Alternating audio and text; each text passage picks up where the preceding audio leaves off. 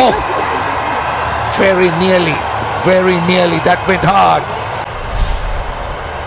He saved some runs, that's for sure. It was a quickish delivery from the leg spinner and flashed by the batsman. It was travelling.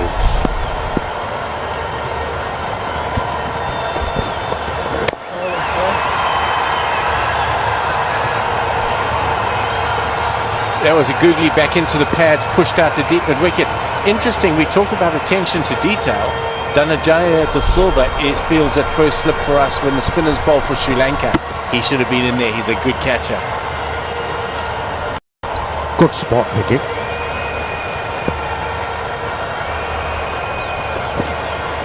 Oh, that's well bowled.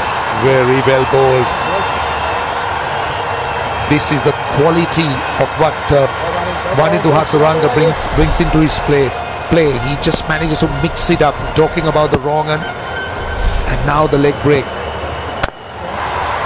And also, Mickey, I think you made the point, the importance of just knowing the pace to bowl on a particular surface. And Hasaranga seemed to have understood that well here. He's in those mid-80s and he's just mixing it up. Tell me about it. Tell me about it. He's bowling beautifully. His pace is excellent. His control of length is excellent. He's used his googly well, which has forced the batsman, if you're not picking that googly, you become tentative, and that's exactly what's happening. Yeah, bowling slow, working for the leg spinner. Halfway through, it's 75 for 3.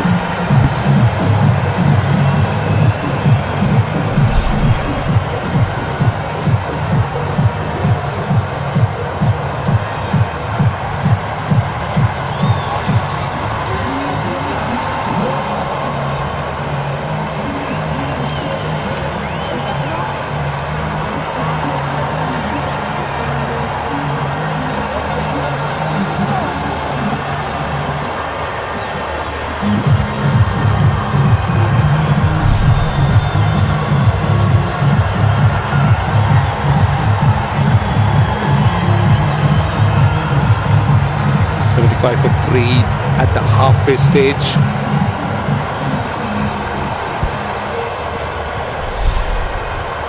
You see that last delivery we were speaking about, how brilliantly bowled, just that little bit into the right-hander and just enough turn to beat the outside edge. Clever bowling by the leg spinner. And the best thing about that delivery was he bowled from edge of the crease.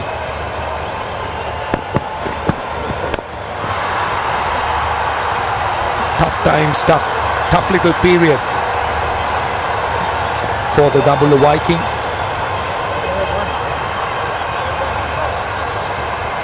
And this was about the time that Thisara Perera started to show up for the Jaffna Stallions. The last 10 overs went for 147 runs, which really turned that innings on its head.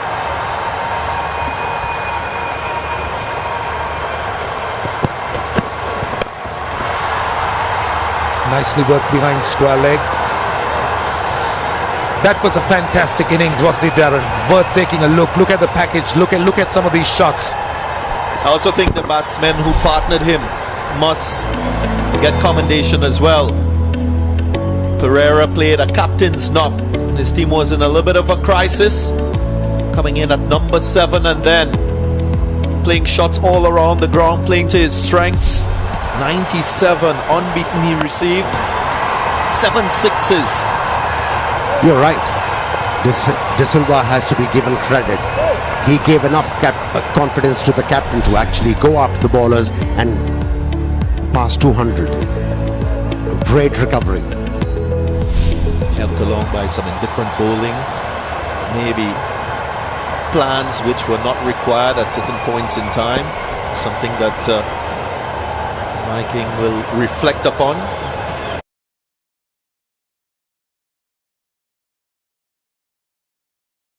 Just gets... Oh dear, Nino Banukon. Yep, let him have it. Let him have it.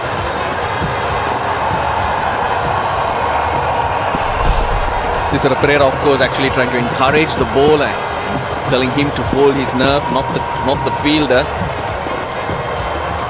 That's actually Dhananjay De Silva. No full toss. That's deep to a wide, long off. They're going to come back for the second. They have to come back for the second. They do comfortably. Good running. It's going to be a very good throw from that position to try and stop 2 to the keeper. It doesn't, Shanaka, just up the tempo like he has to. DDS out there is one of our better fielders, so I think there was a little bit of a spin on the ball that just took it past him, which was disappointing. But as a fielder, to be fair, Mickey, when you're down there, it should spin towards his right, but this one went the other way. 2 balls left. Full toss again. Now that's gone over top of extra cover, and there's always runs there.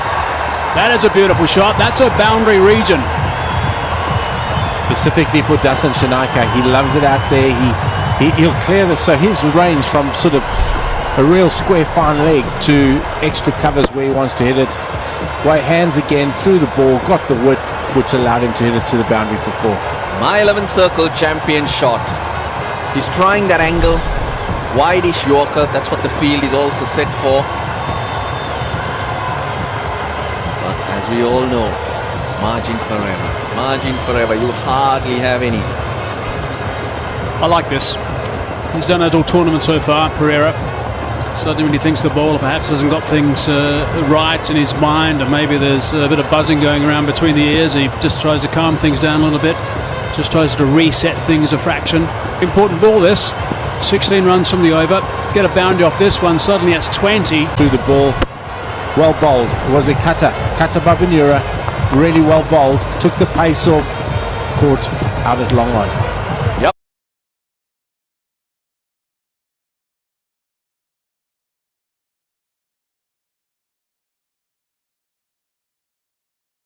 Force Sanaka to reach for it.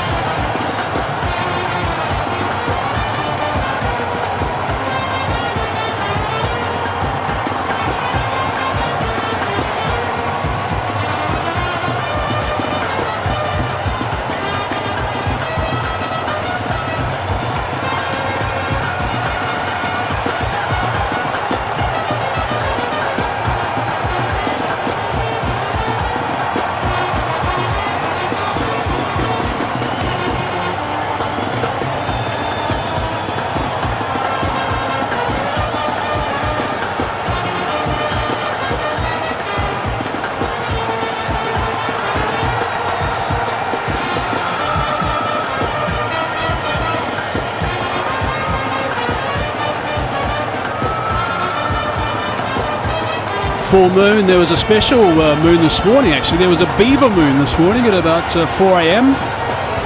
What's the beaver moon, The Hosey? beaver moon's very special. And what does it entail? It's that's the moon. Right, here we go. Pereira again. Thick outside edge. Fine. Work to be done. Good work. Dwan Olivier down there. Yeah, not easy for the big man to get down.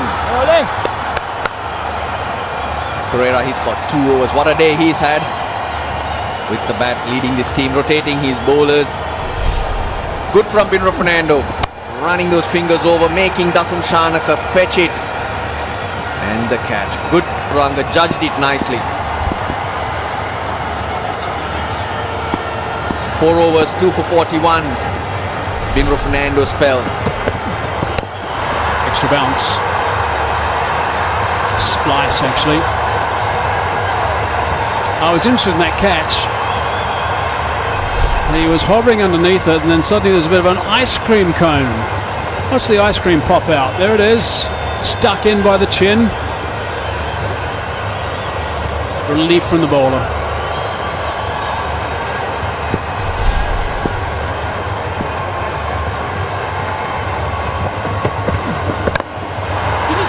That should be taken.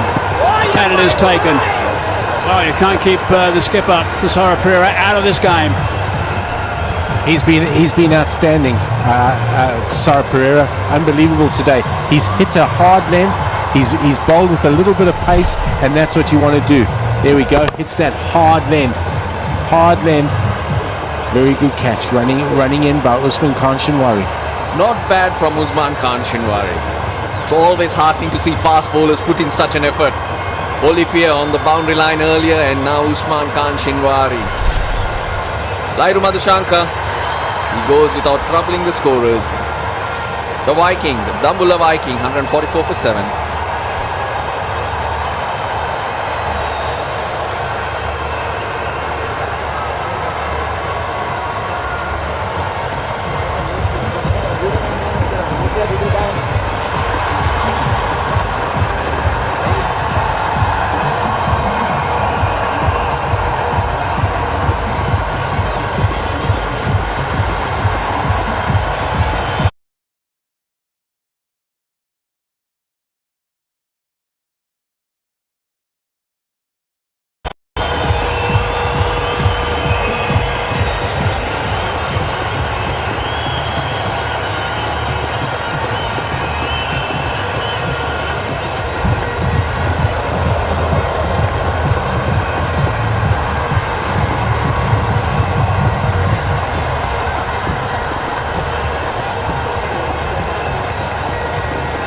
Shankar was the last to go, didn't get off the mark. Means the birthday boy, second of two birthday boys. Other one, Samet Patel. Comes the crease, straight away goes to the non-striker's end.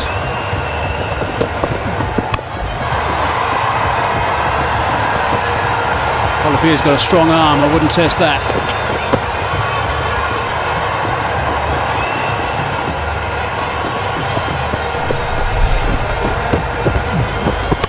Sara Pereira hitting a heavy length there, just a little bit too quick onto Lairu Madhushankar, and Usman Shinwari running in takes the catch.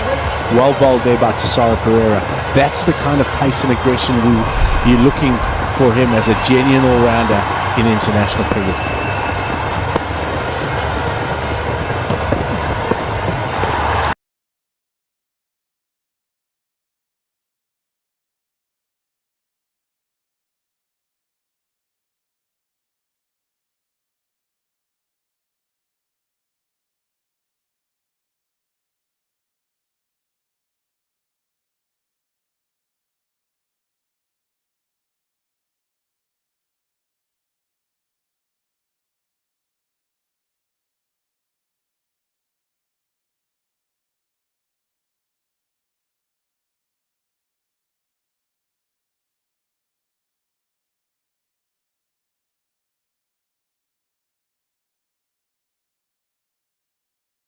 Big swing and a miss.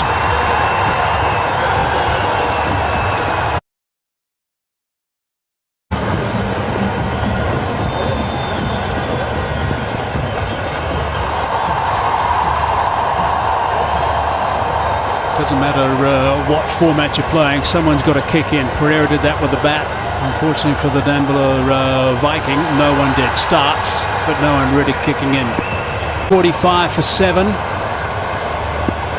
Olivier.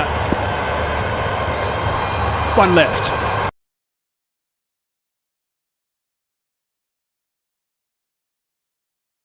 Into the bat.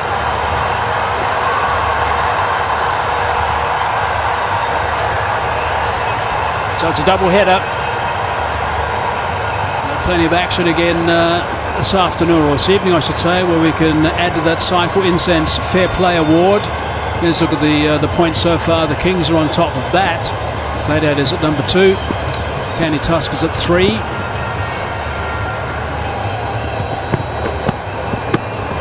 Oh, now that's another blow. Olivier doing the right thing and just checking to make sure he's okay. The umpires will straight away get involved. They'll call the medical team out. There's that standard concussion test or concussion protocol that they look at. Yeah, that's nasty. Thank goodness for the visors. Second time in this game that the visors have stopped some damage. That's the length that Dwayne Olivier bowls a lot, is just back of a length, short, into the batsman's chest, and he's got enough pace to trouble the batsman. Even on a flat wicket, nobody likes the ball in and around that area.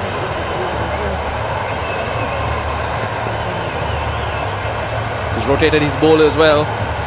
Tisera Pereira today gives him various options. Having Olivier, very different to Shinwari. My 11 circle cut out. Playing with the champions. Tisera Pereira leading like a champion.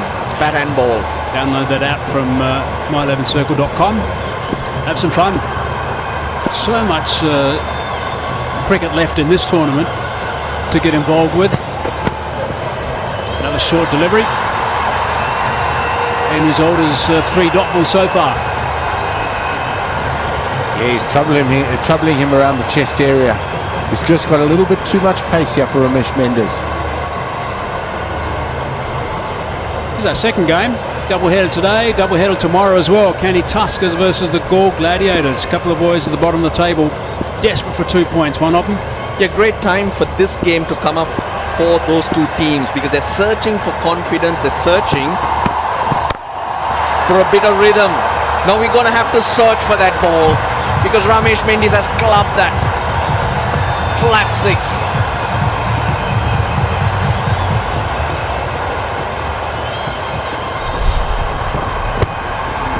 I think that was telegraphed. I do think Ramesh Mendes knew that was coming there.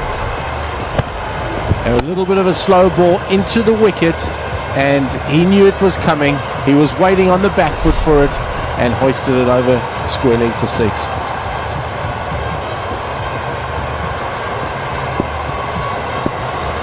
.150 up for the Dambulla Viking.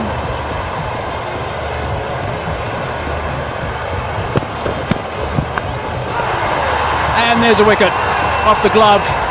Moore's doing the job. So Olivier is in the game. He's got in that wickets column. You can't do that. How can you hit me for a flat 6? Short, this was faster and angled in at the right hander. He had nowhere to go.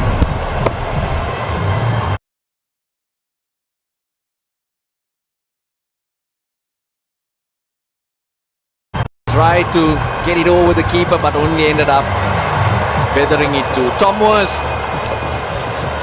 Impressive with the gloves.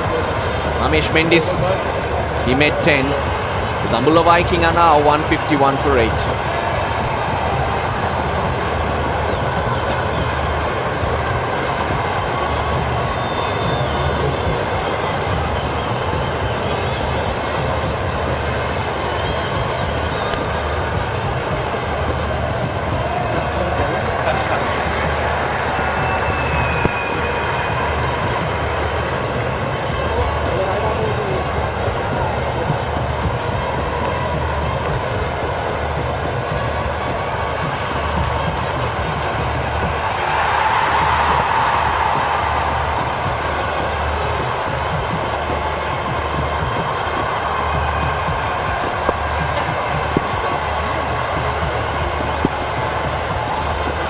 Last ball now of over number 18. Again he goes short, no connection that time. That's the end of Olivier.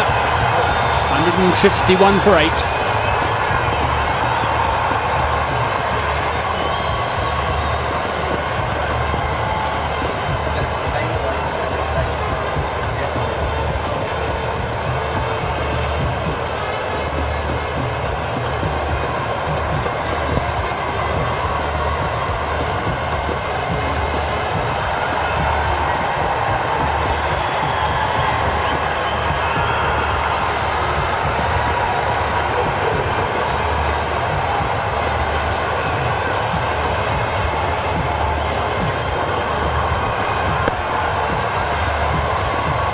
Cannot stress how important it is with 12 balls to go that they keep batting here and don't try and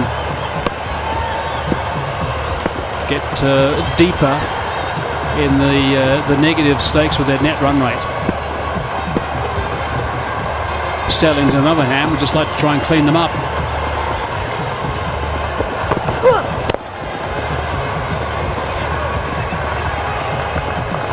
Good to watch. This is the type of fast bowler you like watching.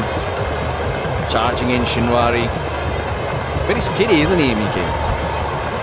Yeah, he is. Here, just as we have a look at the wicket, that was a little bit quicker than the ball before that got hit for 6. almost knocked Tom Moores over there.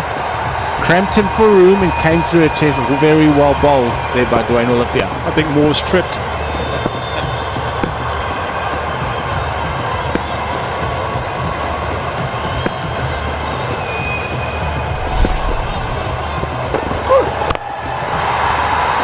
He saw some room, straight back at the bowler. Nice little challenge here, little head-to-head. He's been very good today. I've been very impressed with Usman Shinwari. Did a little bit of work with him. Obviously, he was around the Pakistan setup when I was there. His lengths, I think, have been good today. He skids it on. He's a little bit quicker than you think, and he's bowled really well here at death. He's a death bowling specialist. The Sri Lankans will know a lot about him. From Sharjah, he ran in and cleaned them up. Very impressive early in his career, but a bit surprised that Pakistan haven't picked him up actually.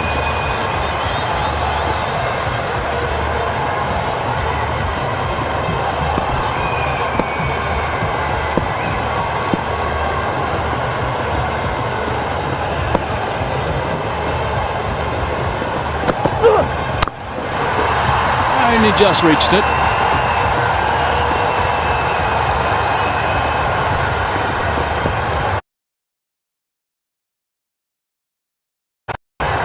What I liked about that there was also the change of pace there from Usman Shinwari. He's changed the pace exceptionally well, and it's been interesting because there's been the emergence of Shaheen Shah Afridi, there's been the emergence of Haris Raf, and that's kind of cost Usman Shinwari his place. But he is a very, very good white ball bowler.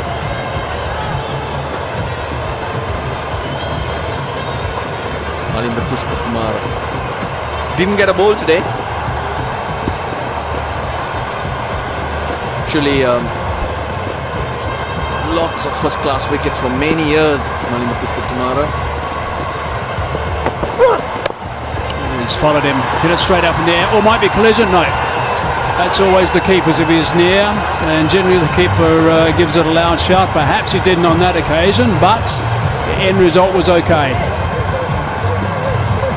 Goes without scoring, Pushpa Kumar. He's had a very quiet day.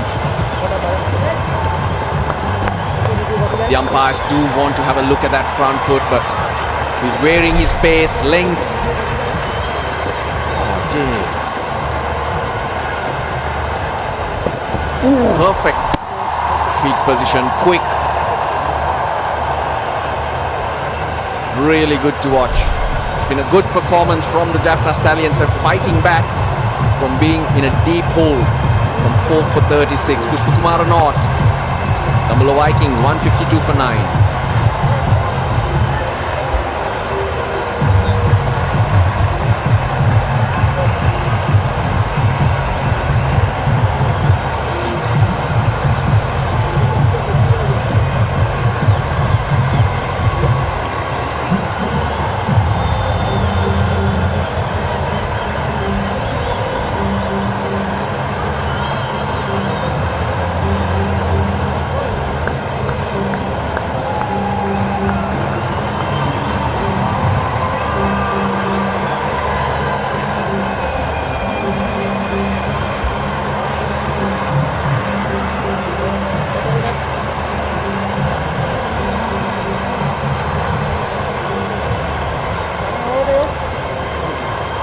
You'd be doing okay if you had Shinwari in your My 11 Circle app, because he's picked up 3 for 16. And he's still got 2 balls left in this over. Don't forget to grab that, by the way, and download it and have some fun. Select your players. That's a dot ball. Been very impressive as we look at Mohammad Amir and Moin Khan having a look at proceedings. Usman Khan Shinwari, he bowls a very good bouncer. It skids onto you and gets there a little bit quicker than you think. Well taken there by Tom Moores. As Banura just cleared out, I thought there could be a little bit of a collision, but they managed to work it out. Only one winner if there was. That's true. Moin Khan, Mohammad Amir. We haven't seen the best yet of Mohammad Amir. I've got a feeling tonight he's going to turn it on for us. Last ball now of the 19th over. Big Swing and a miss. That's a dot ball. Good stuff from Shinwari. That's the end of his spell. That is top notch. 152 for 9.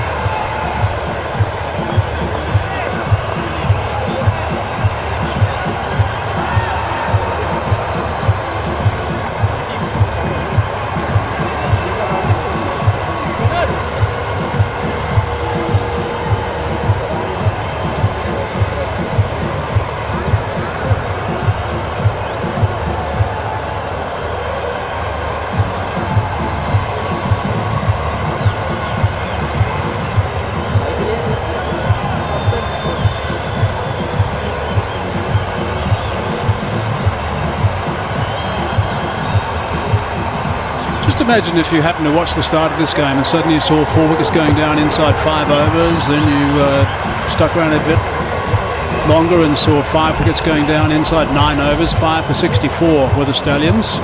Then you decided to go out and see some mates or do some shopping, and now you've just tuned in and seen the score. Quite extraordinary. 152 for 9 now, after Stallions posted a mammoth 218 for 7. De Silva to finish.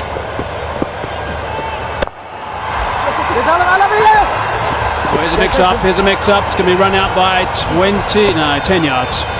As it is in the end. Run out by 10 yards. That's the end of the game, and that is a seriously good win by the Stallions.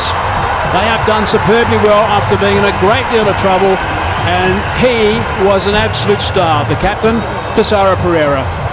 He'll be very, very happy with the day's work. Team were in a little bit of trouble early on. They galvanized, they came back strong and posted a very, very good score, and then bowled and fielded exceptionally well.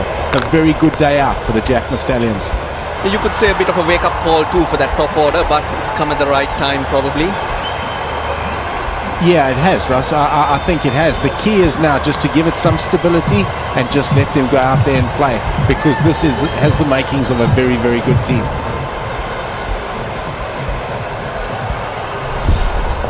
This is how it ended up. Brother to brother. Today, no misunderstandings. The other day, the two are in a big muddle. The two in the big muddle are the batsmen. One Indu Hasaranga to Chaturanga, his older brother. No dramas. Job done. The two brothers with the bat as well on either side of Tessara Pereira set up the score. And also the fact that Chaturanga De Silva was promoted in the batting order to stabilize that little period was also crucial in where that innings did go. But the man of the moment, the star, the captain of the Jaffna Stallions, Tessara Pereira, 97. His highest score in T20 cricket. Could have scored 100 if he hit a 6, but ended up with 2 off that last ball. I think the other thing about this is that the good teams,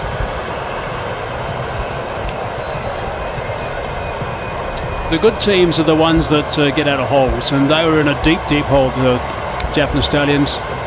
And to have one of the senior pros, their captain, stand up and really take control like he did was quite extraordinary. So that was really good. And if you look at the Viking card, Dick Weller, unfortunately, again, he just threw his wicket away. He was again in the 20s. Unfortunately, he's got to really kick on and make a difference for this team, because he's one of the senior players. Taranga 15, Patel 41 off 22, did a pretty good job, but again also didn't kick on.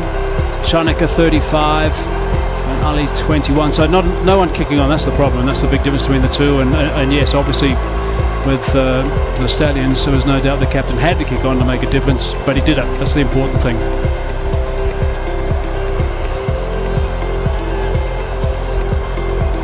Five bowlers used, 6 in fact, 1 ball for Chaturanga De Silva, but the other 5 picking up wickets.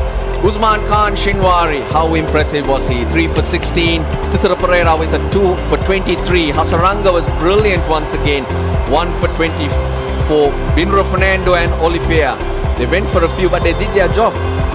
They struck at vital stages, picking up 2 and a wicket apiece. Very impressive all-round very impressive all-round day from the Jaffna Stallions. I thought they were outstanding. Tessara Pereira, the man of the moment, led with the bat and finished off with the ball.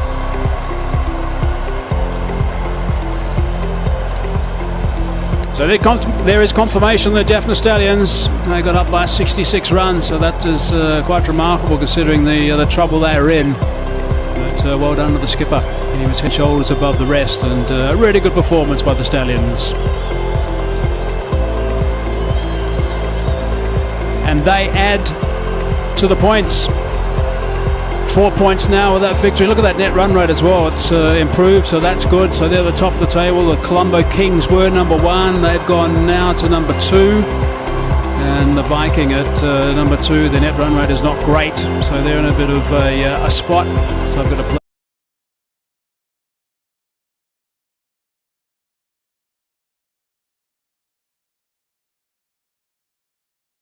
Well, next couple of games, but every team plays 8 times, so there's a real chance to still get some movement on that table. Righto, time for a break. When we come back, we'll have the presentation.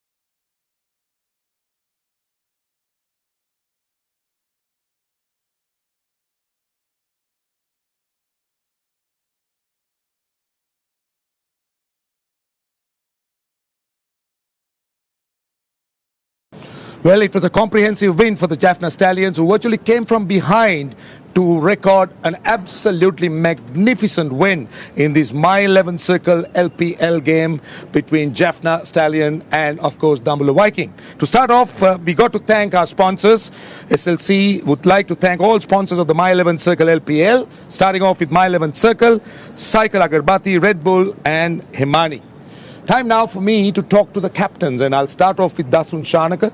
I'm not going to ask you whether you're disappointed, because obviously you are. But my question is, being 60 odd for 5 and Stallions in such a lot of trouble, how did you manage to give them 218? Yeah, actually we were very much top of the game at the start. So I think our execution was very much poor, because I never expected that much of runs flowing. So I should say our bowlers should come back strongly in the next game. They should execute well, because they all are international bowlers. Dasun, if you're given a second chance, what do you think you would have done differently? Definitely my fast bowlers, I could have speak to them and go with the different plans, because we know how capable Tisara is. So he took the game totally from us. What about your team? Do you think you got the right balance? Because see, with due respect, when you really look at it, we felt that there was something that was missing. Yeah, actually, I think we need to change a bit, because I think this is not the best combination to go on, because we got 2 left armers in this game, so we could have gone with 1 left armer. So, and we have changed some batting as well.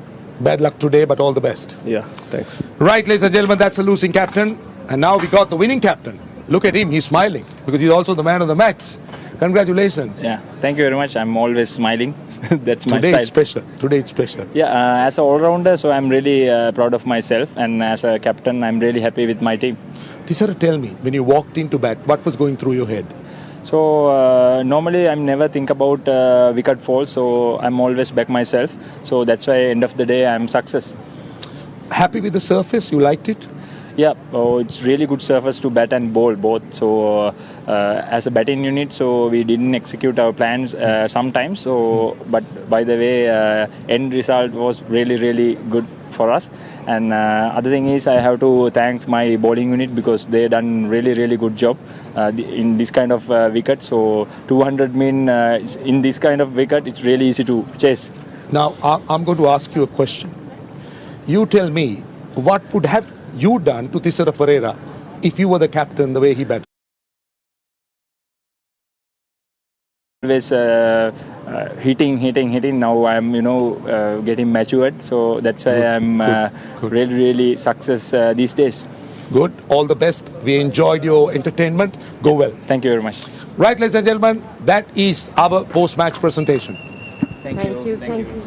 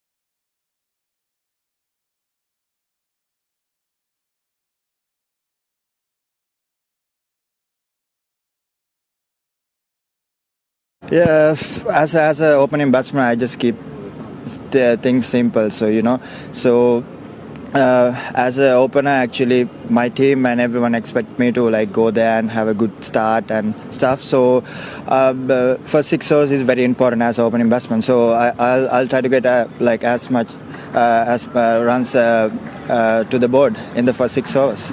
And a word on your bowling, because it's equally important to ensure that your bowling is on sound for you to get a win.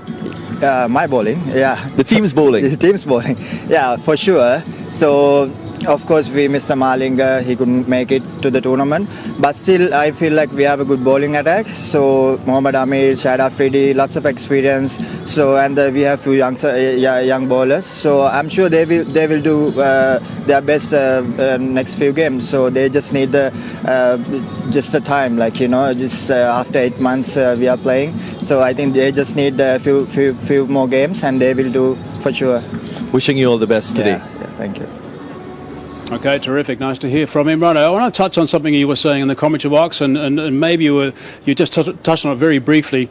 You give me the impression that you think teams can overcomplicate things in T20 cricket. I think so.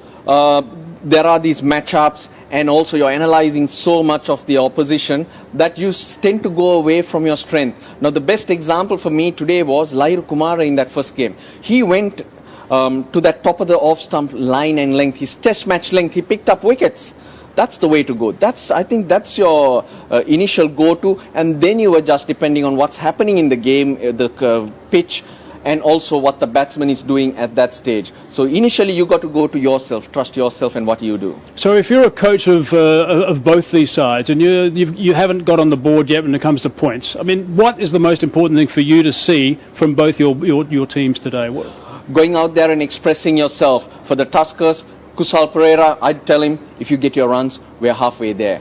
Just get them doing their own job. Focus on that and not on the others. You're on your way. Okay. Right, Russ, thanks very much for your views. We'll hear you, of course, in the commentary box as well. Right, here we go. It's game 2 of the double-header. It's an important one. We're going to take a break. When we come back, our commentators and live cricket.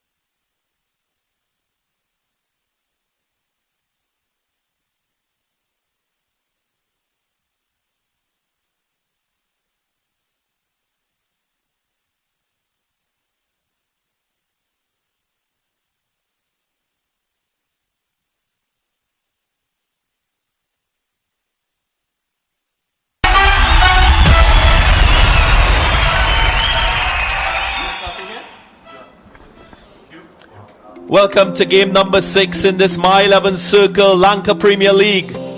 It's the KANDY TURKERS up against the GALLE Gladiators. Both teams desperately searching for points. GALLE Gladiators won the toss earlier and chose to bowl.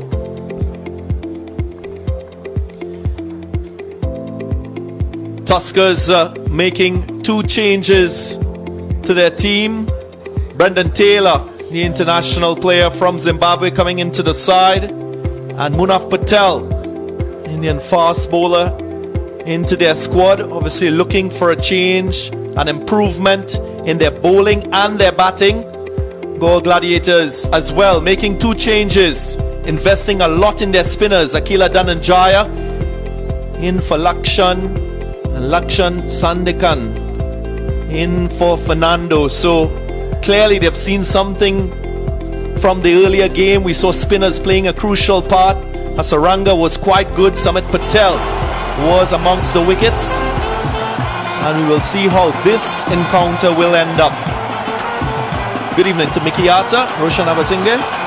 Good evening to you, Darren. I'm really excited to see the 3 spinners. I'm really excited to see Afridi, Akila Dhananjaya and Lakshan Sandekan bowling together. That for me is going to be very, very interesting on a wicket that did offer just a little bit in game 1. Good evening, Darren. Good evening, Mickey. The umpires are coming out, and a very good evening to all of you in whatever time zone you may be. It is a beautiful sight at the Mahindra Rajapaksa International Stadium in Hambantota, and hopefully let's have another good game.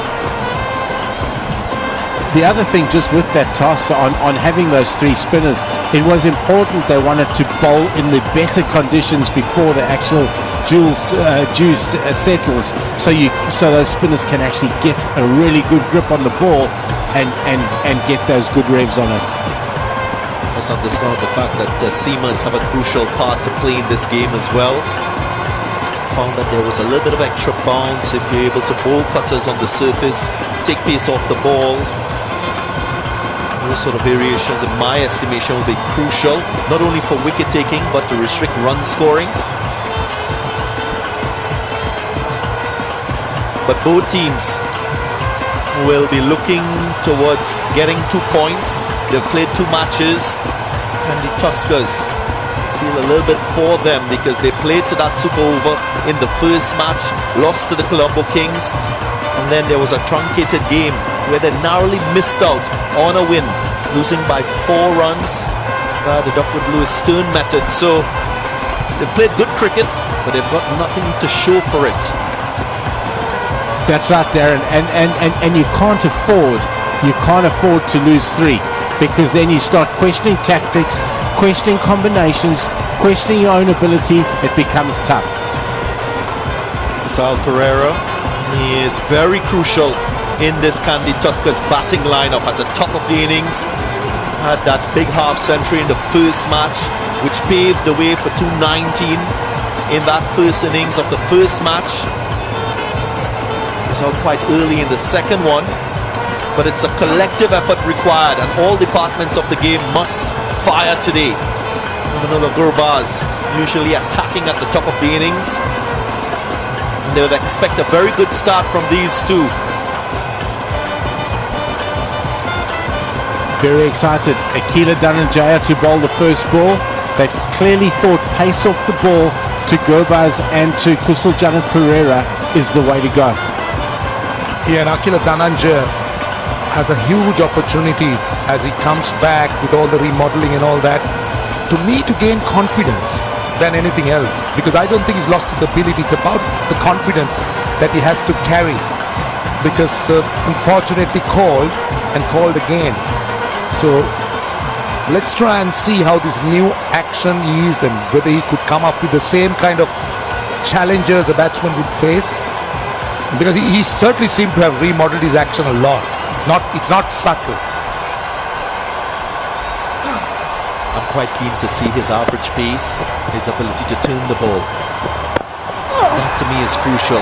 As you know, the slower you bowl, the more you're able as a spinner to extract turn. Mickey, I need to ask you something as Akila bowls. Now, one thing the form Akila Dhananjay had was that with that action, he could bowl the off break, he could bowl the googly with very little change. I remember he got 6+ wickets against India. Guys like Kohli and some top names are completely baffled. They just couldn't read it. But now, just talk us through this action and how he's going to bring in that googly into his game plan. First of all, he's done a hell of a lot of work with Sajira Hirakun, who's worked exceptionally hard with him. It's almost virtually impossible to bowl the googly with a bent arm. He can do that.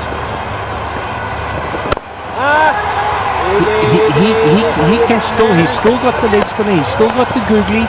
The one ball that was questioned was obviously his doosra. His off spinner's still there. He's a genuine turner of the ball, and you don't want to see him going away from that, because that's his strength. I think his action's perfect now.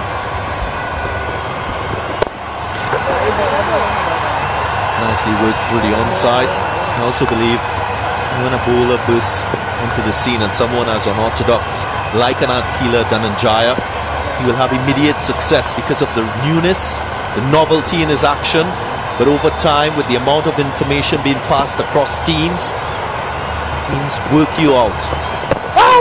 And that to me is a huge challenge for spinners. Sunil Narayan, a prime example, was quite effective as an off spinner, a mystery bowler, and then he lost that potency, that ability to take wickets.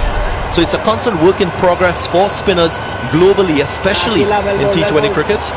See, the last ball was the googly, and the point he delivered was with a high action. And that's another one. His off break is a little bit square as he bowls. So my point to Vicky was, in the past, both deliveries will be bowled from a similar position.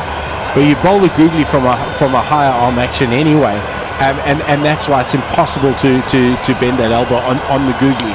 His off spinner, irrespective of where it bowls it from, if he's turning it, the batsman's still got to play it. Even if he knows it's an off spinner, you've still got to read it, you've still got to play it off the wicket. Clearly, GALLE though have identified pace off the ball to these two batsmen. Just shy off the field in that covered region. Pace off the ball.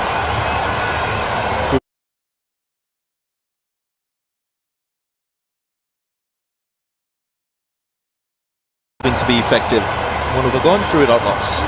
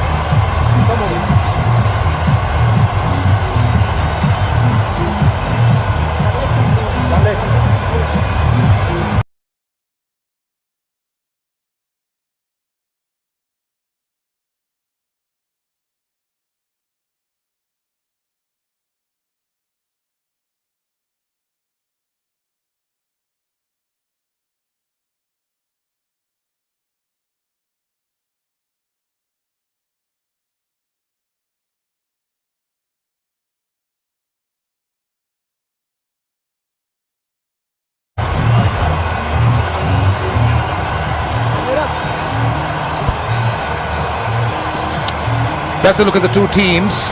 Both teams are struggling, as you know. They're yet to record a victory. So obviously some strengthening has been done, some international flavor added. It's very important for both teams and the Lanka Premier League going forward. Good quality cricket is maintained and the right balance in a side is maintained. KANDY TURKERS, I thought, struggled a lot with their balance in the first game and the first two games, I must say. As expected, Mohammad Amir will open. He is a very good bowler. Was demolished by Andre Russell in the previous match. 2 overs going for 46 runs, 1 over 26. So he has to rebound, has to take that leadership role in this bowling attack and set the tone for the innings, you would think, as a fast bowler and an experienced one.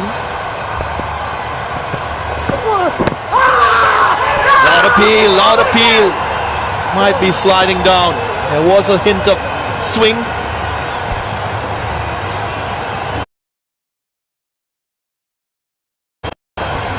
That was really full.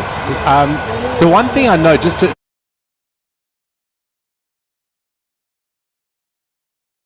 feet into the pads, is it clipping, is it going down, or is it hitting solid? Remember, it's been given not out, so at umpire's call it remains not out.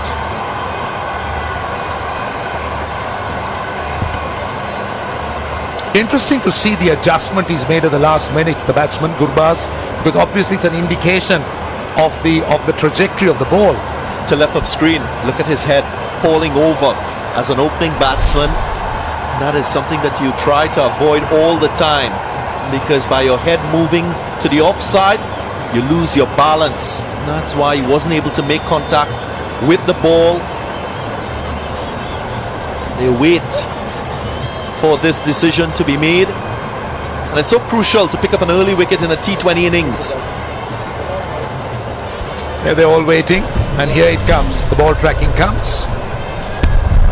Oh, out, marginal, but still out at the leg stump, so we don't go anywhere beyond that. No, we don't. A very good point, Darren, in terms of his head position. And that indicates to me that the ball did swing a little bit, but he was way over to the leg.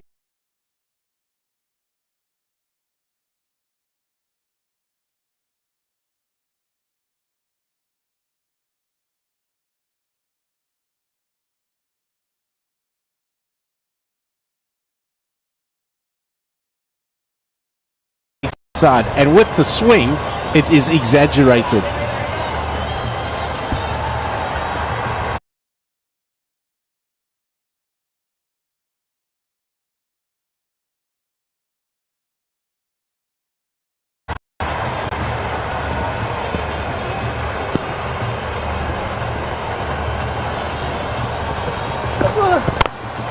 Again, searching for swing. Full in terms of length. And you would take that from Mohammad Amir, because he's searching for an early wicket. You don't mind going full, extracting swing. If it works in the first over and you can get a wicket, it's well worth the investment. Exactly right, Darren. If the ball's swinging, you would rather see Mohammad Amir going full, because he's giving himself every opportunity of getting a wicket. As we know, wickets is the name of the game in any form of cricket, really. If it's swinging, we want Mohammad Amir to risk being driven to try and get the wicket. Better yet, if the right-hander is on strike.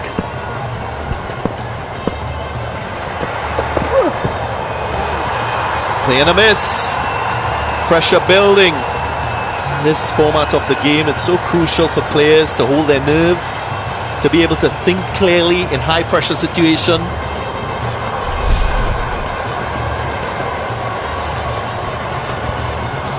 Just having a look at Mohammad Amir's facial. Oh, wow. Umpire Lyndon Hannibal.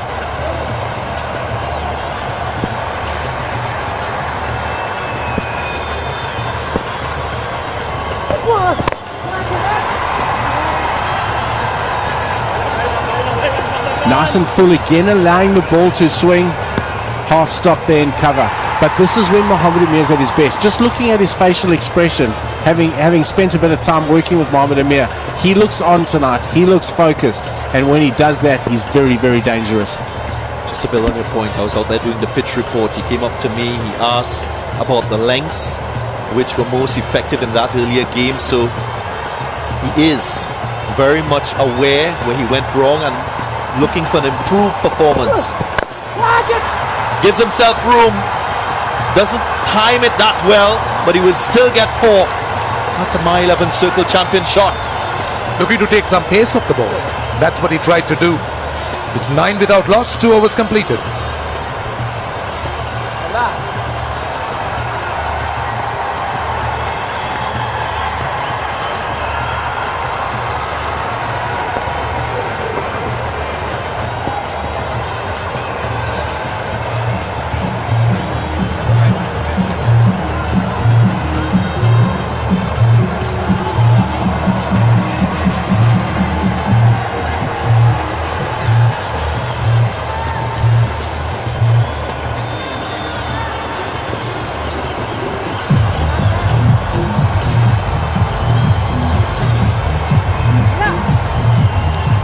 batting lineup. Brendan Taylor into the squad for today's match, and he will provide some buffer to the batting. Kusal Pereira, the captain, will be pleased that he is available. Just came out of quarantine as well. Would not have had a lot of game time, so it's interesting to see how players deal with that sort of challenge.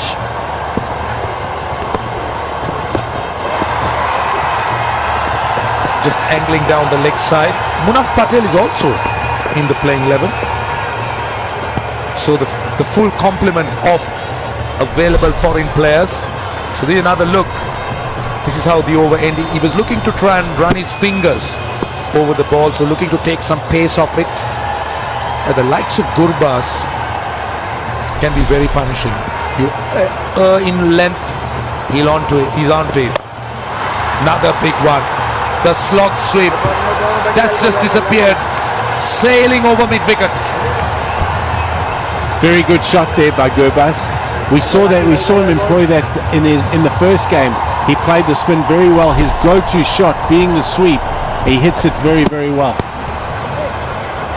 He's a courageous player. Not afraid to put the pressure back on the bowler. And that's why he's so effective at the top of the innings. If you can't hold your nerve and keep your composure, you can go for plenty against Gurbaz. Mind games. Very much so, and he's been very impressive. You reckon he'll be in your fantasy team? Of course. You beat me to it. Goes again.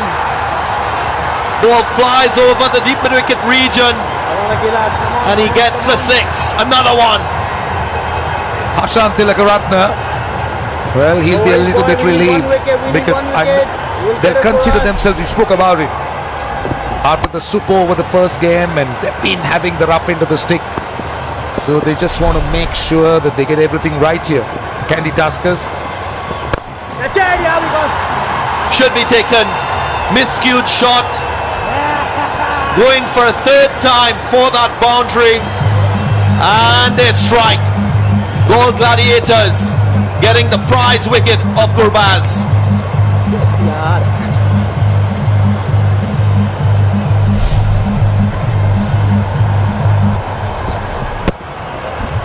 That's the off break. He attempted 2 leg breaks, and this time the off break. And eventually holding out to the man at mid-off. That's a huge scalp. Gurbaz threatened, but he just couldn't carry on. He's gone for 19. It is 22 for 1.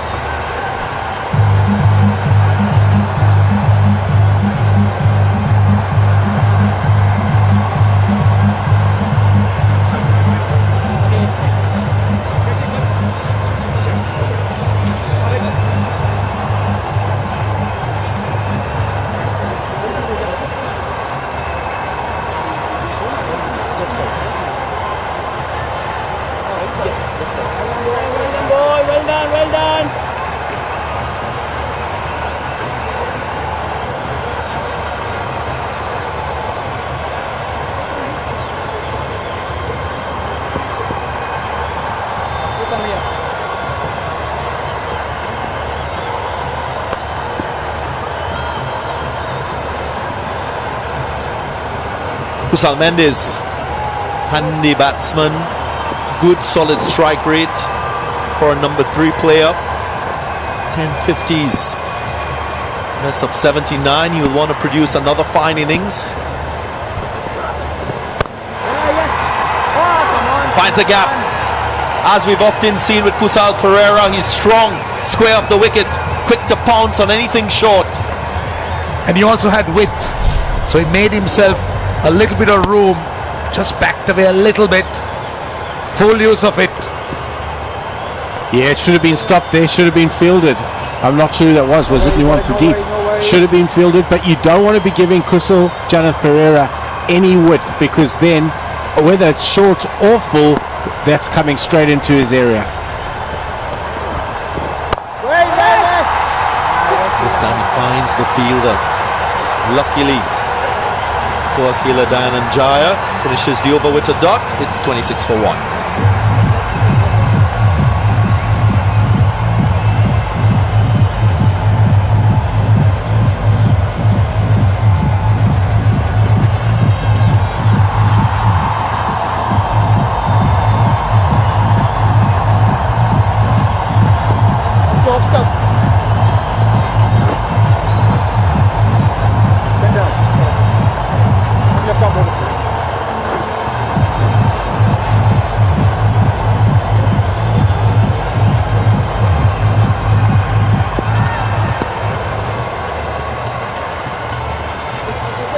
Ramanullah Gulbaz, the only batsman out.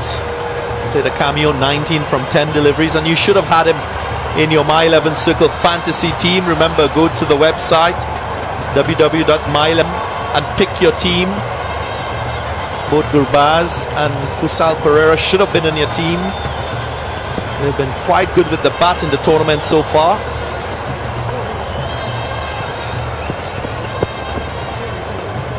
I know many of you fans in India will be looking at this match already with your teams on hand. Wish you all the best. Don't know who the other players are, but surely Kusal Pereira should be on that team. Yeah, there have been a few standouts. Anybody watching the earlier game, Tisara Pereira would have been penciled in for the way he batted. What a delivery. What a first delivery to Kusal Mendes. Just completely squared him. It went across him. That's the thing with Mohamed Amir. When the ball starts swinging back, this becomes a very dangerous delivery, the one that goes across. Because it's swinging, the batsman almost commits to playing, and this is when he induces the edge. Very well bowled, Mohamed Amir. He's a gun. He really is still one of the best white ball bowlers in the game. Slip in place. Another play and a miss. What we've seen from him so far, he's bowling that length. You can't really drive nor play that pull shot or cut shot square off the wicket. When he goes full, he searches for a bit of swing, which we saw he received in the first over. He is amazing. He was ropeable that last ball that went for 4 because he didn't exit his first over properly after bowling a really good one. He's definitely on tonight.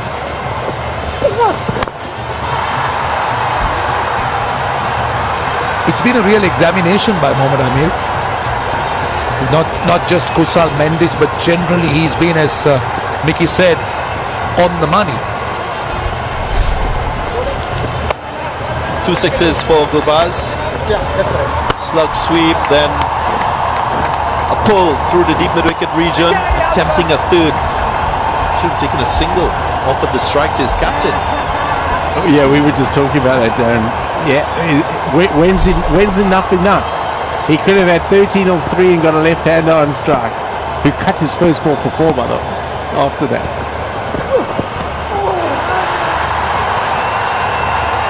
And we know that fast bowlers will improve as the tournament progresses.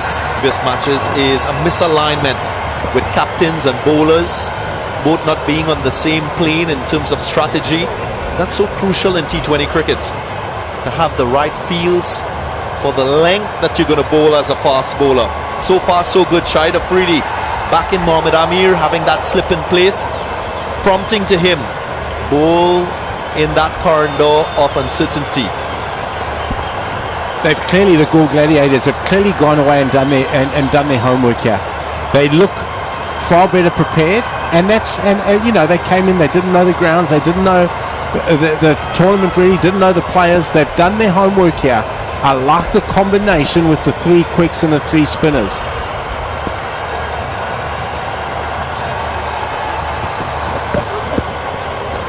I was now going to talk about his short ball. He's got an aggressive short delivery. As a batsman, if you're batting in the top 3, top 4, you're mindful of that. You can just tangle that front foot a bit. Brilliant delivery. Absolutely got Kusal Mendes, as you said, thinking. And decent pace through, went through quite nicely. The key to that's the follow-up delivery, because this is the one where you're hoping that his weight's just slightly back and he gets the ball in the right area and gives a tickle through to the keeper. Lang, excellent. Then bowled the rank half volley. Had to defend Kusal Mendes. Very, very good over. Just 3 runs coming from it. 29 for 1.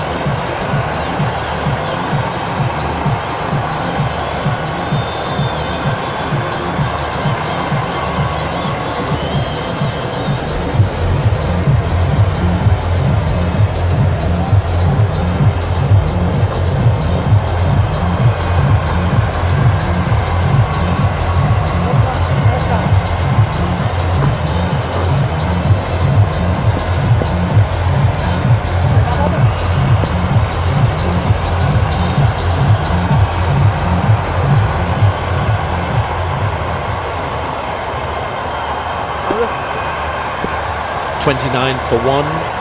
Mohamed Amir only conceded 8 runs in his 2 overs so far. The other thing I'd like to see in this match is an improved performance in the outfield. Fielding wise, catching wise, I think that's an area of the game that all teams need to improve in. Without a doubt, Darren, that's been one of the disappointments. But I guess, you know, it's out of quarantine. The players haven't played for a long time. I'm suspecting they get better and better and better as the competition goes. This also interests me. They've given Akila 3 in the power play. That's a big ask.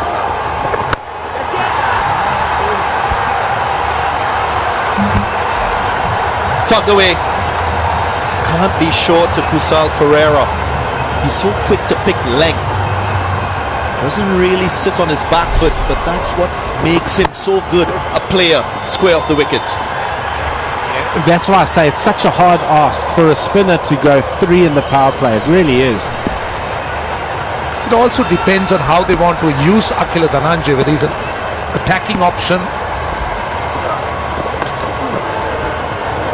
or just making sure that he bowls differently. With his former action, he used to be the attacking option that Sri Lanka had, who would come in the middle and get wickets. Yeah, the only thing with that I'd say is they've got Lakshan Sandakan and Shahid Afridi who would bowl through the middle. So I'm really looking forward to seeing Lakshan Sandakan bowl, because he gives it a good rip, and as a Chinaman it's always exciting.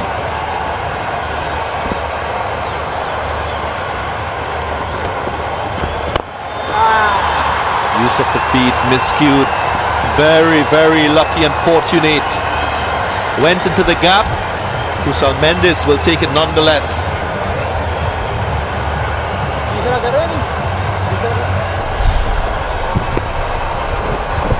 Also goes down as a My 11 champion shot. Said he was lucky, so can you call it a champion shot? That's a given. The outcome was good. I'm teasing you. This time flies over the mid wicket. Nice clean shot. It will do his confidence a whole lot of good.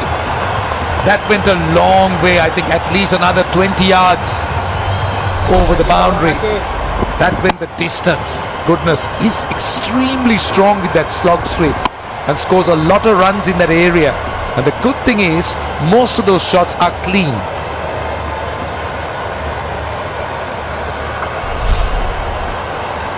16 runs from the over, 1 delivery left. Maybe please, just a single conceded, but an expensive over. 5 overs gone, 46 for 1.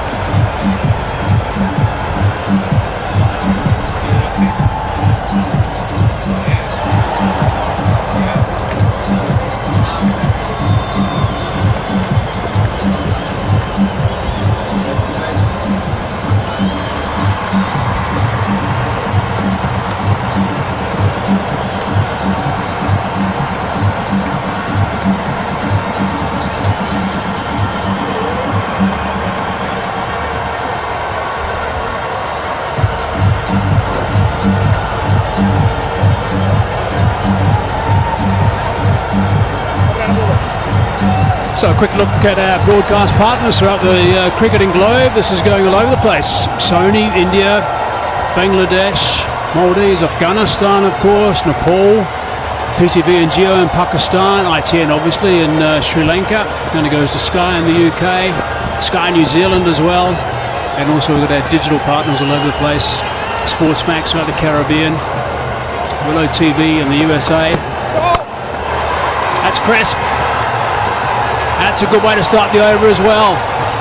He's going to have to bowl it again because it's also a no ball. That's harsh. That's harsh. This is going to hurt. 50s up for the KANDY Tuskers. Bit of width. And he plays it through the offside. Kusal Mendes finding his timing. You mentioned the broadcast partners. There's a lot of interest all around. Special shout out to Wasim Jaffer, former Indian cricketers, really getting behind it, and that's really good to know.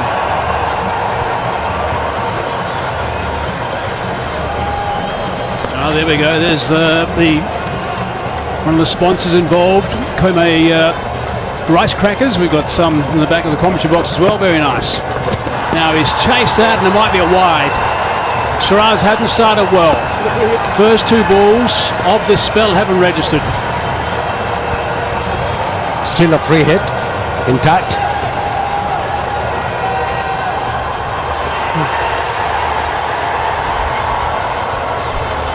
We gotta give it to Kandy Tuskers without making too much noise. They've gone about the job professionally. Now that's short and wide, and it's been hammered. Free hit, and that is a great result for a free hit. And he square cut that basically. His cover cut that. Pumped it way over extra cover. Now, if there was any doubt about his fitness, well, you can rest easy. Kusal Mendis is playing his shots all around the wicket. Why I mention is he had a split in the webbing the other day. Struggling just a wee bit, but no signs of discomfort now. Oh, he's crunched that as well. That is magnificent. Just a lovely sound off the willow. Very top sound. He has to increase the length, for sure.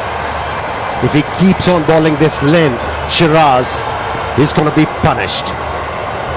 He's got a bit of pace behind him, but it's a little obvious that extra pace is easier to play on this pitch. You've got to vary your lengths, your lines. Short, it's still sitting up. He's got his work cut out now to get this over back. 4 balls left in the over, already has travelled for 18 runs. Both these batsmen, they're short in height. And players who are short in height, they are very efficient off the back foot. And these are the little things these bowlers, they have to recognize to be able to bowl better. And if you start with a no ball and a wide, your mind goes elsewhere. Yeah, it augments, doesn't it? The pressure ramps up. The bowlers say in this sort of situation you've got to get to the back of your mark, exactly like Shiraz is doing at the moment, and just actually stop there. Stop there and just pause a little bit more. Just gather your thoughts, and then when you're ready, you can go. Oh, he's not ready yet, obviously.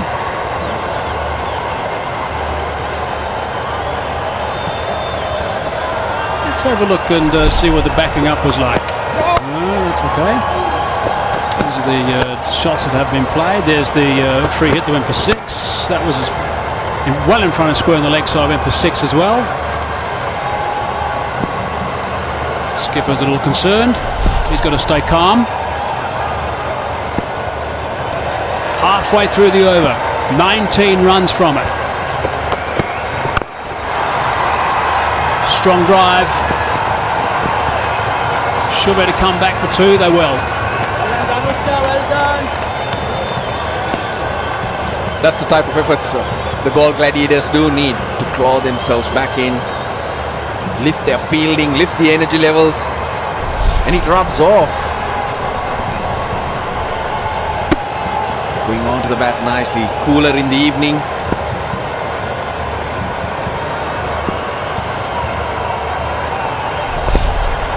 Gunatilaka.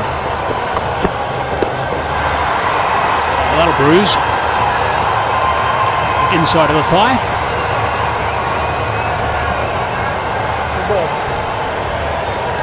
He started to put a bit of pressure on the batsman by increasing his length.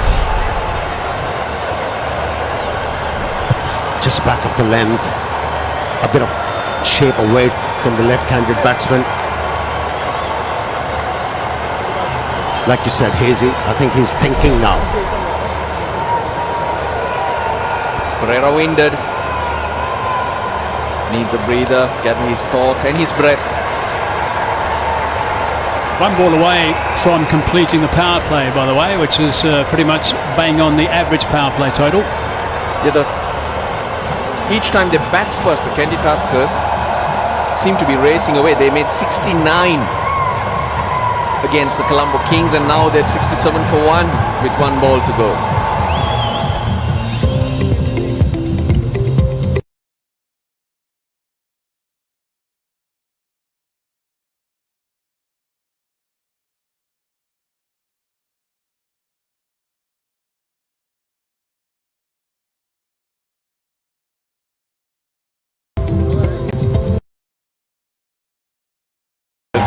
Don't have to say that. These arrows both look straight at you. It really is quite extraordinary. The KANDY Tuskers, their situation could have been so different after that tied game. First up, the super over, and then losing the second one, the Duckworth Lewis, by 4 runs. Of course, they had some performers, and if you had some of the Tuskers in your team, you downloaded the app from my11circle.com. Would have had some fun playing with some of the champions in the side, discussing with your mates, I'm sure, with various social media sites. Right, he's okay now. Last ball of the over.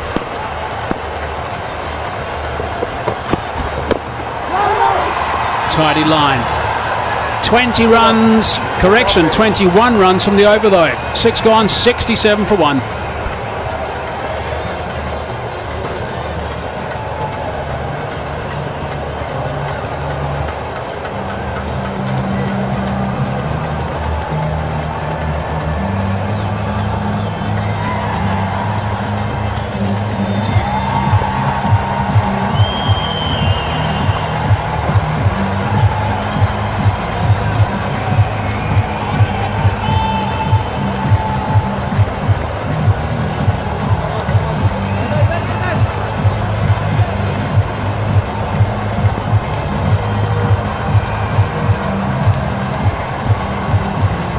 The player power play, 6 overs up.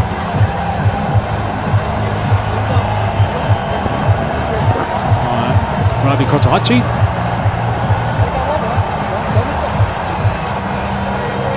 So they've got themselves off to a pretty good start, actually, the KANDY Tuskers. Just a reminder that the GALLE Gladiators won the toss and they elected to bowl first.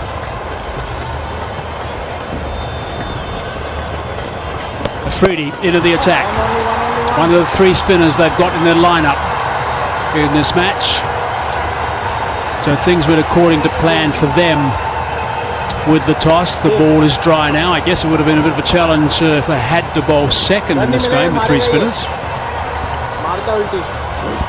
Yeah, if you look at the campaign of KANDY Tuskers, their batters have done well. The problem with this side is their bowlers haven't responded. I think the moment they start to play as a unit, this team can be totally different. They can really challenge all the stronger sides in this competition. You have to be smart. You can play cricket and you can play cricket well, but there come moments in games where you need to win. KANDY Tuskers have let themselves down at that stage on many occasions. If I go to the rain-affected game too, they were ahead on Duckworth Lewis, but then they lost 2 wickets. Yeah, that wasn't ideal. Gabaz, I think, was guilty of a dismissal at a crucial time. And there were 4 or 5 instances in the first game where silly mistakes were made at crucial times. They come back to haunt you. Still, they would have been frustrated. The fact they got the 219 and still lost in the super over. Super overs are tough, obviously. Yeah, there was a no ball where only 3 fielders in the circle, drop catches. 2 drop catches, yep. And they forgot to bowl their frontline bowler, even a single ball. Very good at varying his speed. Shahid Afridi, that's his strength. Bowls wicket to wicket. Doesn't totally rely on a lot of spin. His economy rate is extraordinary throughout his entire career, going at just a shade over 6.7 of the over.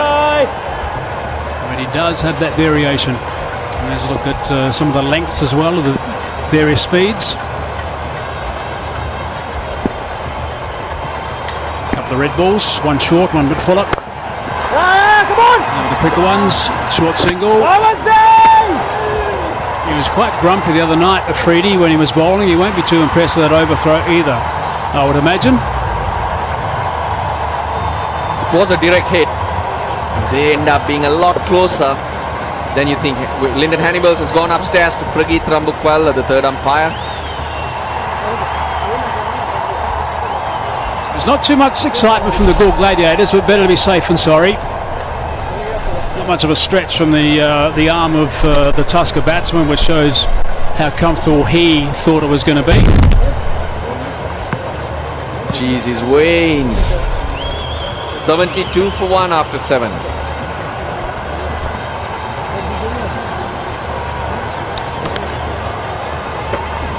There we go, confirmation.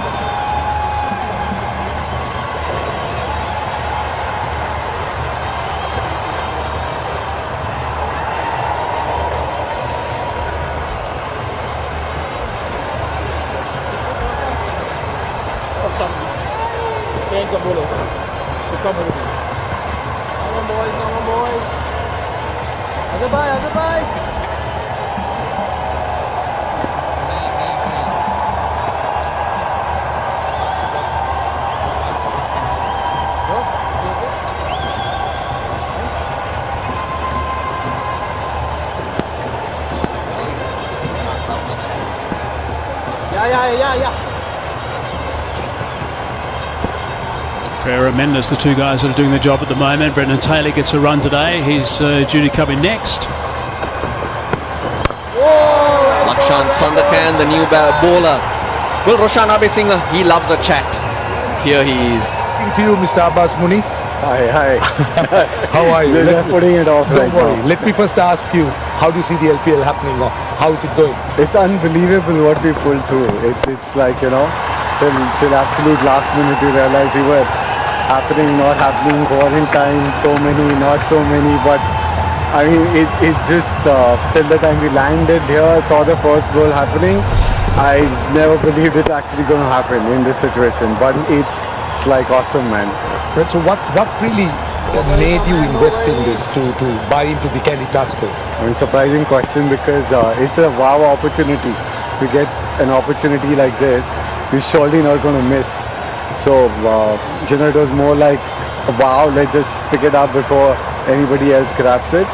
So it's more of an opportunity, and we wouldn't have ever lost this chance to get involved with LPL. You're a co-owner. Yes. Who's your partner? Okay, larger stake is with Mr. Sohail Khan, who is from the Bollywood and the Khan family.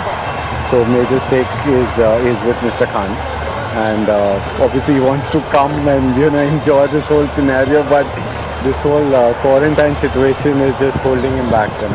Now you did say that, you know, you weren't sure. So obviously you'd had enough time to make all the preparations. Yes. And what you want to. But are you planning it big the next time? Yeah. I mean, we just wait. You know, of course, we're going to take it through how the first season goes, and then immediately, you know, get going with the post-mortem of the first season and get on to the planning for the next. Mr. Muni, thank you first for investing in KANDY Tuskers, and thanks for your time. It's been a pleasure. It's super pleasure. Yeah. Right, guys. Thank you. It's a pleasure.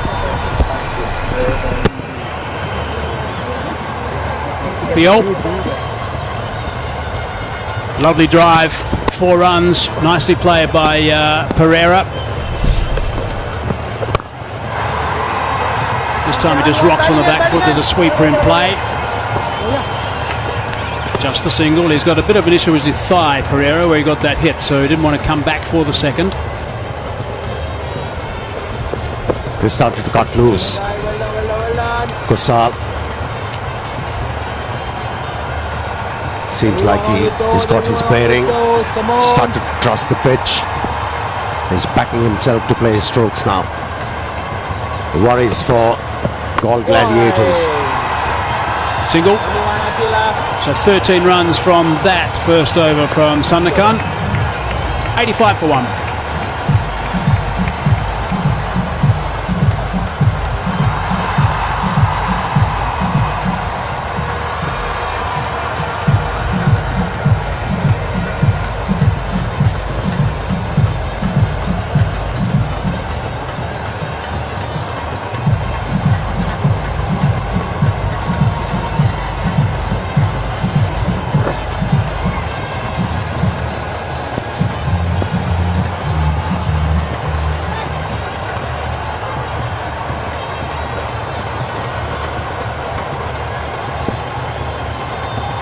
He doesn't waste any time, Afridi.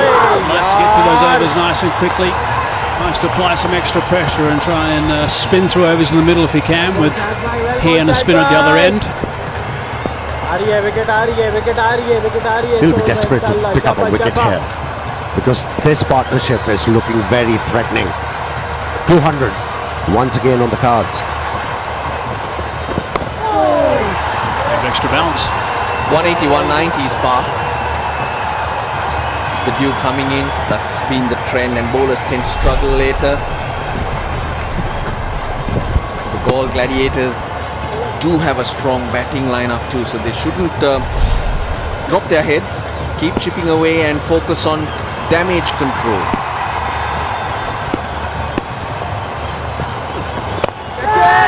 Airborne. Not quite out of the middle, brings the sweeper into play, this time square on the offside. Russell, with a bit of cloud cover, do you think there are chances of dew around? There would be, maybe not as much as what we have experienced, but enough to make it a little tougher or challenging for the bowlers later on. Well ball. Full toss, can't do too much with that. 97 k's per hour, that delivery from Afridi. Sometimes the way to play Afridi is to treat him like a seam bowler. He's quick. Current run rate 203. We need to try and string a couple of tight overs together, the GALLE Gladiators. The Tuskers are going at over 10 to the over at this stage. It's going to be outside leg, I think. Big shout from Afridi. He thought it was pretty close. They've burnt their review. So we can't go upstairs, but I'm with you, Hazy. For a change, we agree. Yeah, have a look. Shahid Afridi was cocksure, but I think the ball pitched on the leg stump. It was a googly.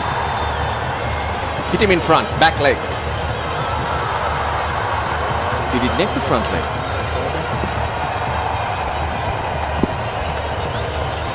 Tight over, 3 from it so far. Can he finish? If he does, it'll be a big boost, the Gladiators.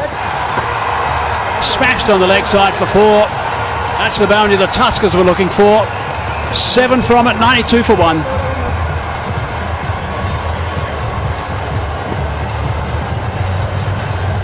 Spoiled the over, but an opportunity to talk about it. Take a breather, get your strategies right.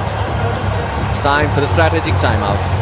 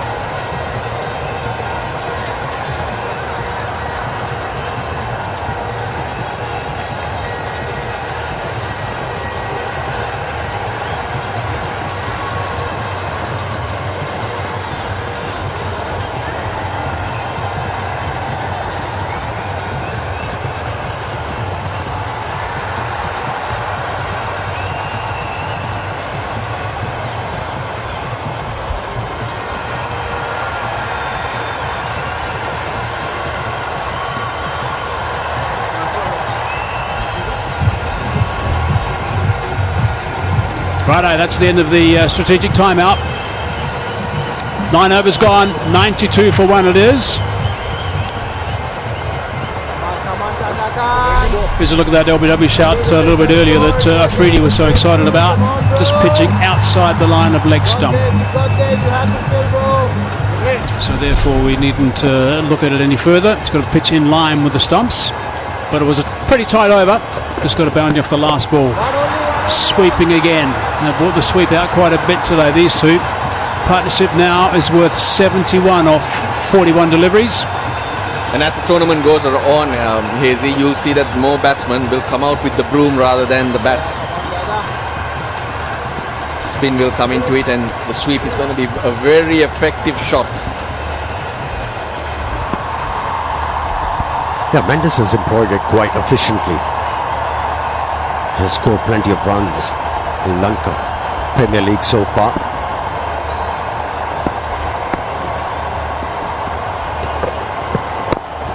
Sensing a real opportunity here for the Tuskers, for the KANDY Tuskers. They've got two guys who are experienced and two guys who certainly know that they need to kick in. Mendes on 44. He's a very, very talented cricketer, and we haven't seen the best of him. Pereira on 27 now. He needs to kick in for mine, and he's a fine player. If he gets himself a big total, that'll get them, I would suggest, very close, if not past the 200 mark. He's moving quickly with his feet. And he's coming back for the second, so that's nicely played and good running as well. And also in the deep, Gunatilaka onto Shehan Jayasuriya. But a few plans. Teams come up with their own little lines that make them tick. Collective decisions there at the back. The KANDY Tuskers, their batting plan, their bowling plan, just put up for reference, and a little bit of reminding yourself of what you want to be doing. That hamstring apparently is not as bad as we thought it was for Irfan Pathan, and he's not going to be too far away from playing again, which is good news. There we go. Assess conditions, intensity, partnerships. Communicate clearly. That's about the target. What's happening on the pitch? Stay in the zone. Prize of catch it. Is it out? It is out. Throwing the wicket away. It's exactly what I was saying they didn't want to do. Get a start. You've got to capitalise. That's a brilliant grab, wasn't it? He was running fast, and I thought he overran, but he recovered very quickly. Kept the eyes on the ball, and managed to grab onto it. Looked like it swung on him. Danushka Gunatilaka. Never easy, but that's a massive blow. He's pulled off a pitch, Danushka Gunatilaka, to get rid of Kusal Pereira. He goes for 27, 97 for 2.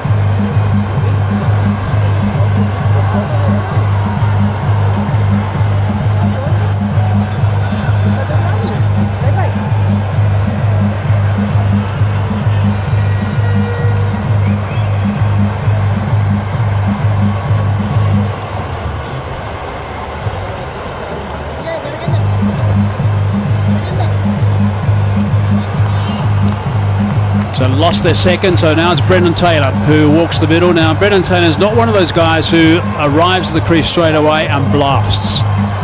Normally bats right at the very top, and he'll take a little bit of time to get going and just work the ball around a little bit. But he's a very good player with a very good record. Just a little bit of a speed wobble, I think, at the end here.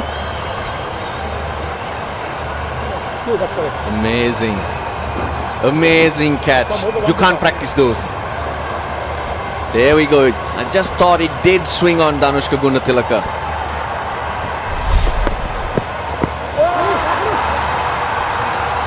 Nice and deft, and also fine for 4.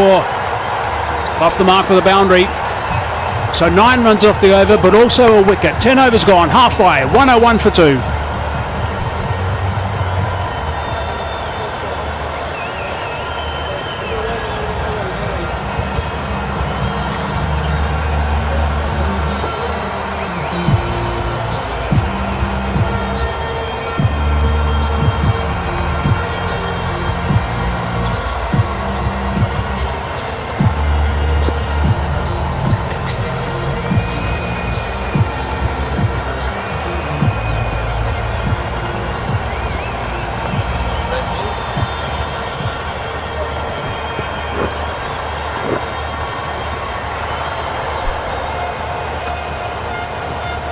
One for 2. KANDY TURKERS losing their captain at an inappropriate time. You would think after a partnership was developing with Kusal Mendes. Last ball of last over, the first ball that Brendan Taylor faces. Plays that shot really well. There's a slip in place too, but yet he goes for it. Come on, boy. Come on, boy. Enough contact. That's a kind of a chance to take very early in your innings.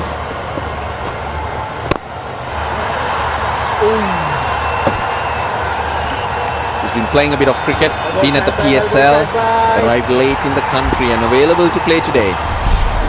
Have a look at this. What is the slip fieldsman doing? He hasn't reacted so far. He was in the air. Oh. Only one. It only tells you that he's not a regular slipper. He watched it go past and admired it. He did. That's bound for Rajapaksa, yes. The regular slipper would have anticipated that shot and moved across. Well ball, Shahid bhai. Freddie is doing a good job here, building pressure into his third over. He's just conceded 15 runs so far.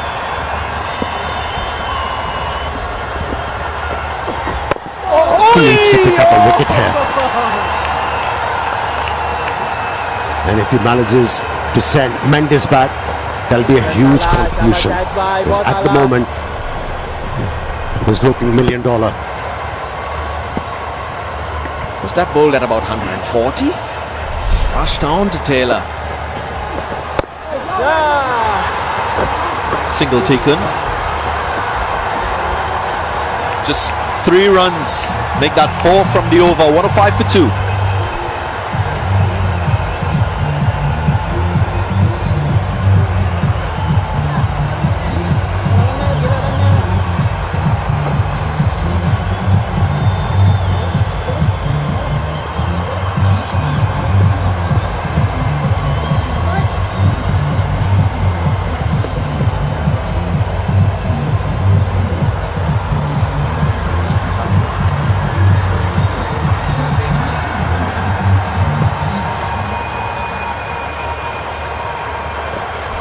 Vinaratne Kamundu to come. And we see the reverse sweep again. Brendan Taylor very much proficient in playing that shot. Of course, sponsors very important to any tournament. Red Bull, a major sponsor of this one. Few players getting wings, flying.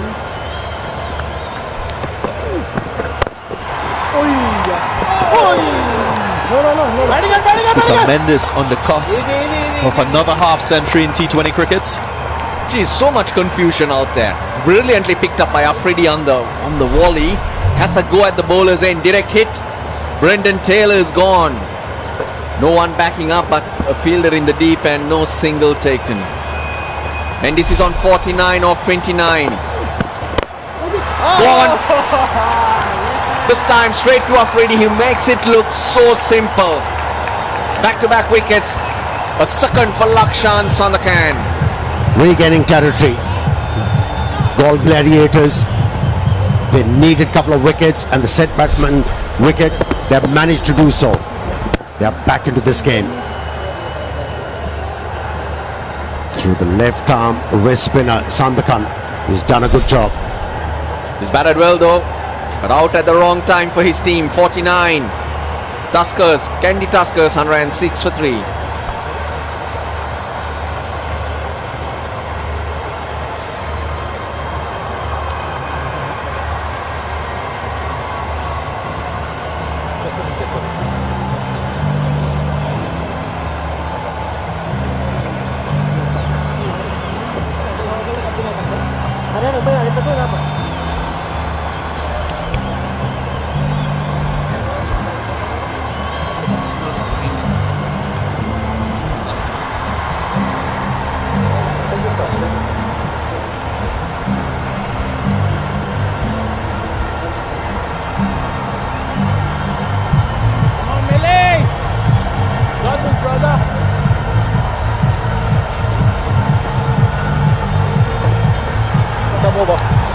Well, KANDY Tuskers will be reflecting on that last dismissal of Kusal Mendes and saying why throw away your innings. He was on the cusp of his 11th T20 half century.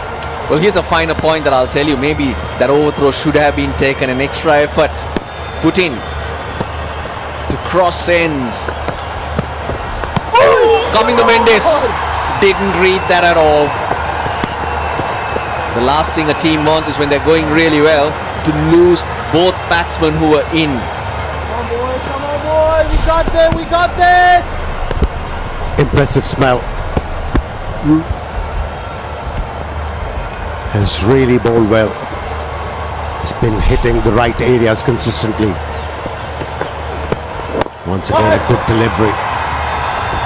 All 3 wickets going to spinners. We mentioned how effective they can be if they bowl in the right areas and at the right speed. These spinners, they bowl with consistency, more so this guy. Kusal Mendes just playing across the line unnecessarily.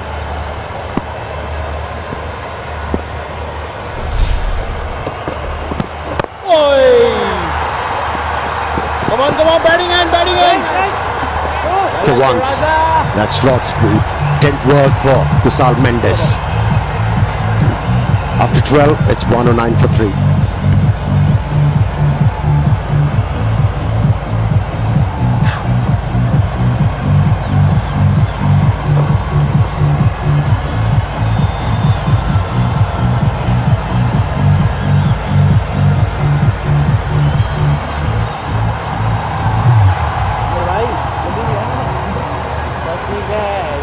ये चाहिए भाई, यही चाहिए, यही चाहिए।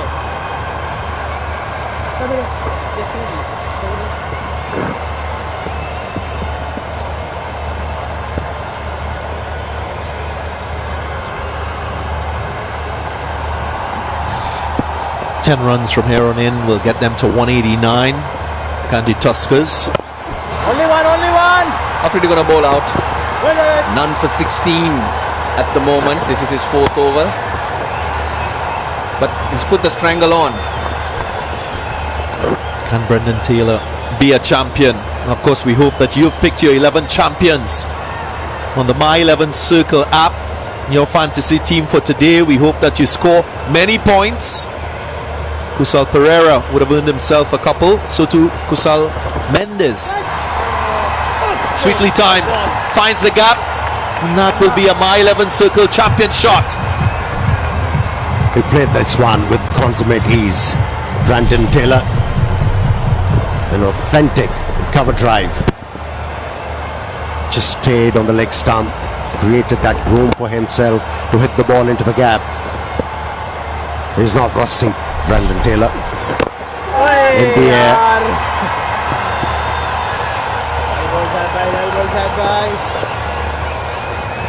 He'll have to take it deep. He can. He's got the boundary, then get off strike. Now he'll expect the same from the other batsman too. Wicket coming, boy.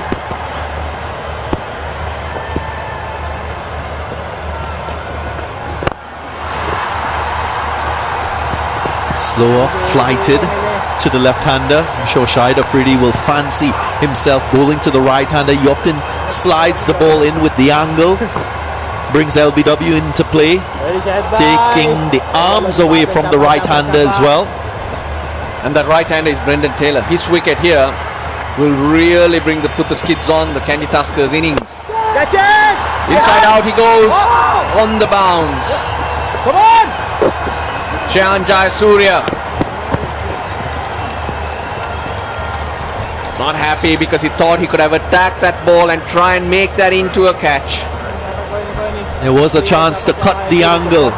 As a fielder, you've got to make that decision very early, whether to run around or run into the ball. He chose running around. Didn't give himself a chance of taking a catch. Yeah, Shahid Afridi felt otherwise. I thought so too. I understand what Shahid Afridi was feeling at that stage. He's bowled out. 13 gone, 118 for 3.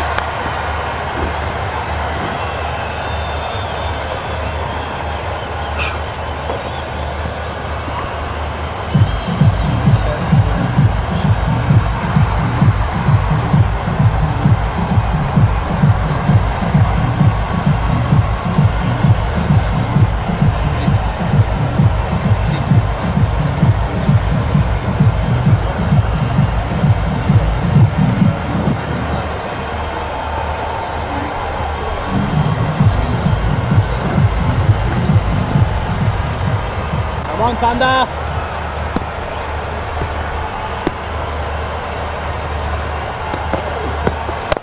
Only one, Shiraz. Easy, boy. Sandakan's going to bowl out.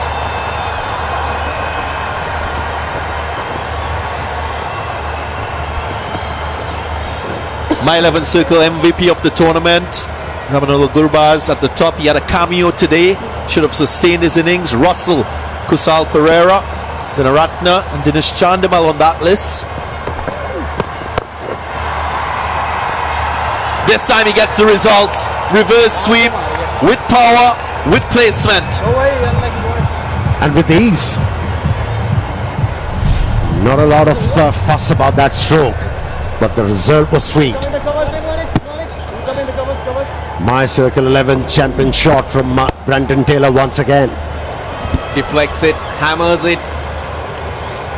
Gets into such a good balanced position from Zimbabwe, Brendan Taylor, and going back, say 20 years, Andy Flower, he used to play that really well. Players from Zimbabwe tend to rely on that shot and play it so well.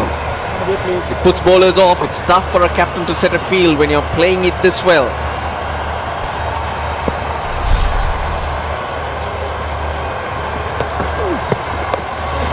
Goes the other way, conventional sweep shot. As effective as the reverse sweep. 2 boundaries already in the over. No, I don't think that's a top edge. I think he intended it. He gets underneath it. Look at that, the way he turns the wrist, flicker the wrist to create that speed. That's brilliant. Brilliant skills from Brendan Taylor. My 11 circle, champion shot. He kind of hooked that ball with the bottom hand, and that's why it went finer, and also create the fielder at short fine leg. Clever batting.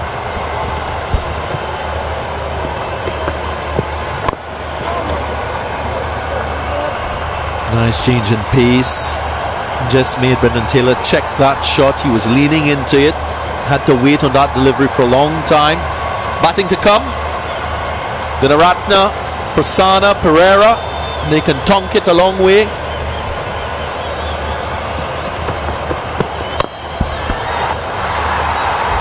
That's a fine stroke. Timed sweetly, made a good sound off the bat, and it goes for 6. Ends the over on the high. 14 gone, 133 for 3.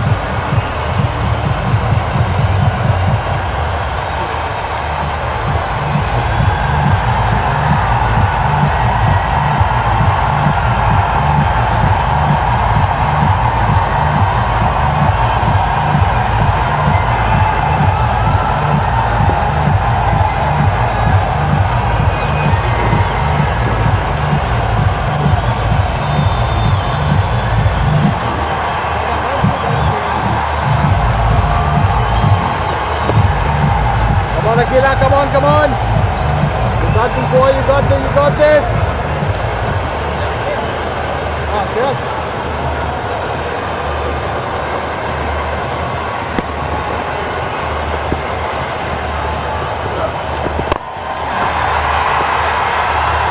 Wonderful use of the feet again, getting to the pitch of the ball.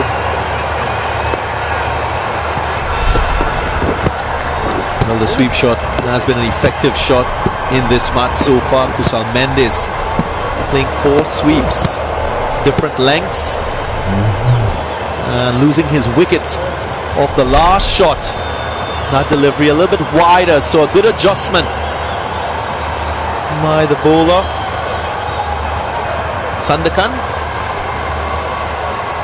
He has spoiled his figures somewhat. That last over expensive. 41 for 2 wickets. Gets it into the gap. Zazai manages to intercept that. Sandakan really well brought into the team for this game. Slightly wider and fuller. Just couldn't get underneath it, Kusal Mendes. Moment you go wider, you're looking to play the slog sweep, which is in the air.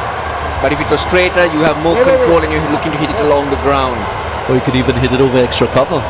He could have gone the opposite way, yes. He's asking for it. He's asking for it, but it's gone leg side-ish and it's running away. More runs, more runs. Leg buys it is.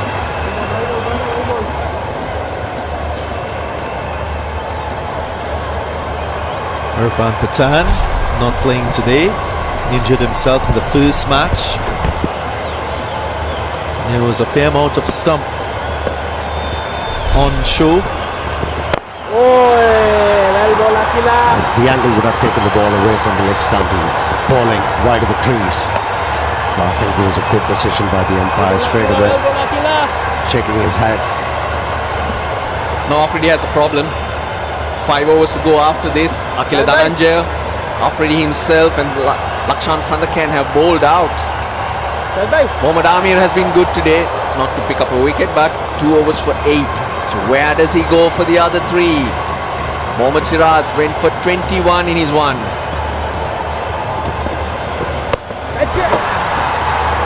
Swept again, and the same result.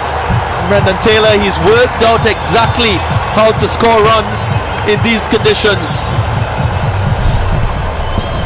You start sweeping, bowlers struggle, they don't like being swept. Geez, you need good wrists to generate pace in slower conditions. Brendan Taylor, he's showing you exactly how you should do it. Goes reverse. Don't think I've seen him play a cover drive as yet, Brendan Taylor. 9 runs coming from the over, 142 for 3.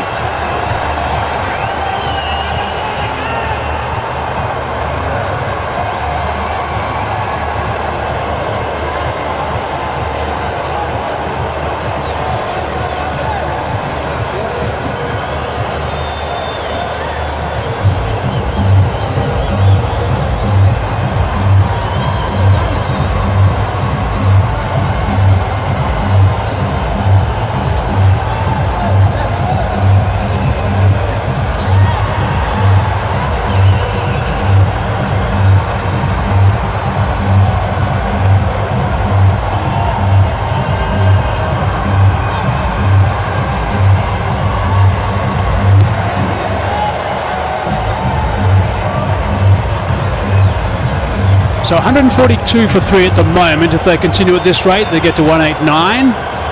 If they go 12 and over, they get past the 200 mark. Now, they've only got 3 wickets down at this stage, so that's not out of the equation, that's for sure, particularly the sweeping that's going on by Brendan Taylor and the boundaries that he's managing. There is going to be some dew. So I just wonder how many runs that is worth. Is that worth an extra 20 runs they should get to make sure they just overcompensate a little bit? So the top of the keeper, and that's gone for 4. So a boundary to start the over is tidy for the Tuskers. It's been a tough day for Shiraz. He's gone for a few and he starts off not very well. Of course, not where it intended to go, but in this format, it's about runs. And he's already conceded, 25 runs of 7 balls. It's a real tough baptism for him, playing in this Lanka Premier League. Let's hope that Afridi gives him plenty of time just to try and settle down in this over and provides a bit of assistance. The odd word, bit of encouragement. This is a really tough time to bowl, particularly when things are going a bit haywire. Dragged on the onside. The outfielder's nice and fast. Is that going to go all the way? It is. Wow. A couple of boundaries off the first 2 balls. That's a My 11 champion shot. Yeah, 150 up there, and it's been a nightmare for Mohammad Shiraz, going off 29 now off 8 balls. He's just got to go back to basics, hit his area, smash his area, and try and get the ball through to Azam Khan, the keeper. Yeah, it's been a real struggle for the young man. You know, he worked really hard to get to where he is. Got plenty of wickets in the local domestic tournaments. They are actually by right by his performance. So far, it's been a tough one for him.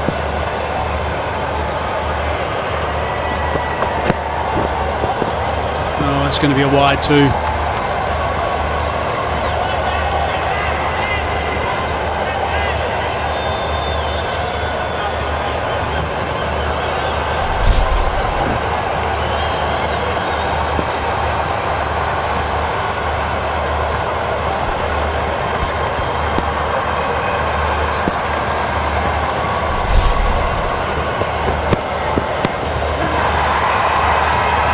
Short fine leg.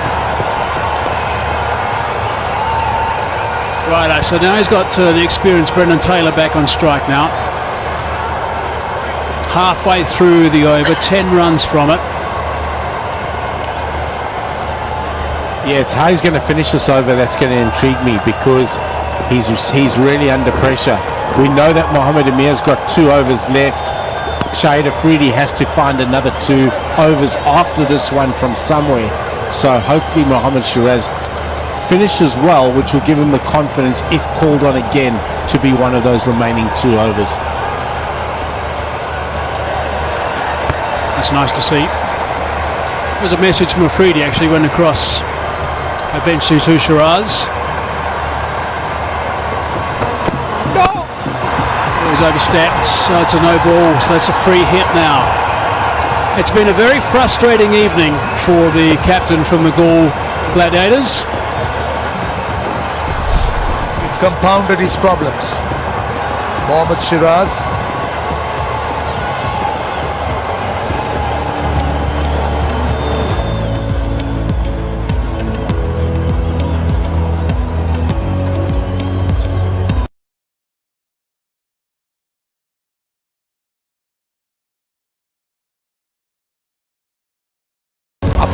Afridi's reactions tells a big story, tells the frustration. It's got to stay nice and calm, Afridi, because the captain, when things aren't going right, the players look at the captain. And if the captain starts throwing his toys all over the place, then of course the Cycle Incense Fair Play Award comes into play, which is an award that's given at the end of the tournament. Shahid Afridi, very expressive. You know exactly where you stand with Shahid Afridi. He looks at you with those eyes and you know what he's saying. Well, that's nicely played, nice and fine, and that's gone for 4. This is just going from worse to worse, I'm afraid, for Shiraz. Just must be wondering how he's going to land the next delivery. I think he's showed us exactly what he's thinking, Afridi. Yeah, this time going for the full and wide with third man inside the circle. Not the ideal delivery, just becomes a free hit. Just opening the face and running it down. The thing for me here is this is just showing the local. He's a very good performer in Mohammad Shiraz, but it's just showing the local domestic players exactly what it's like to play international cricket. Now this is a step up from what they've been used to. International cricket is another couple of steps up from this. So the intensity and tempo is totally different. I want a dot ball. I'm feeling for him. A single's okay. That'll do. I'm happy with that. Poor guy. That's a major improvement. If you look at what he's bowled, the number of runs conceded, 17 already, 21 in the first over. So a single, or as you said, Hazy, a dot, is a massive improvement.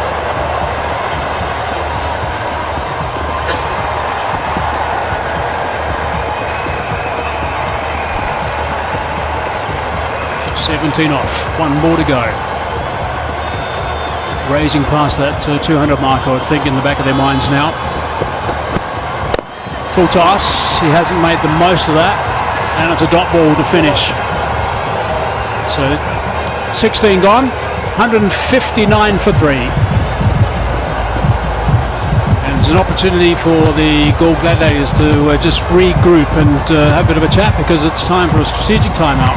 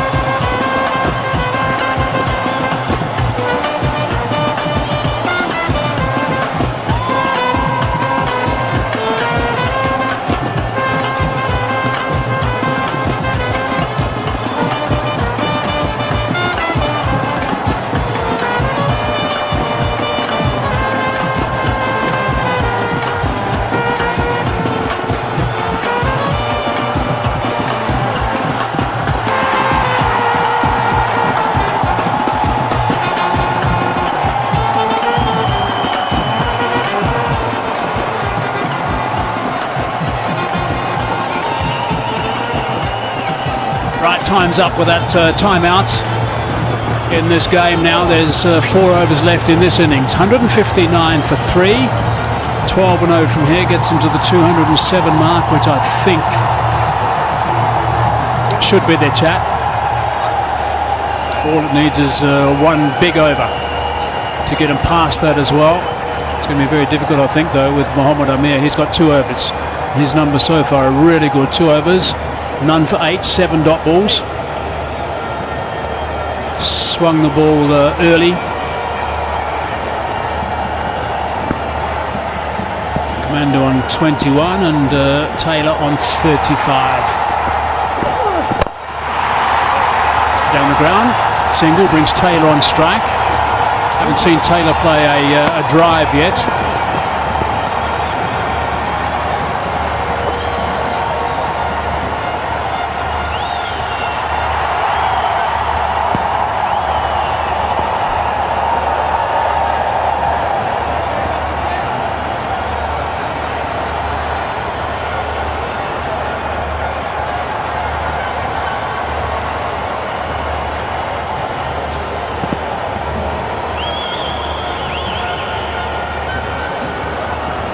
Really need a tight over the Gladiators. Short ball. Thought about ramping, and I think he was in 2 minds whether ramp or bail at the last minute. He was perhaps thinking he was going to go over the top. Took an extra delivery, but it wasn't the case. Good change of length there from Mohammad Amir, using his bouncer. He's used his bouncer extremely well tonight.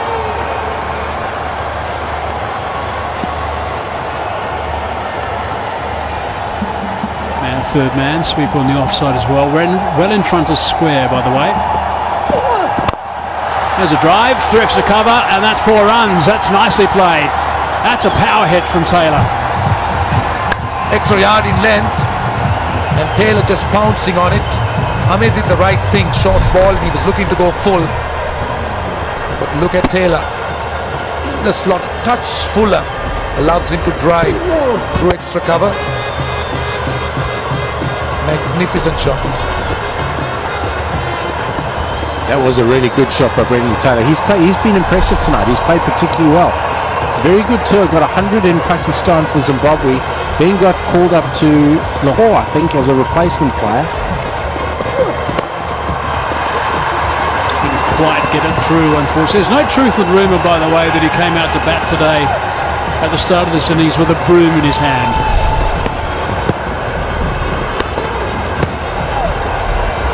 The reverse sweep straight away as soon as he arrived.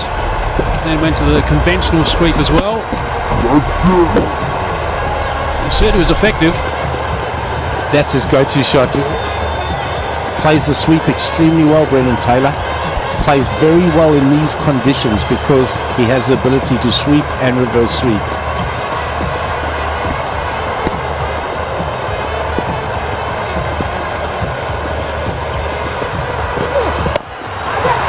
Picked that up nicely.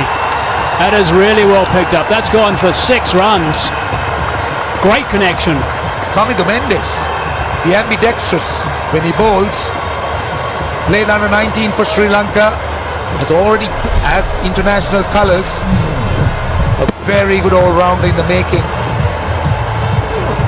Just helping it on its way. The angle into the pads. And with the bounce, it's gone the distance. Useful cricketer, Kamindu Mendes. Very useful. Bats, bowls and fields. Particularly good white ball player. Last ball. And he's bowled him. Straight through him. That's a nice way to respond after that terrific 6 the ball before.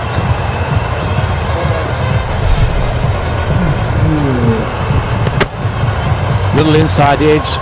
Kamindu Mendes was trying to clear the front leg, hit him out over deep mid wicket.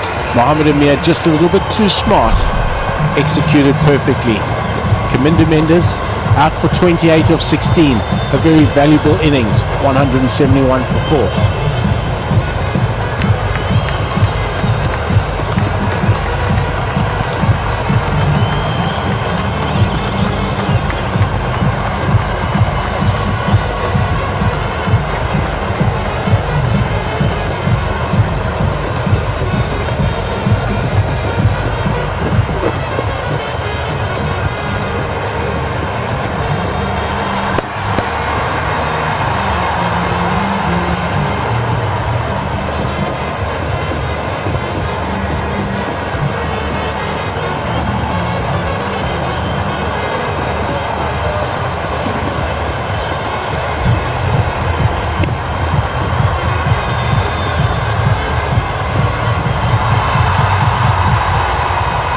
Baratna now, highest score of 87 not outs in the T20 formats. Played quite a few games, 55 matches.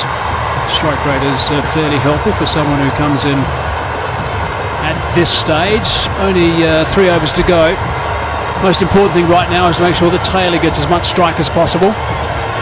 He is on strike now.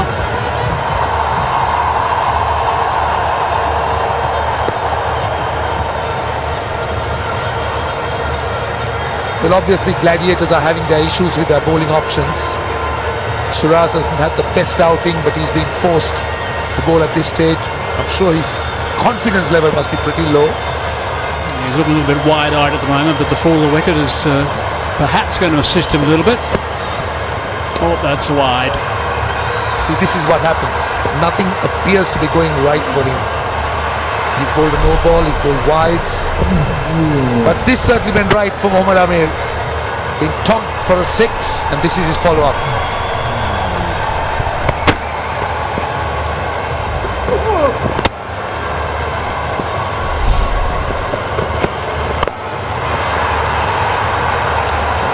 It's just going to be 1. Right, so that's good for the GALLE Gladiators. Taylor's down the non-striker's end. See, Mickey Arthur made the point about how well Shiraz has performed in the domestic cricket in Sri Lanka, but also the fact that it to a point showcases the gulf between the domestic and an event with an international flavor. So the good thing about the LPL is that the young guys like Shiraz will learn so much. It's going to fall safe, I think. Yeah, he hasn't got any luck whatsoever, Shiraz, at all. And will ensure that they're propelled to the next level. So I'm hoping that he'll be able to kind of achieve that, absorb the pressure, learn, and just get better at the end of this LPL. Well, that's what the LPL does, is you wanted to bridge the gap between the local domestic cricket and the international cricket. Players here are playing under pressure. It's going to a very, very wide audience, and they need to learn how to handle that pressure and the responsibility that comes with it. Big swing and a miss. Certainly in terms of returns, it's a much better over. Started off with a wide, but the next 3 deliveries have been good. 2 singles and a dot.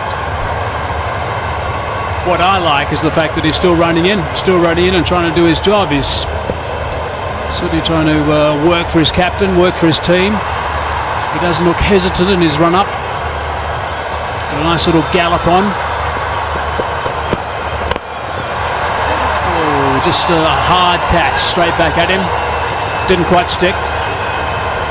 I agree with you there, Hazy. He's shown a lot of character in this over, and if you look at the bowling sheet, he's going to bowl the 20th over as well.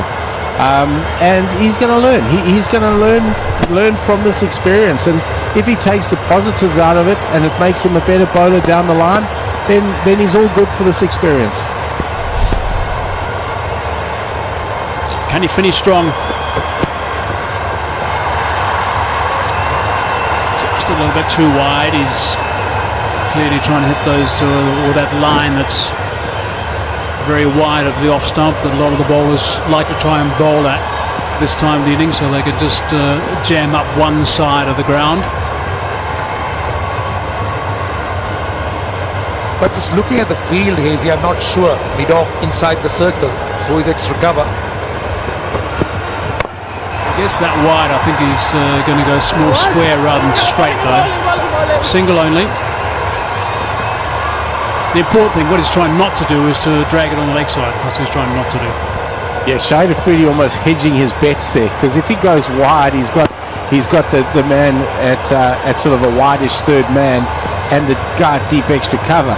But then he has the fine leg, the guy out at deep mid wicket, and the guy out at long on. So it's a kind of hedge your bets field, really. Taylor on strike, last ball. Nicely bowled.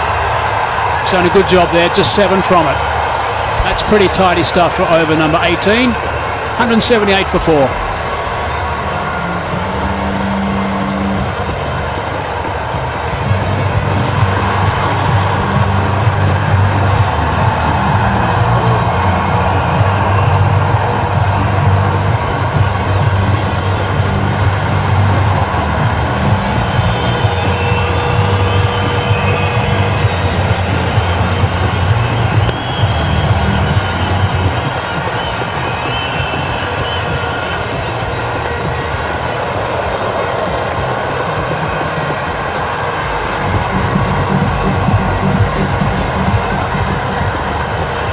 guess if you're not playing really good cricket, you might end up towards the bottom of any fair play award. This is the Cycle Incense Fair Play Award table as it stands at the moment, and these two teams, Gladiators and the Tuskers, at 4 and 5 respectively.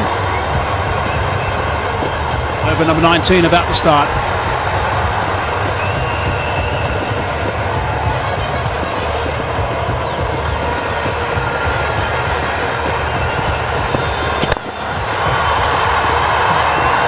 One of the issues that's bugging some of the teams in this LPL has been the balance and has been the combinations that they've picked. We've spoken about how good Jaffna Stallions are because they seem to have really got their act together. They knew exactly the type of balance, the combinations they have. But look at where GALLE Gladiators are today. They don't have an extra bowling option. So they're kind of curtailed for many reasons. I mean, international players weren't available. Oh, that's fine. And down the third man for a boundary. Third man inside the circle. Fine leg was back. Scooted down in that vacant region for a boundary smartly. And I think that's another look, but just expanding a little bit on that point. Even double the Viking today. I think they struggled big time when you look at the combination they had on the park. So that's, I think, an area they'll have to pay a lot of attention going forward. Yeah, I think a lot were hamstrung as well by the fact that they had picked overseas marquee players who then became unavailable due for various reasons. Just talking about overseas marquee players, Hazy, a guy that we know very well comes into this KANDY Tuskers side in about 7 days' time, and he's going to make a significant difference to it in Dale Steyn. Yeah, maybe earlier. Dale Steyn, maybe earlier. So also the other thing have unfortunately been the new normal. The prevailing conditions, the prevailing. Have we got a bail that's flashing randomly? Looks like we might have a rogue bail.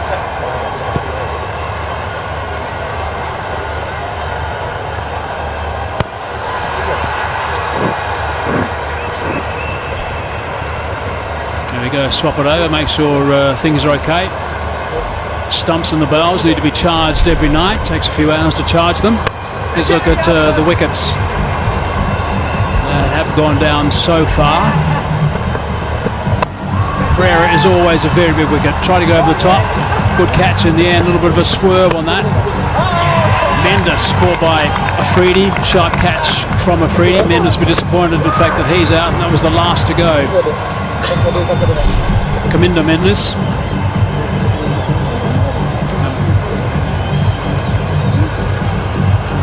Mohamed Amir was the man that picked up that last wicket. He's got 1 for 25 at the moment. He's got 4 balls left in his spell. This is the thing with technology, isn't it? If it was just the good old wooden bail, we wouldn't be having this break in play now. That's the colour it has. Got to move with the game though, Mickey. Come on, move with the game. Yeah, I heard Mark Nicholson, JP Dimley talking about the modern game and how it's changed the face of cricket last night. Squeezed away square. Well attacked.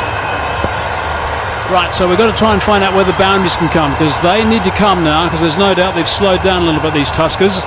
That extra cushion of 20 runs that I was talking about earlier because of the dew looks like it's not going to come into play the way they've gone about things the last couple of overs.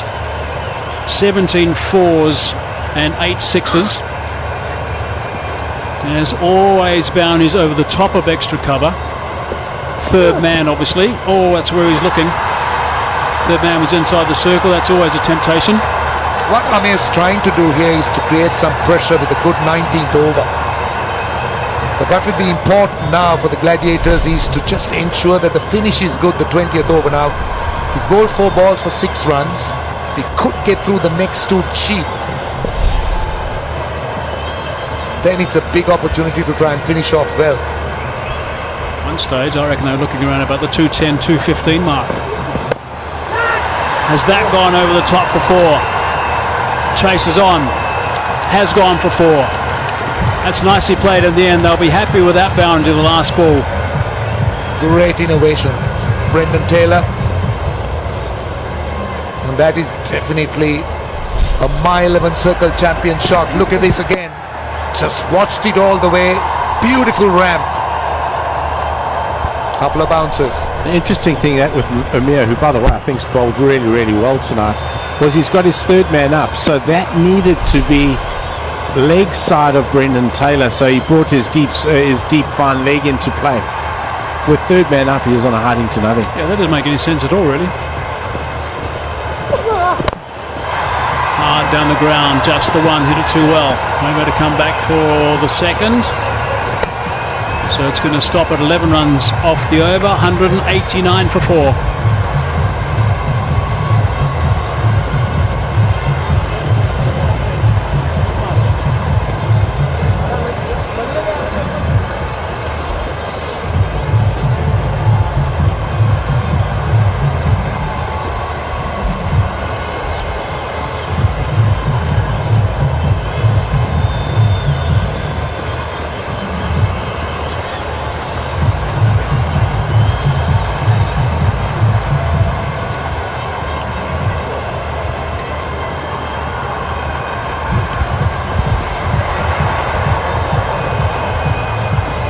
I don't think the Gladiators, in particular Freedy, will be too unhappy with this scoreline at the moment. 189 for 4. It threatened to get out of control at one stage. It's on the bounce, single. Takes Taylor off strike, which is going to help the Gladiators, I think. 25th career 50 for Brendan Taylor. He also has 100. He's been in spanking form, played some delightful shots, and he's been a great addition to the Tuskers. Certainly given a lot of muscle in that middle order, batting muscle that is, and he's personally not short of any. Oh, that's a very good shot indeed. Over the top of extra cover. That is superbly played. Got underneath that and hit that for 4. That's a mile 11 circle champion shot. At his best, Gunaratne. I've seen him do this not just in domestic cricket, seen him in South Africa, seen him winning games for Sri Lanka, in Australia, and here he is once again just displaying some of his attacking nature. Excellent shot, just waited for it. Goes again. Might have a wicket. Yep, there it is. He's picked up a wicket, Shiraz. Some consolation. For a moment I thought he got everything, he didn't. Mohammad Shiraz will be pleased. His last 2 overs so far have been quite good. 5 runs and a wicket. Gunaratne just not able to clear mid off. Yeah, that's rewards, I think, for keeping concentrating, keeping running in, keeping trying. Picked up a wicket. Gunaratne's gone for 11, 194 for 5.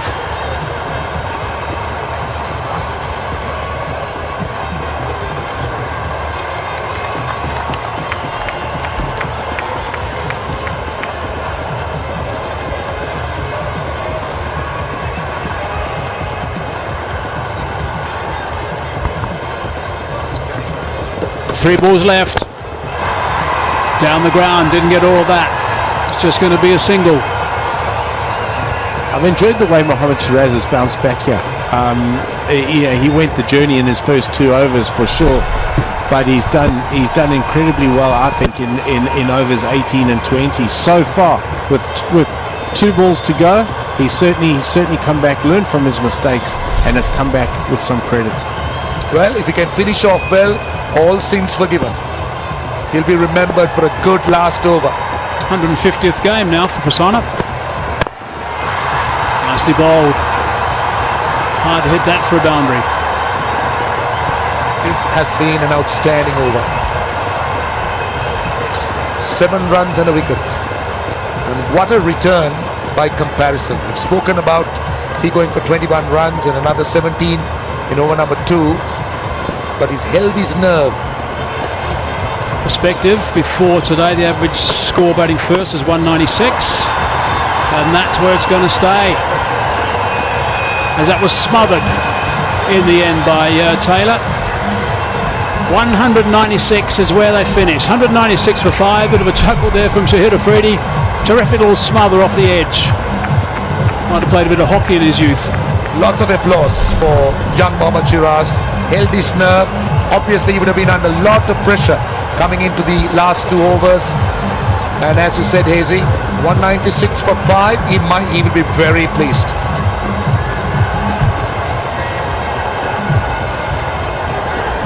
I thought Brendan Taylor very impressive, very good innings there, 51 of 35. Looked in very, very good touch. I just think they might have lost their way a little bit towards the end. The last 5 overs or so, I think it cost them maybe 15, perhaps even 20 runs. It just means a couple of extra boundaries and then suddenly they're off and running. But wickets didn't help, I suppose. He doesn't look like he's totally happy with his performance, but his numbers look good. And also considering it was his first run in this tournament as well. But it is a good total, 196 for 5. The problem that the Tuskers are going to have is they're going to have to bowl with the dew. It's going to hinder the spin department, also going to hinder maybe the seamers as well, and make things a little bit easier, a little bit quicker to come onto the bat as well. So that's something the GALLE Gladiators will look forward to when they do get out there with the willow. And they're going to rely heavily, I'm sure, on the likes of Shahid Afridi again. Looking back at the card, Rashan. Yeah, impressive performances. Taylor standing out, 51 of 35. Kusal Mendis would have liked to carry on a little bit more. But little cameos down the order by Kamidu Mendis and Asela Gunratne. And Kusal Pereira, 27 of 24 at the top.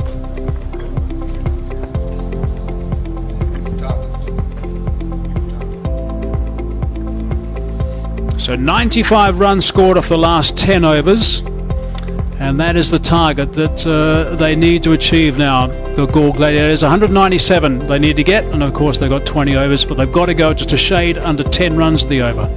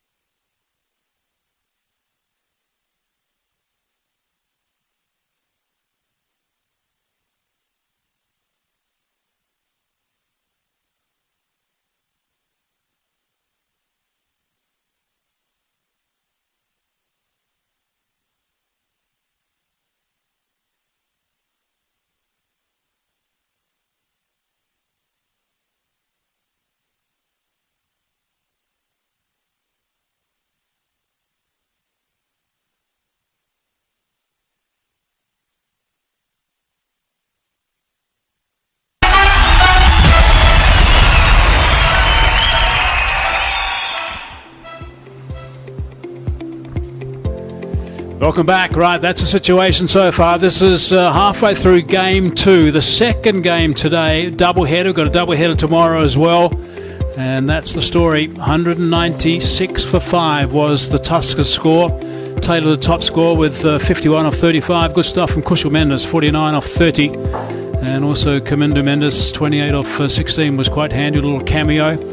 And the wickets, well, the pick of the bowlers, by the way, was Amir, 1 for 31 off his 4.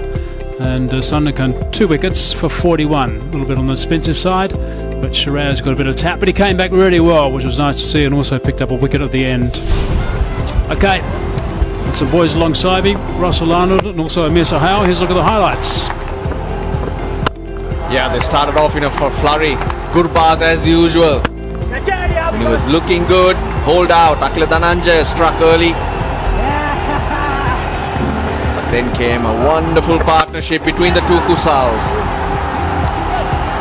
They looked unstoppable, especially Mendes.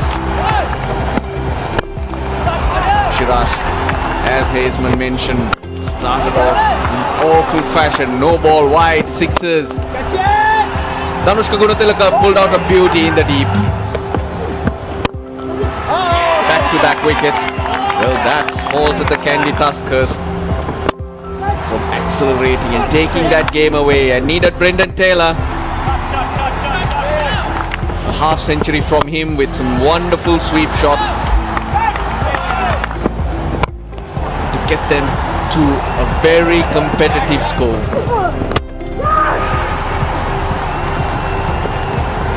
It was hard work, runs still flowing.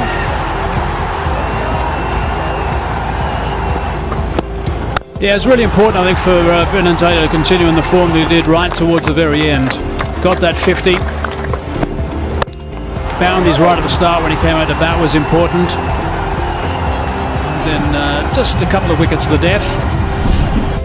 Enabled him to get to that total of 196 for 5. 197 obviously is what the Gladiators need from here. And the game is called Who Wants 2 Points? That's what it's all about now. Both these teams on the bottom of the table haven't got points up until now. Their net run rates are not very good either. So they've got their work cut out here. There is still plenty of time in the tournament. And the TURKERS are looking fairly relaxed as they take the park.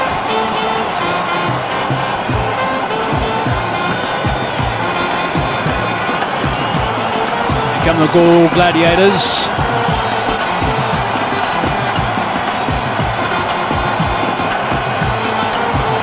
When you're chasing a big total like this, you need to get a good start. That's the important thing. Those top 4 batsmen have got to make sure they do a job, get the ship on the right track, and set a really nice tone. Brendan Taylor's got the gloves, so he's going to have a busy day in his first outing for the TURKERS. Well, there are batsmen who can take the game away from you. Danushka Gunatilaka and Hashatullah Dazai from Afghanistan. He's got 162 to his name. Strikes it at a healthy rate, almost 150.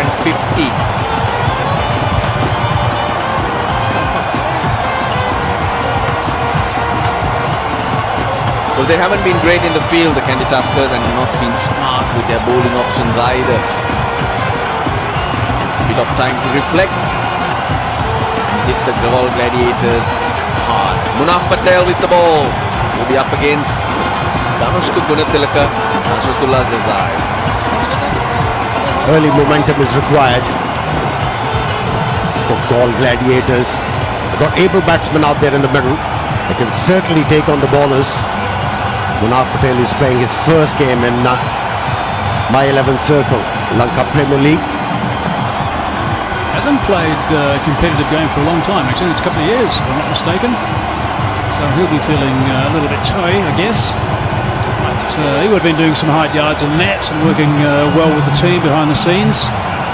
So he wouldn't be playing unless he was looking good and feeling okay.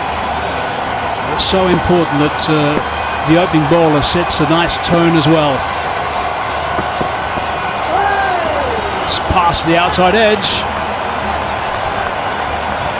Entice the batsman into looking to play the ball through extra cover. A bit of shape. away from the left-hander. Good start from Munaf Patel.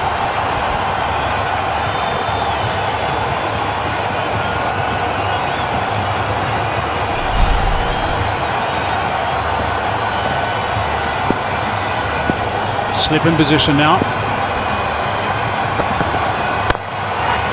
Sliced away. There is a man down there, does well. Nuan Pradeep knocks that one down. Not a lot of pace from Munaf Patel. So the batsmen, it's up to them to create that space.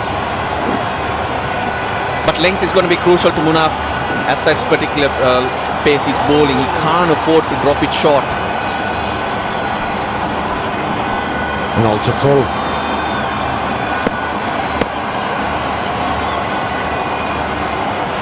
It's a flat track. As a bowler, you've got to be at your best.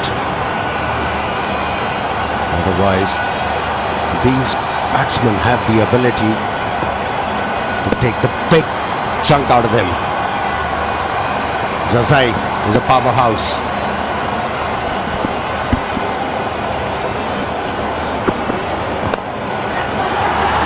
Oh, through fine leg.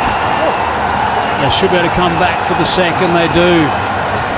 Unforced error. It's happened regularly. It's coming to Mendes again, even a couple of days ago. Very clumsy and straightforward for a youngster, just 22 years old. Got to be sharp in the field. You've got to be smarter than that. I think it's an area that's got to be lifted. As we go into this tournament now, I think the fielding's got to be lifted.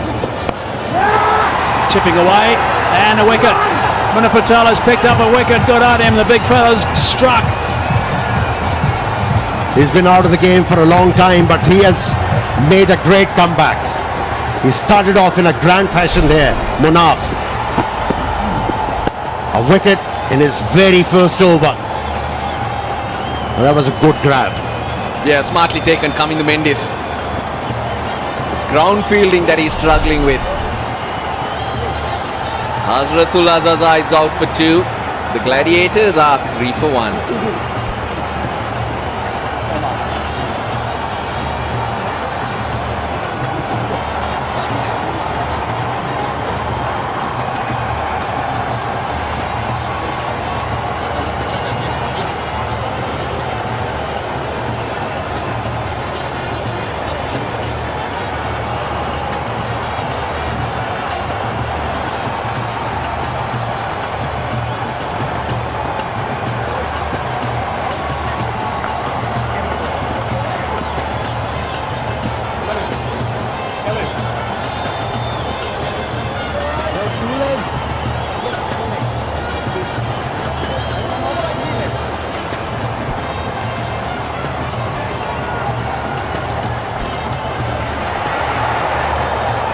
So a wicket has gone down early. Azam Khan now at number 3. He likes to give the ball a bit of a nudge. Look at that strike rate. He might be out there to be given that job in particular. A little bit quicker that time, but it's a little bit wide as well. And it's been hammered away for a boundary first up. It was the length which worked in the favour of the batsman. Although he was playing his first delivery, his eyes would have lit up, and he accepted that opportunity gleefully. He didn't bother to play the ball all along the ground. It was in the gap and my 11 circle. Champion shot. You can't bowl that length. Stay fuller, you have a chance with that pace. 1 gone, 7 for 1.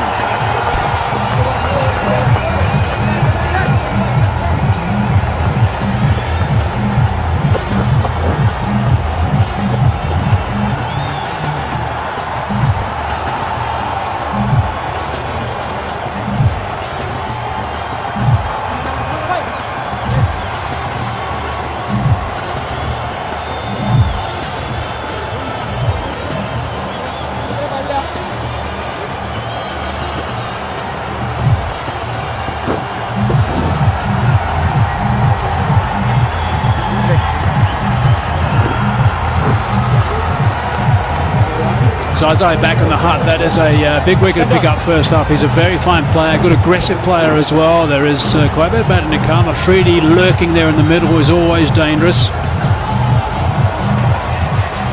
What's interested me also is the Tuskers have taken the field, and I don't see any of them at all with a rag of any sort.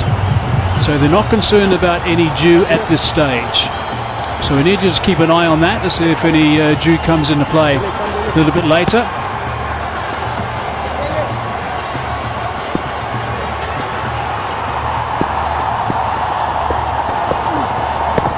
And also see if there's a little bit of turn under the solid lights with the spinning operation. Now I love this little celebration from Patel as well.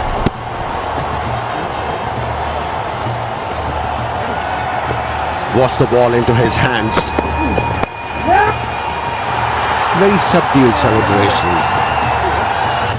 A profound smile on his face. A broad one. A little pump of the fist as well. A little bit of that feeling came back, I think.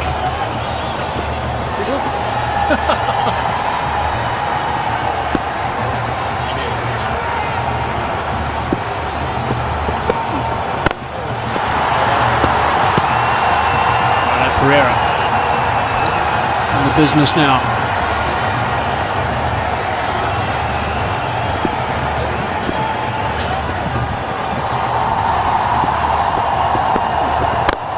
Down the track, dragging that one wide. That's nicely fielded.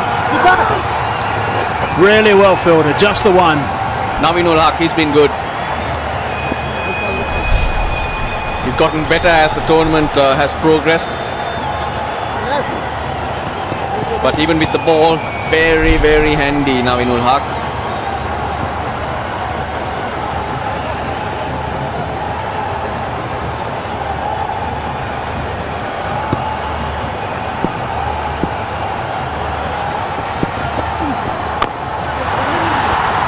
Enough bowling options today for the KANDY Tuskers. 8 if you include Kusal Mendis, who could turn his arm around. So it's about using them at the right time, and he's the main man, Nuwan Pradeep, the wicket taker. Going with Dilruwan Pereira and Munaf Patel is allowing Kusal Pereira to hold Nuwan Pradeep back for later in the innings when things get harder, tougher. But Dilruwan has been impressive in Lanka Premier League. He's showed a lot of control. And one thing he has done the best, he hasn't been predictable to the batsman. Haven't allowed the batsman to actually premeditate. It's been a good 5 balls so far. Pereira's first over. Just the single to finish. That's a really good over first up. No tap at all. 12 for 1.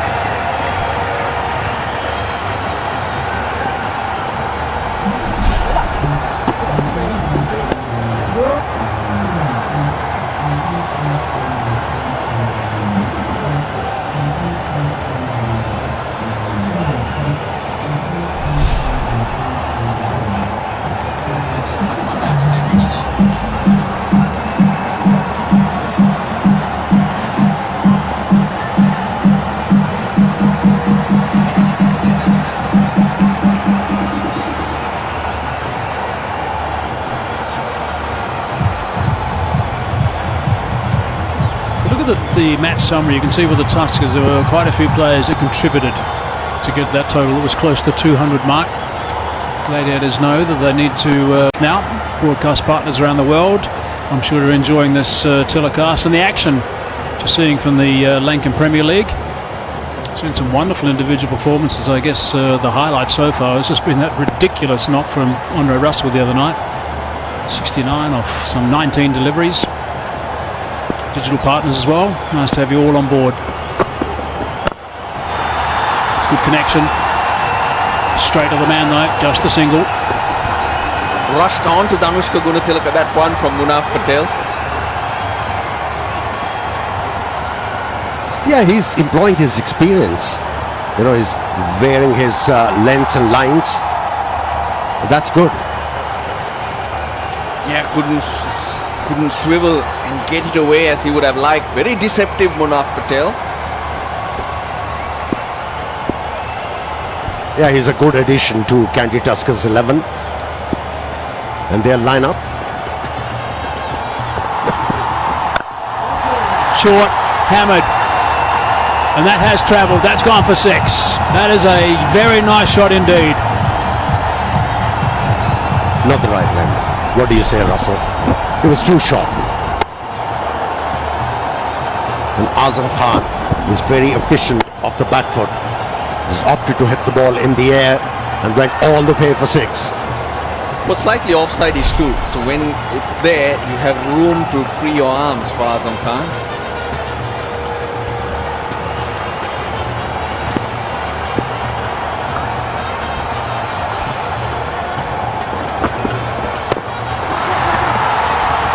Nice comeback delivery. If you talk about KANDY TURKERS, they're sorted with their batting. Their Achilles heel so far in this Lanka Premier League is their bowling. They're thin on bowling. That's why they have opted for Munaf. They're hoping that he's going to employ his experience, and he's already picked them a wicket. Another one here would be very handy. But they were also very unfortunate when they lost their X factor when it comes to bowling in Irfan Pathan. Short. That's 4. One bounce. My 11 circle champion shot. Really good connection again. A couple of short balls being pounced on here. Yeah, Irfan Pathan brings a lot on the table. He's able batsman as well. Once again, a short one. A gift for the batsman. Half tracker. And got the treatment what it deserved. Yeah, just slightly leg side-ish. That allowed Dhanush Gunatilaka to swivel. He's backing that short ball, Munaf. I think that Rice smile was telling us that no, he can't afford to bowl those anymore at that pace. I was delighted to read that news about Irfan Pathan. That hamstring injury is not as bad as what was initially thought. Looking for one, not there. End result is they've got 12 runs from that over. 3 gone, 24 for 1.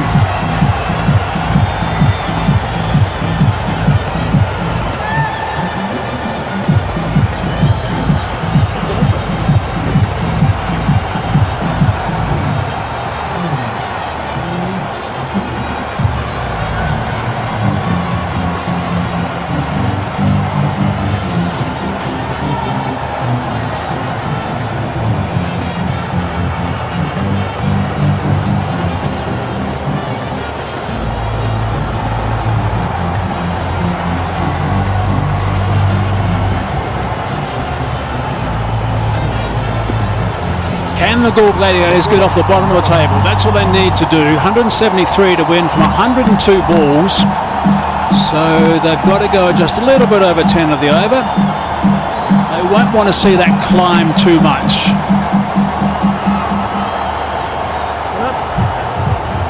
Gunaratne now.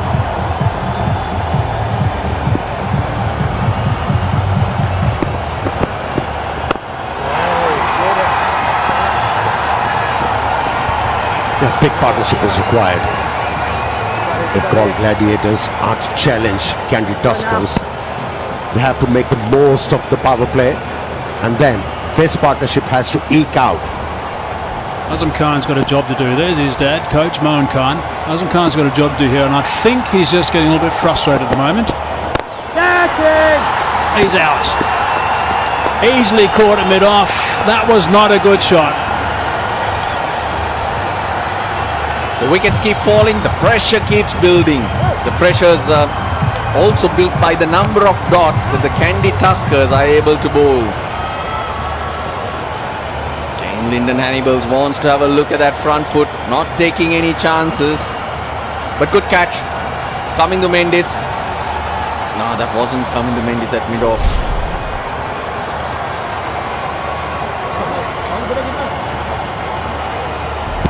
It was hit hard, but flat, just above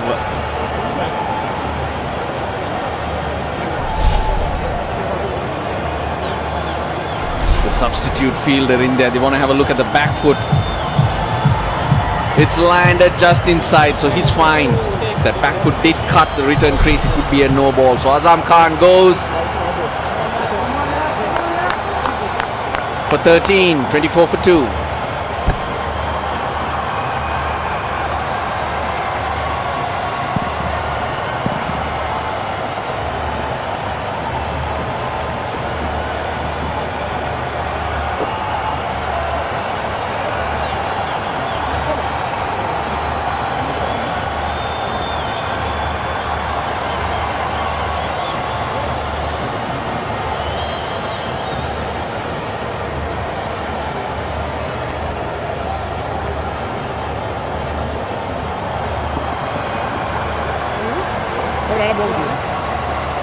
Come in, please. Here, that's your leg. One leg. Correct. That's the center.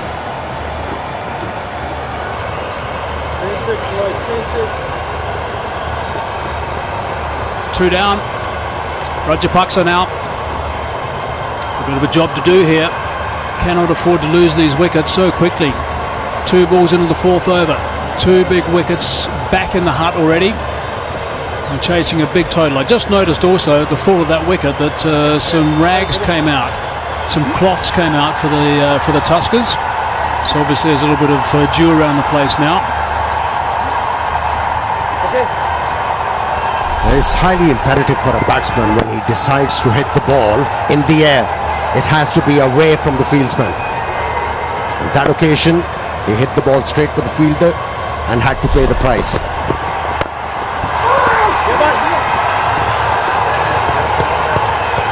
Rajapaksa needs to fire. He's been pretty quiet so far in this tournament.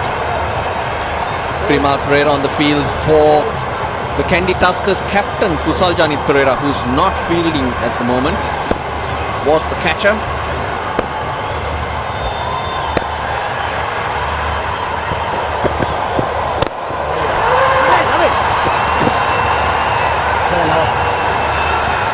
More dots, more dots. Very good from Asela Gunaratne. Yeah, 4 dots including a wicket.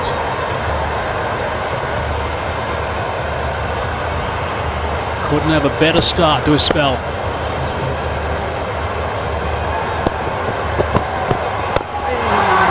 Once more, but it's not there. 5 dots. Wicket maiden for Asela Gunaratne, and at this stage will be a crime from a Galle Gladiators point of view.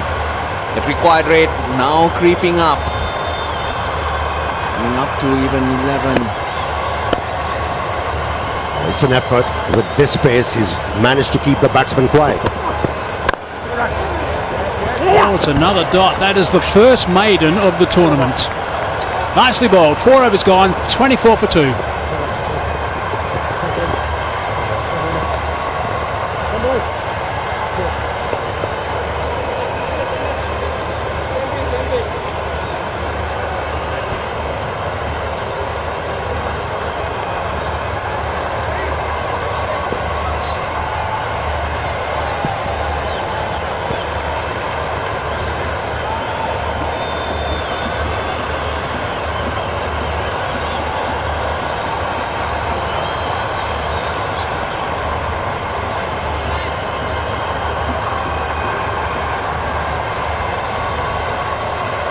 As you look at that match summary, you can just think about those key players that perhaps you didn't pick, you didn't select when you downloaded that app from My 11 Circle. About picking your team, having fun, playing with the champions, and having truckloads of interaction with your mates on social media. It's all about being smart, and Munaf Patel, you have to consider him. He's having his 3rd over, which is a long spell in T20 cricket. And we believe this is where Kusal Pereira did some damage to himself.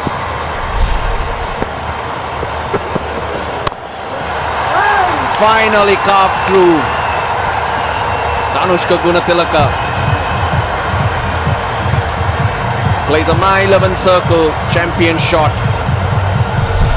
therefore, whenever Munaf tries to bowl fast, turns out to be a long hop. And managed by the batsman pretty nicely. Another my 11 circle, champion stroke from the left-handed batsman, Gunafilke. That's a blast from the past in the back of his mind. Bowl quick, bowl that bouncer. It's like muscle memory. Fast bowler's muscle memory. What was that, easy? A pass from the blast? Yeah. Last man out. Azam Khan. I wonder if he's close to his dad. I mean, when I say I wonder if he's close to his dad, I'm sure he's close to his dad. I wonder if he's sitting close to his dad.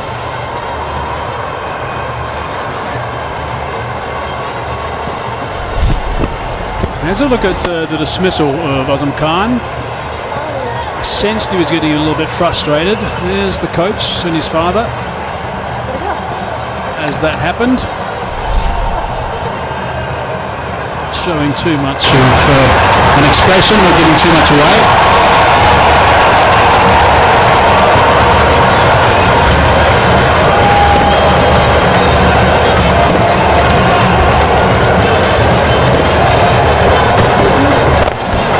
Down the track and over the top, and has he picked up 6 runs? Yes, he has. That is nicely played. Yeah, he's got a break free. Khan Rajapaksa, free-flowing stroke player.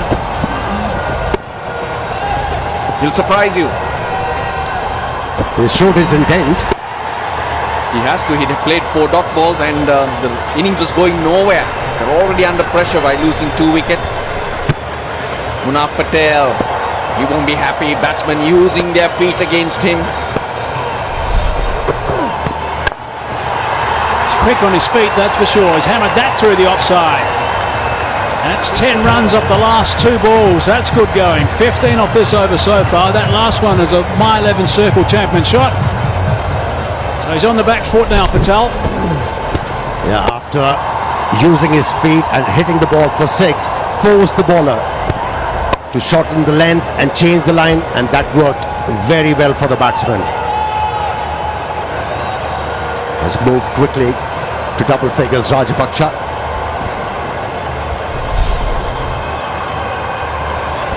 $15 from the over. This is what they needed. Whip that away. It's just going to be the single. He's going to retain the strike though. 16. That's a good number from over number 5. 40 for 2.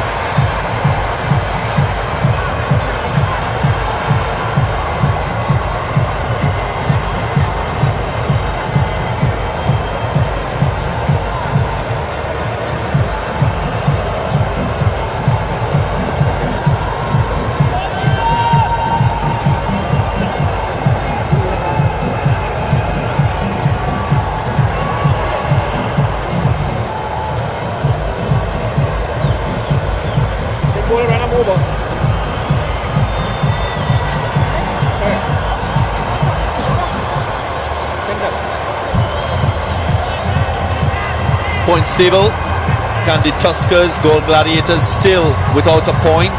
Today that will change. One team will go ahead of the other. Jaffna Stallions, Colombo Kings, 4 points each.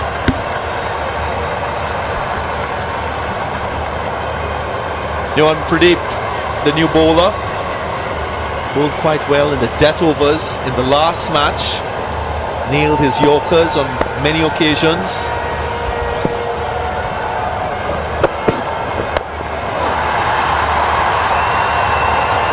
Not a bad effort in the power play overs, 40 for 2. Again, setting the tone for this run chase. Yeah, they have set the tone, and it's going to be up to these two. This is a massive partnership so that they can form the platform for the likes of the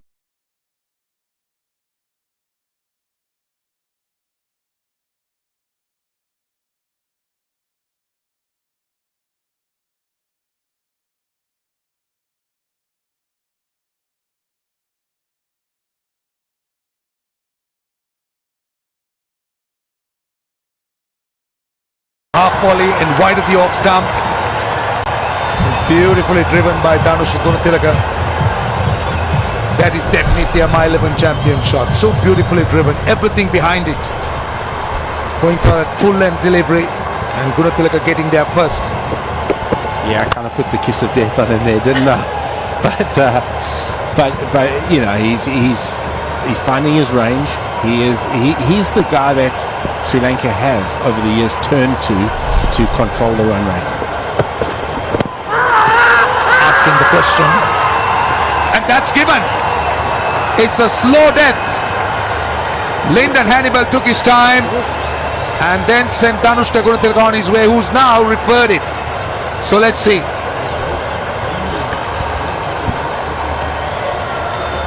Well, the question, in my estimation, is was that delivery pitched outside the line of leg stump? Yep, we'll find out. Looks very clearly outside the leg stump to me. And look at where Gunatilaka's right foot was. He was just angled back. And as they say, no heartbeat, so it's a clear line. So no bat. It's the next frame that will determine.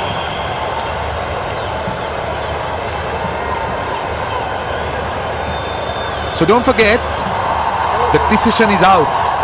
If it's an umpire's call, it stays that way.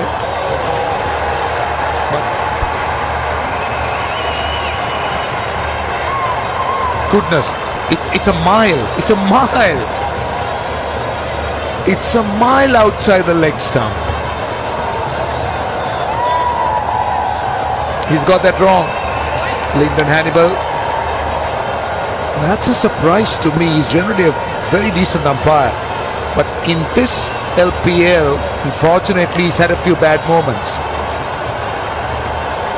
And that's why the review system is there, so that teams don't suffer with incorrect decisions by the umpires.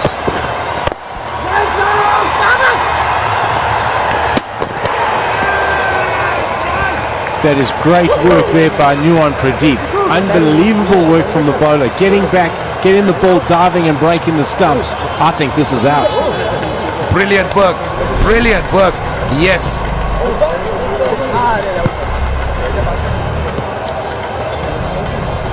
Yes. I think that's great work.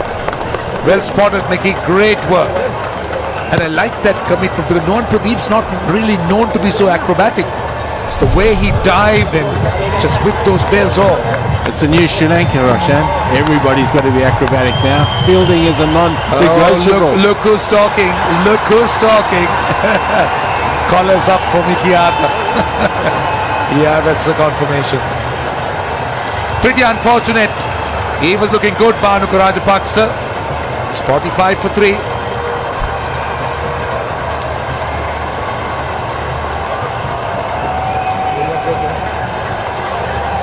Okay.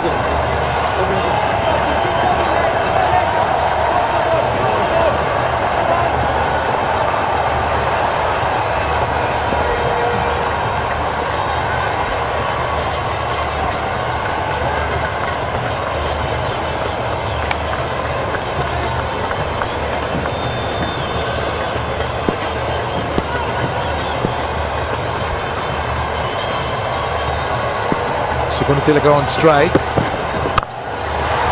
Punched off the back foot. He certainly packed some power there. Short and wide. It was 4 from the moment it left the bat. My 11 circle champion shot, if ever there was one. Helped along with the fielding. Should have been stopped. At this level you expect that, but good tempo to his innings. Gunatilaka, 21 from 16. Last ball of the over. Goes again. It's even better. In the gap, it split the gap. The 50 is up. 53 for 3.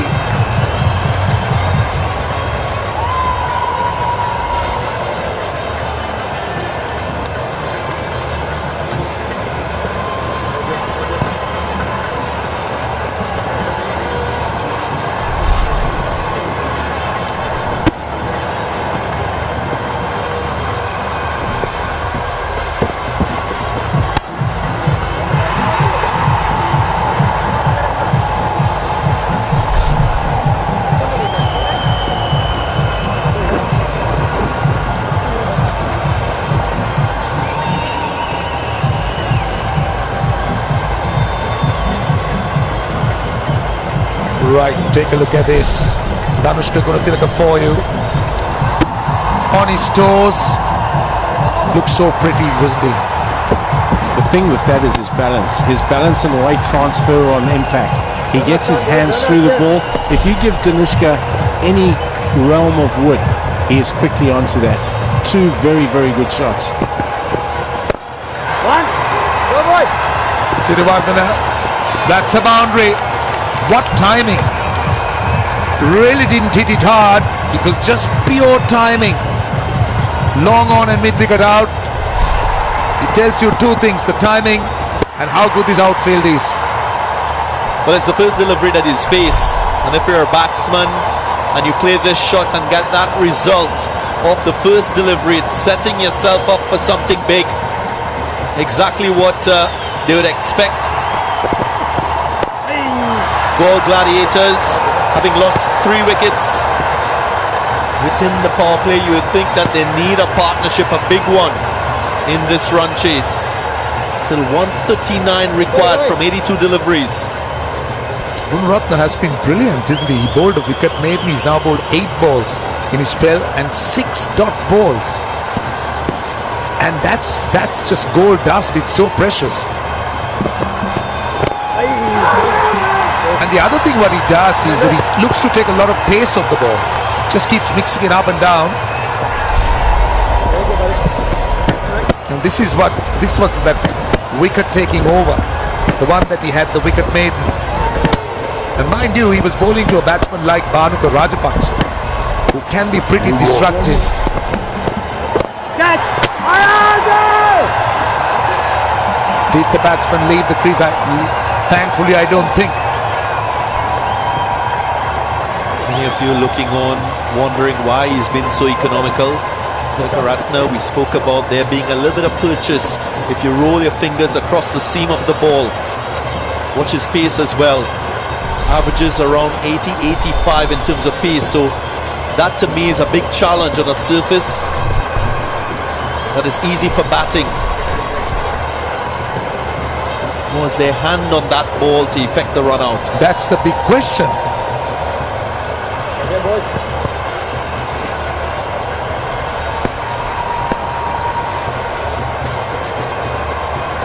Was there a fingertip?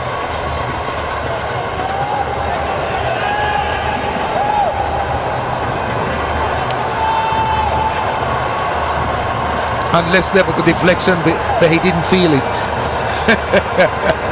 He's definitely felt that. He's back at his mark. Get on with it. He didn't touch it. Let's get on with it.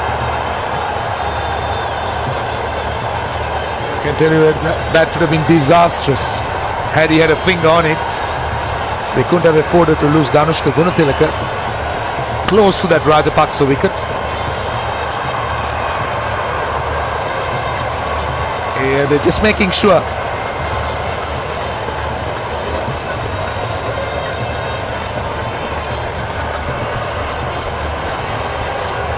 Yeah, they're just carrying on and carrying on. Surely if Asela Gunaratne had known that he touched the ball, they'd be in a huddle right now. He certainly wouldn't be at the back end of his mark.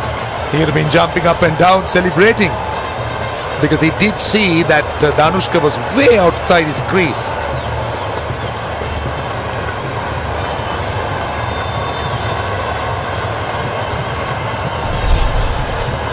So not out.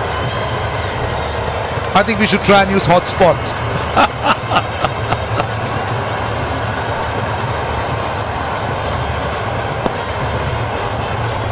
Correct decision in the end.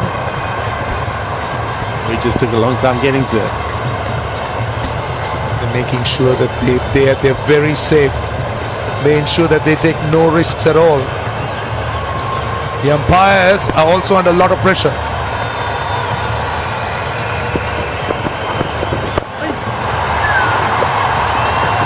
Something that both of us were talking about, describing Gunaratne and his type of bowling. Not quite sure he's a spinner, not quite sure he's a fast bowler, somewhere in between. He runs in like a medium pace bowler. His run up is about 15 or 10 to 12 paces, and I think he makes up his mind at the last minute.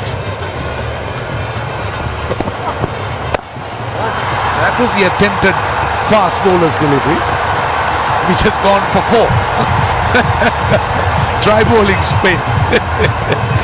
It's the end of the over, 63 for 3.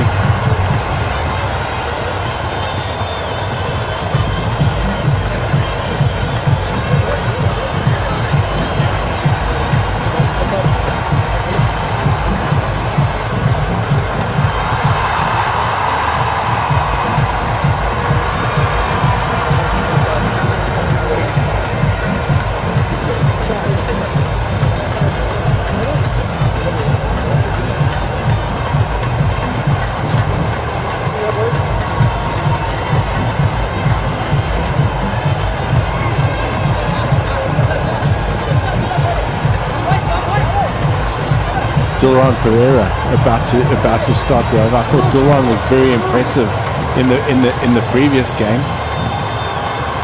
Dilron relies a lot on flight, and his major weapon is when he's bowling well and getting through his action.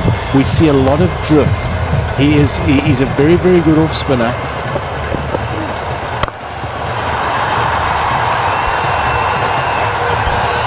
Both teams, they have a chance of winning another award apart from the My 11 Circle Lanka Premier League trophy. Cycle Incense Fair Play Award goes to the team that plays the game in the best spirit. It's judged by the umpires, and they judge the conduct of teams. Cut away. My 11 Circle champion shot, another boundary. Make that 6 runs off 2 deliveries so far. Spoke about the way, or you're speaking about the way Dilron bowled, Mickey, but the marked difference to me is the pace he bowls here. Watch him when he plays with the red ball. He looks to bowl slow. Obviously, he's looking for wickets. But here it's a different strategy. That last delivery was almost in the low 90s. Yeah, that was a gear up, definitely.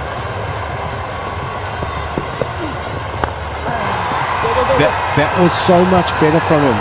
The key to an off spinner is being able to get over his front leg, because if you get over your front leg and you finish your action, that gives you the revs. So the revs on the ball gives you the drift, and that gives you the turn, and you've got to find the optimum pace. The balls before were too quick and allowed the batsman to use the pace to run it for 4.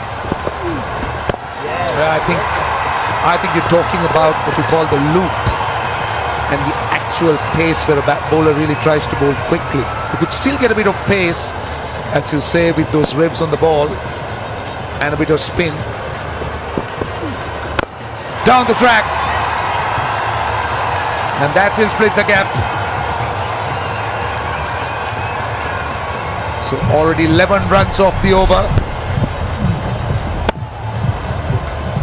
It's a reward and not afraid of the ball turning away from him.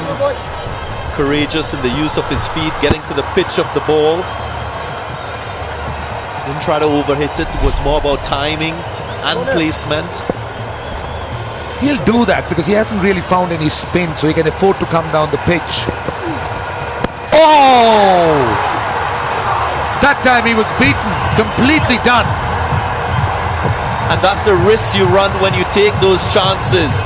Again, you must commend Gunaratne, the bowler.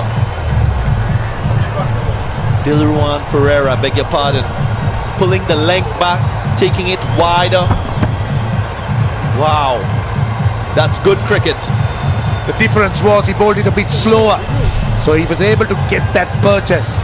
The previous delivery was fired in quickly, and he was done by a long margin. Clever bowling, really clever bowling. Well, he's a bit notorious to go over the line, Dilron Pereira, on the front foot, but this time it's fine. 74 for 4.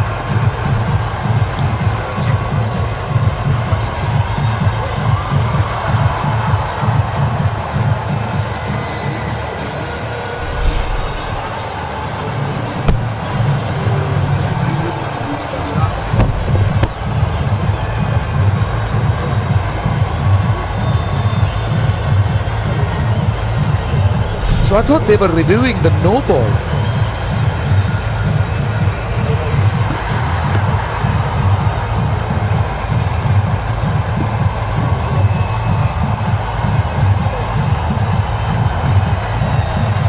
Right, so it's going to be the strategic timeout. Gladiators not looking good, 74 for 4.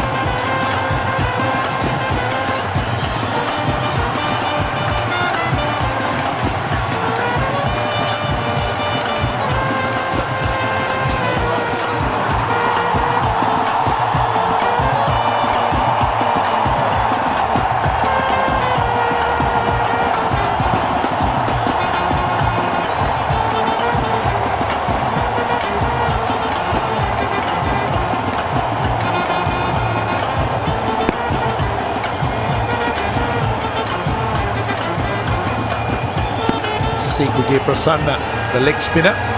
So it's spin from both ends. Gunatilaka very much the key here. 33 of 23 are freebies with him. Gladiators having a struggle. 6. Short delivery, sailing over mid-wicket. Great shot there from Danuska, certainly not allowing the new bowler to settle. Just while we've got this moment, just to go back to that delivery that Dilran bowled. He got over his front leg, it was beautiful, it was beautifully placed, it was a little bit slower, and that allowed the ball to purchase in the wicket and go past the outside edge. The perfect off-spinner's dismissal to a left-hander.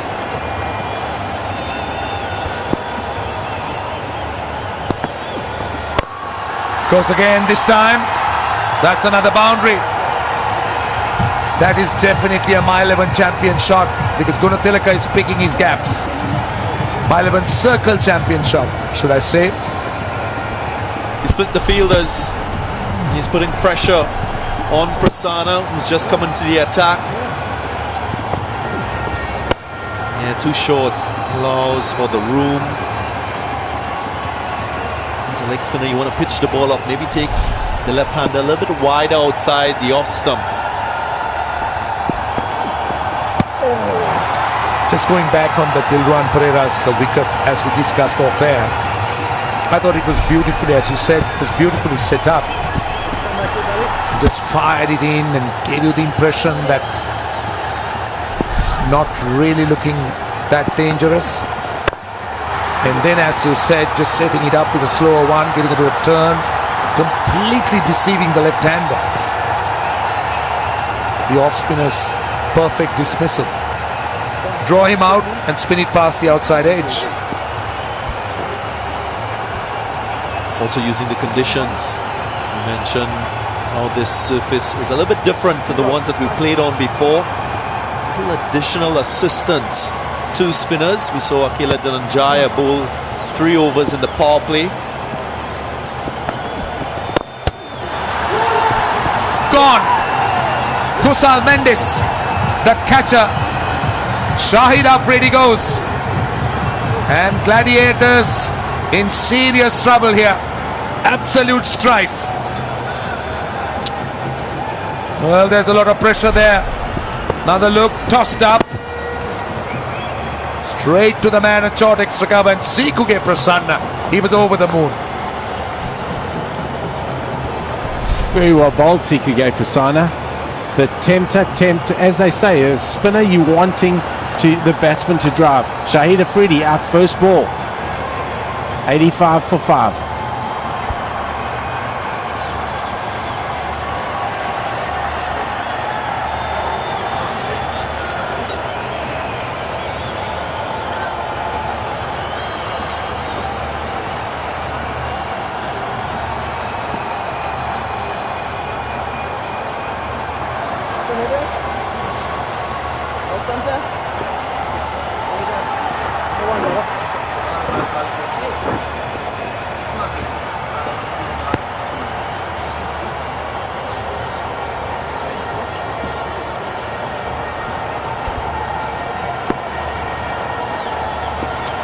Shahan Jayasuriya is the new batsman. It's been 2 very important overs. Dilruwan Perera and Sikuge Prasanna striking in consecutive overs. 86 for 5.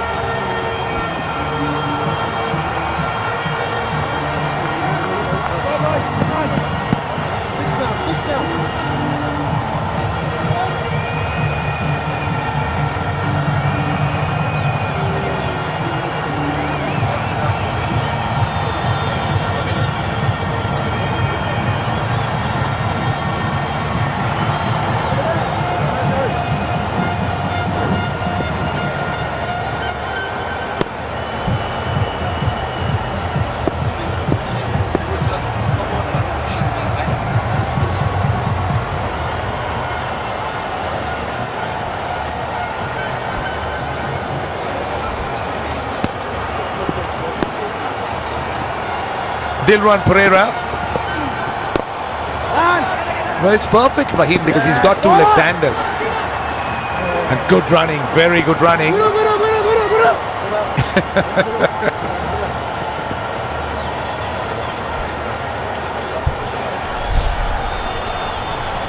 So this is Shahid Afridi. Tossed up. The first delivery. Look at the reaction of Sikuge Prasanna. Look at him. Look at him.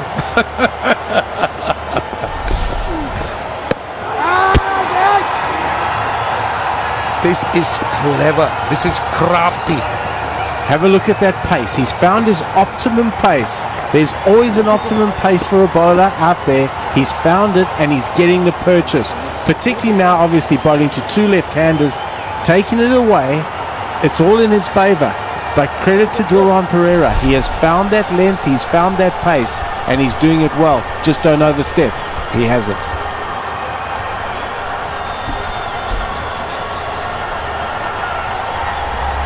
It was in the air for a little while. Luckily for him, it came down in time.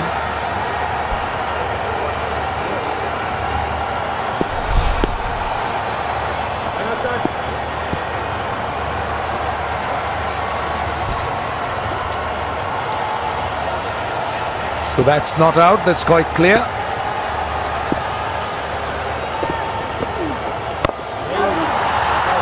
Good single here, but there you are, as you said, he's found his space. Now he's in the high 80s and he's consistently there.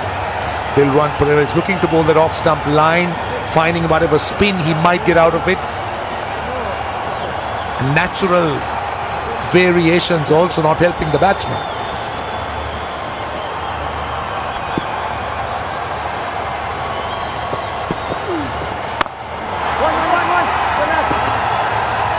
Shot, and they'll come back. In fact, they were looking for 2. Brilliant over. Just 4 runs only. Yeah, he's bowled beautifully. Obviously hampered by a new batsman at the wicket, which has aided him, but beautiful. He's found his pace, he's found his length, he's found his purchase. Very well bowled again, Duran Pereira. Inviting the batsman to drive, inviting Shihan Jayasuriya, who's new at the wicket, to try and drive him. That's the attacking line, that's the attacking option.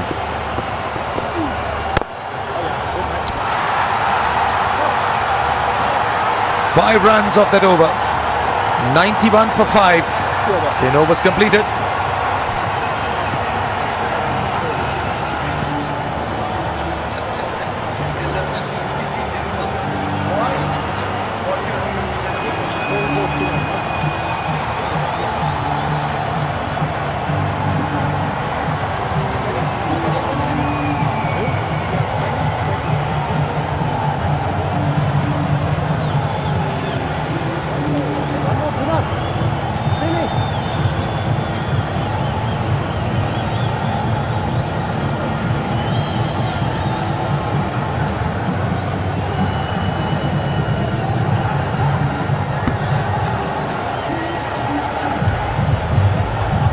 Gladiators require 106 more runs to win from 60 deliveries. Ganataleka 45 from 28. Standing tall, desperately needing support from his teammates with the bat.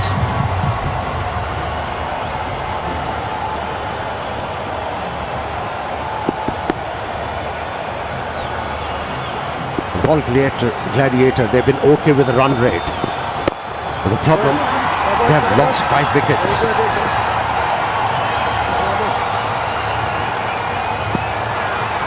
It has become an arduous task for these batsmen now.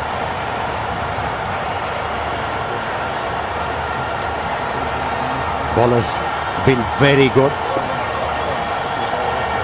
Bowl in the right areas.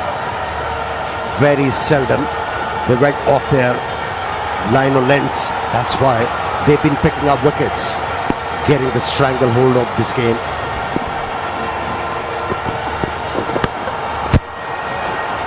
Should be a wide. Gunaratne continues into his 3rd over. The distinctive thing about his bowling today is the lack of pace on the ball. He's asking the batsmen to use their power if they are to score runs. That's the ideal approach on a surface that is quite slow as compared to the other pitches that we've played on previously.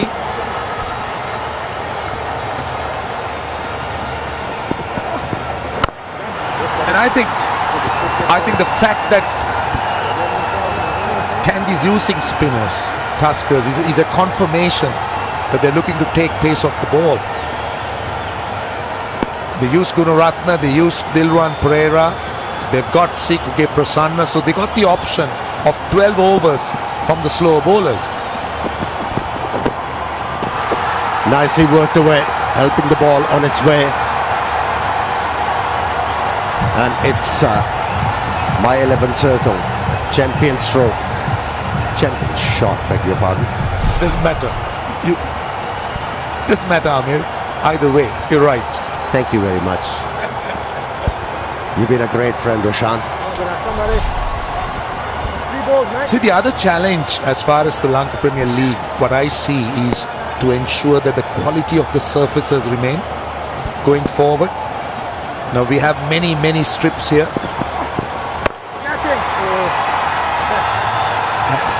And it's all about having the right surface. It's all about batsmanship. And that's what will attract viewers and interest. And the 50 now to Gunatilaka. 31 balls, 8 fours and 1 6. It had a perfect start with 200 plus scores on a good pitch. And everybody got very excited. And this is where Mr. Godfrey Dabarera, the venue manager, has a huge role to play. But that's what you want to see in T20 games. High scores. But one thing you don't want to see, what's happening out there in the middle.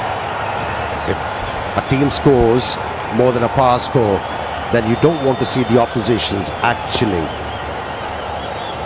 subsiding. putting up no fight.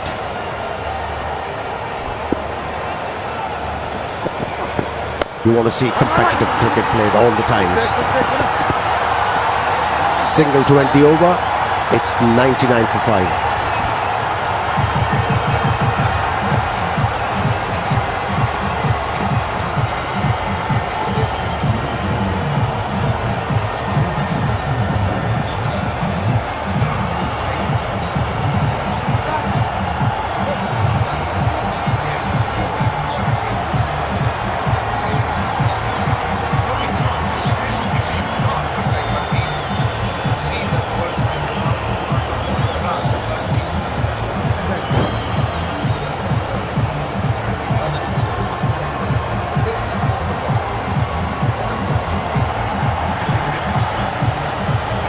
Just under 11 runs are required per over in this run chase. Gold Gladiators have to go on to win, and that's an uphill task.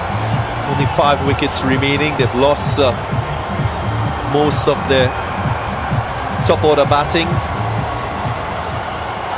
Gunatilaka, he's been the standout performer with the bat. Last over got to his 50 off 31 deliveries. Give us something special, 196 scored is about par from what we've seen here, so still not a total that you can say is unassailable. And also we've seen some great partnerships. In the first game we saw how Jaffna Stallions recovered, so it's possible, and it was more than a recovery the way Thisara Pereira batted, put his hand up. So it's not beyond Danushka Gunatilaka because of the experience he carries. But as you correctly said, he's lost a wicket too many. I mean, he would have been happy with about 2 or 3 wickets down and with the batting muscle available, maybe Shahid Afridi available to play the long shot, the big shot.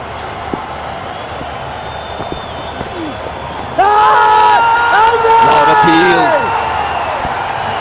Attempting the sweep. Shanjaya Surya hasn't been there for a long time. Just 10 deliveries he's faced so far, and this has been referred. It looked like the impact was outside the off stump.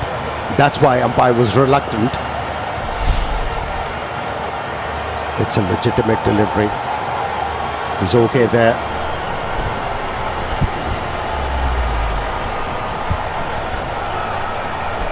You see all the stumps exposed, and I think he gloved it as well.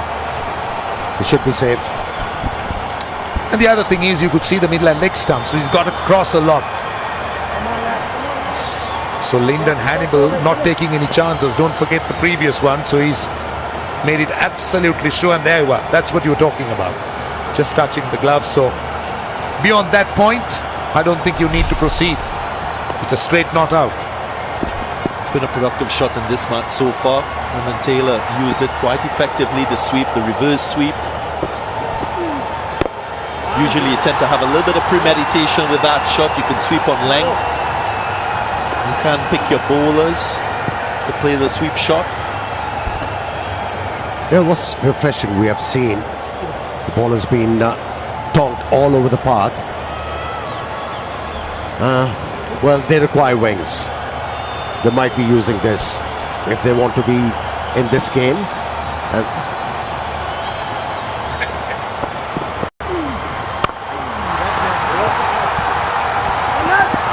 Very good length again for Dilruwan Pereira. Yeah, what I was saying, it's refreshing to see the ballers getting the hang how to ball on these surfaces. Now they finally realized taking the pace off, and for spinners bowling slower is the right option. And we have seen the spinners excelling today, even the faster bowlers with those slow deliveries, slow bounces, have been able to pick up wickets. So the contest is hotting up. Surely hotting up. A little more challenge for the batsmen in this affair. 12 overs gone, 105 for 5.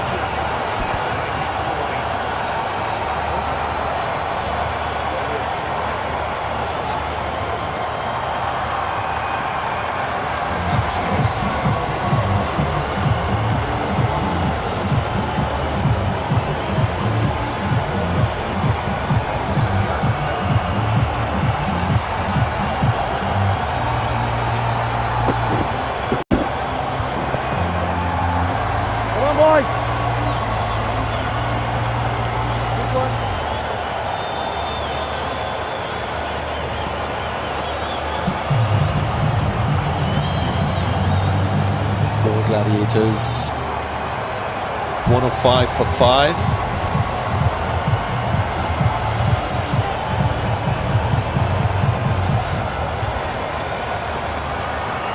Roshan, you spoke about batting to come. Is this enough depth to continue this run chase? I don't think so. I really don't think so. There's enough depth. So that's why this partnership is so important. So it's this or nothing.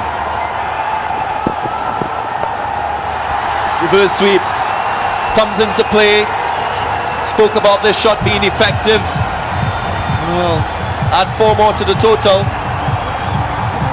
At the moment, he's the lone man standing for GALLE Gladiators. He's been busy. He's been consistently finding the boundaries, and everybody enjoyed it. My 11 Circle champion fan. That's the winner. You can be the winner. Play the My 11 Circle fantasy game. Pick the best team, score the most points, and you can be a champion.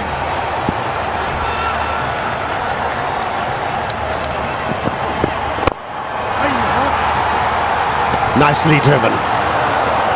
Straight down the ground. Another My 11 Circle champion stroke. It will have to be Dhanushka Gunatilaka and no one else. He's the one who will have to take the attack to the bowlers.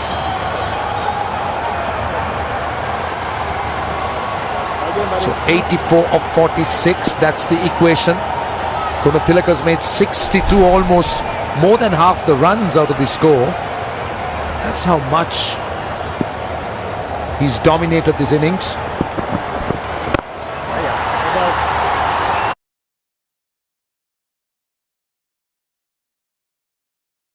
Made sure that he takes his team beyond 200 runs, and from there on the pressure was on the opposition.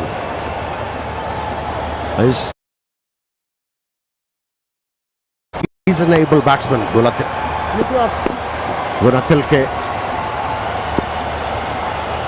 He's got plenty of strokes in his repertoire,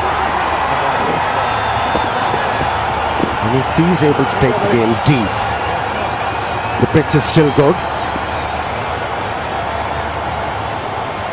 Anything. You can understand what Gunaratne is doing to the left-hander. He's bowling to his pads, taking the arms away, forcing him to hit in that onside region where there is protection. Once again, just a single. That's also hitting against the wind. Another factor that haven't seen many teams take into consideration. 13 gone, 116 for 5.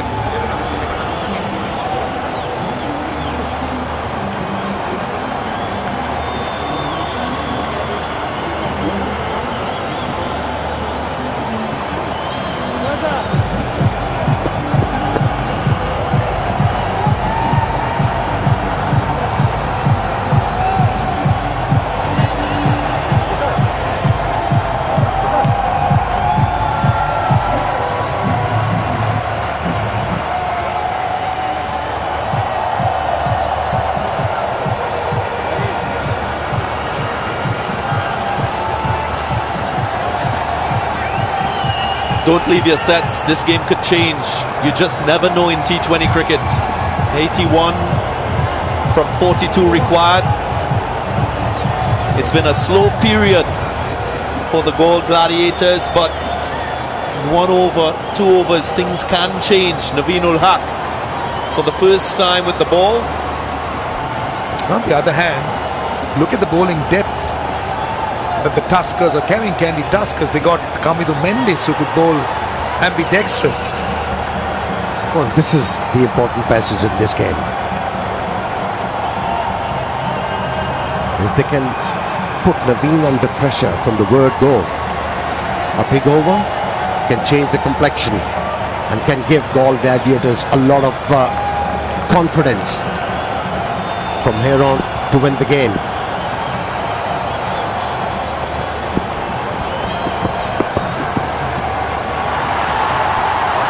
Starts with a wide. You can jog your memory for that run chase by Colombo Kings and what the Suru Dana did. you felt that the game was over, and with his ball striking, brought his team back into the side. Gunatuleka with his half century still at the crease. 64 gathered in quick time of 38. 10 fours, 1-6. So much of style and finesse in Gunatuleka's batting.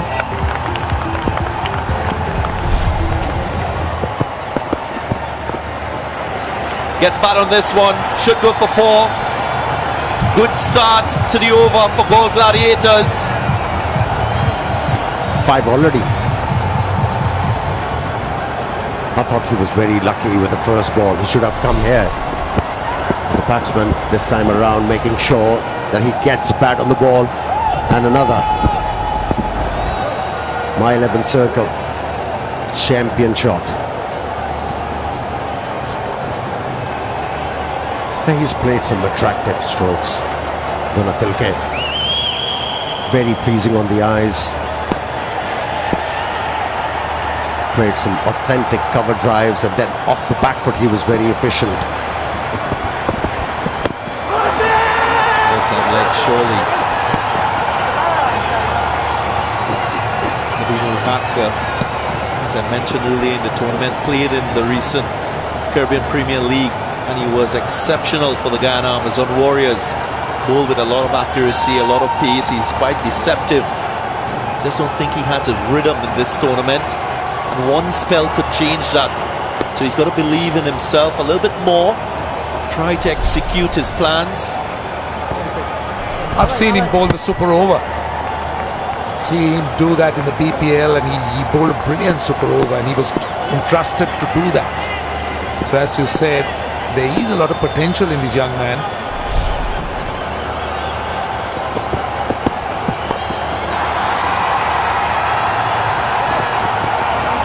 Has also the ability to change the pace on deliveries without the batsman picking it up. So those are really good skills to use as a fast bowler. The difference between balls and runs is 35, 74 of 39, so that's the gap they would want to close. They say if you could bring it down to about 15 or 20 within the last 3 overs or last 2 overs, the batting side is in with a great chance. 2 boundaries every over from here on will suffice for Galle Gladiators.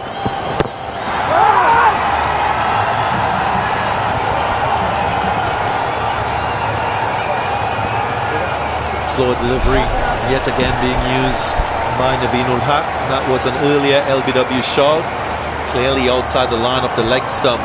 So a good decision by the umpire. They seem to get very excited about LBW's pitching outside the leg stump. Some were actually given as out, had to be overruled.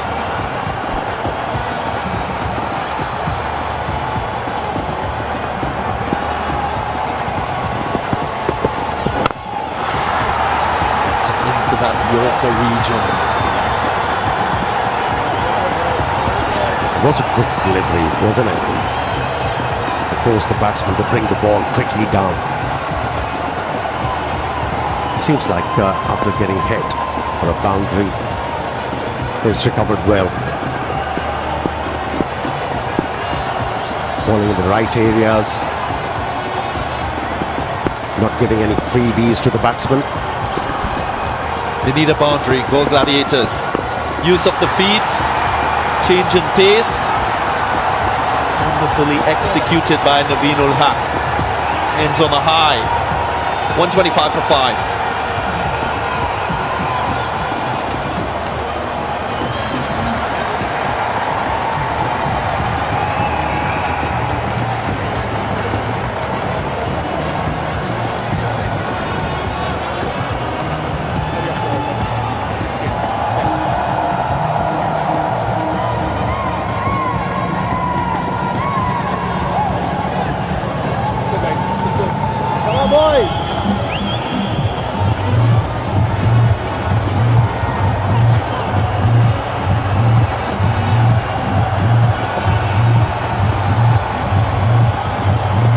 My 11 Circle MVP of the tournament, still early days. Ramanola Gulbaz at the top. Gold Gladiators having played 3 matches, giving him an advantage. Andre Russell of Colombo Kings also there. Kusal Pereira. Dinesh Chandimal in 5th position. Nasela Gunaratnam. Russell closing in, very close on his heels, just 2 games. So here you are, this is Camido Mendes, we spoke about him. Great talent again. It's not easy to do what he does. Bowl with your right and the left and just do it at will. Gentlemen, I want to ask you what we've seen so far in this match, the investment in slow bowlers and it paying dividends. This is going to cue the other teams to choose a similar type strategy. Yeah, I think so. Because see, the spinners seem to have, particularly the Tusker spinners, seem to have a great control. They just not let the batsman dominate. And one of the reasons that the dot balls were bowled and pressure was built. Gunaratne started off with a wicket maiden. He set the tone. Punched off the back foot. Plenty of time. The length was wrong. It's not about bowling slow, it's about bowling correctly. That's good batting. Yes, the length was there for the batsman to hit the ball towards the boundary line, but he chose the right area. Away from extra cover and long off. Bisecting those two, and he's been rewarded with My 11 Circle champion shot.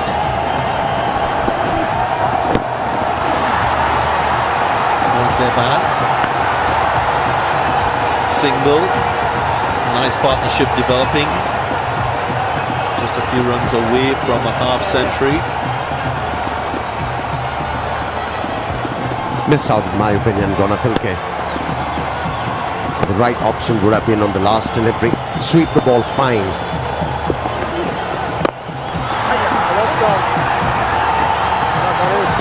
Hit hard. A good stop by the bowler, just restricting the batsman to just 1. Think about Shehan Jayasuri. He's a powerful striker. He's someone who can really hit the long ball, take the long handle. So that's the advantage of he being around. He can just release the pressure. But he's been there for 18 deliveries, hasn't struck a boundary just yet. Shehan Jayasuri. And they need at least 2 boundaries per over if they are to get anywhere close to this target score of 197.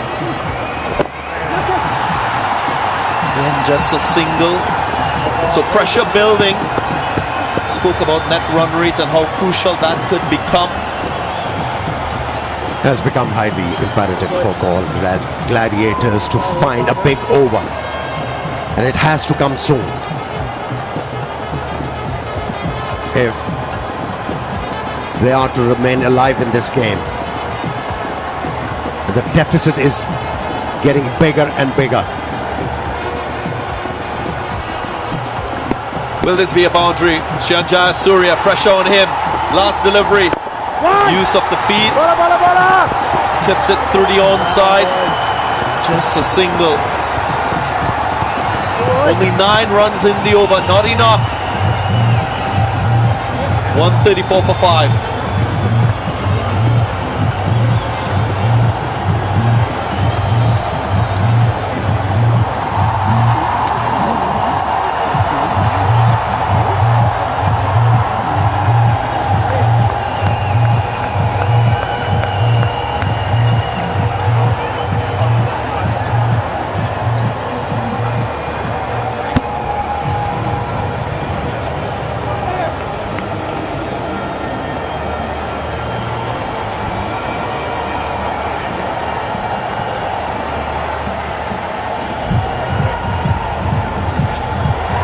Bottom line, 63, that's they need, 30 balls, 5 wickets in hand.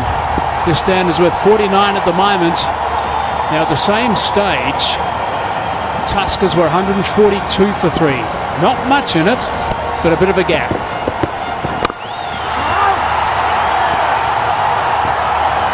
They start the over well, that makes it even tougher as things start to build up. Danushka Gunatilaka, I think, has been outstanding tonight.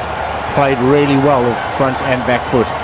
Yeah, but he can't do it alone. It's got to be done here because there's not much batting to come. But Jayasuriya 14 of 20 at this particular stage is not going to help their cause. He's got to go at a runner ball at least, and that would mean he's getting Gunatilaka on strike all the time. Straight to the man, brings up the 50 stand. Just better than a runner ball. The one thing that's also important is we must remember that it was Taylor. He was the man that steered the Tuskers to their total, but he didn't unleash either. So there wasn't a real spurt at the end. There's confirmation of this stand. Gunatilaka and also Jayasuriya. 40% boundary percentage is not as high as they would like it to be. 41 balls for that 50. Jayasuriya has faced more deliveries in that partnership. That cannot happen with Gunatilaka going. Who wants the 2 points?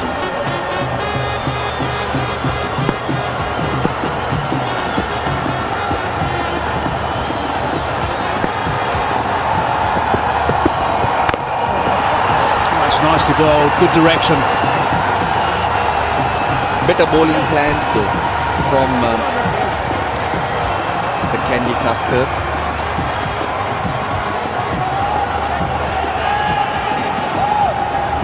Cycle Agarbathi's Incense Fair Play Award. Ambula Vikings up there 190. Jaffa Stallions on 185. The Kings on 155. Tuskers and the GALLE Gladiators. Down there. They've been unfair? No, but to be fair, that's the title you don't want to win. You want to be on top of the table with points, ready to win the competition.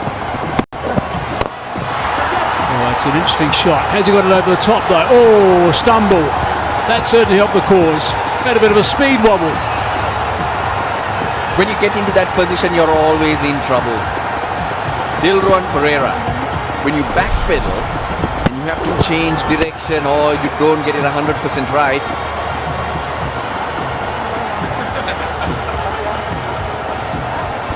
but thank God Munaf Patel anticipating and he was there covering up Dilruwan Perera. I'm just glad he got up. We've already got KJP off the field with what is suspected groin strain. We didn't need another one, and I'm talking from a Sri Lankan capacity now. 4 from the over only. 2 balls remaining. Oh, that's high. Who wants this one? 2 are getting close. They might collide. Oh, they don't collide. That's a really good catch. The keeper wanted it.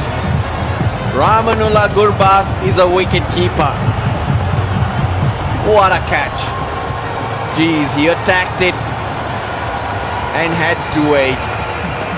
You won't get any better catches than that. It might seem simple, but when it goes that high in the night sky, very, very hard to judge.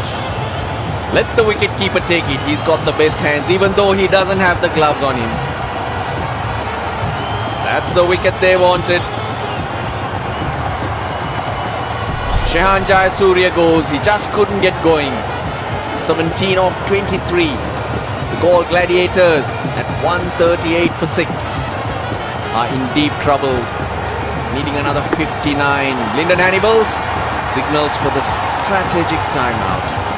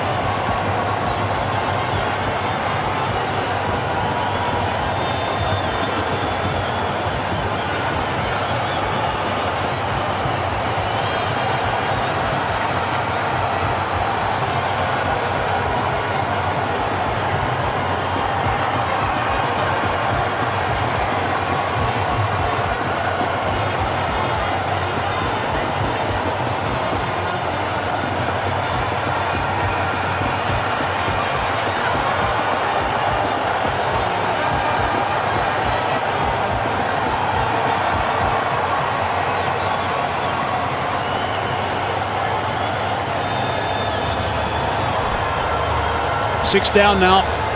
Makes it difficult. Mohammad Shiraz has arrived at the crease. 1 ball left in the 16th over. 4 runs conceded only, and also a wicket. So this is really good stuff. Mentioned better plans, better bowling plans, the way they've used their bowlers. Navinul Haq brought in later so they can handle this situation in case there was due, along with Nuwan Pradeep. You have to bank on them and use them at the right times. It's been a lot better. Gunatilaka though, he's playing a different game to his teammates. Ends the over with a boundary there. My 11th circle, champion shot, 142 for 6.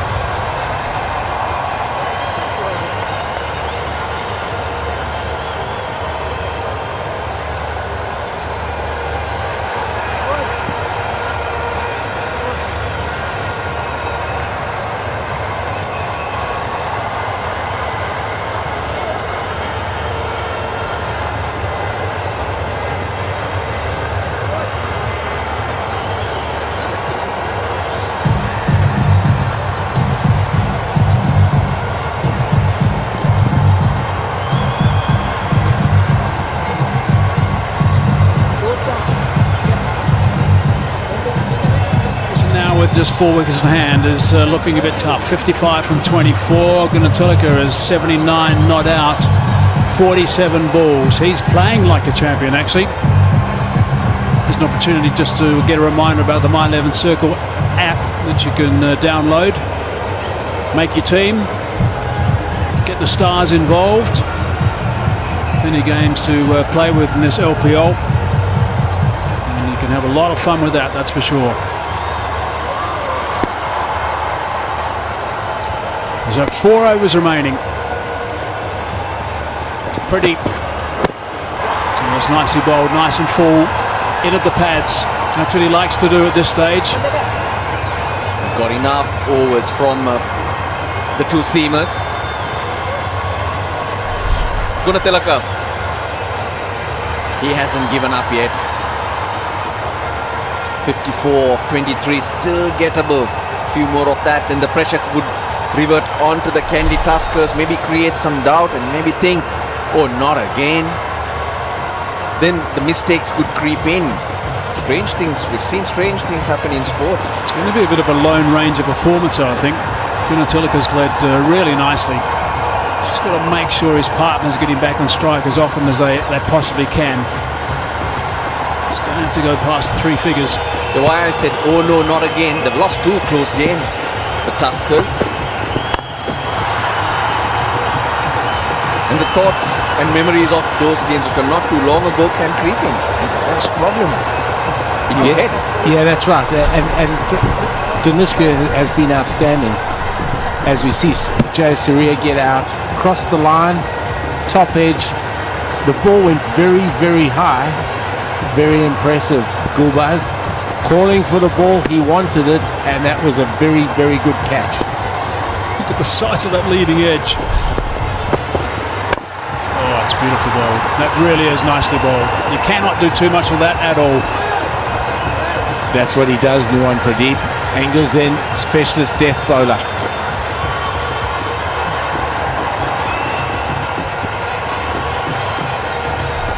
From his last game, Nuwan Pradeep at the death. Perfect. Following the batsman, not giving them any room at all. So at the death, that's where he is. Hardly anything short, bowls a slower ball. We'd rather be on the fuller side than the shorter side, maybe. Yeah, he's the man. He's the man that does it at the back end for Sri Lanka, and he's doing it for KANDY Tuskers as well. This was today, that last ball he bowled. Shiraz unable to do anything at all with it. Even that one, that length is outstanding as well, and it's across the batsman. That was absolutely fine. There's nothing wrong with that ball at all. That was beautifully bowled. Precise.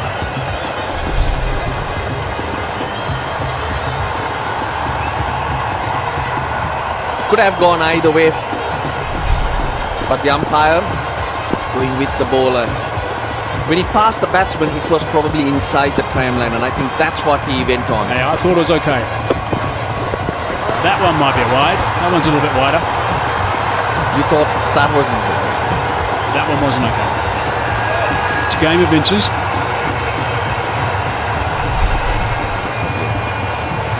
The thing with that is he's got a clear plan. If you have a look at the way his field's set, that's his plan. He's going wide Yorkers. I like it, but if he misses it by an inch, unlucky. At least he's got a plan. He's sticking to it and he's trying to execute it. He's committing to it. He's not tentative. Terrific. Now he's trying to hit across the line because he's being forced to reach it, and also he can see two fielders in the deep. So if he gets decent bat, more chances that it's going to race to those fielders. But he wants boundaries. Required rate up to 16. He knows he's got to do it on his own.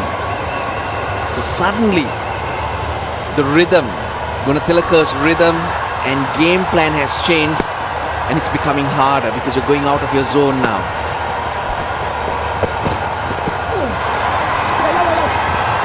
Big swing and a miss.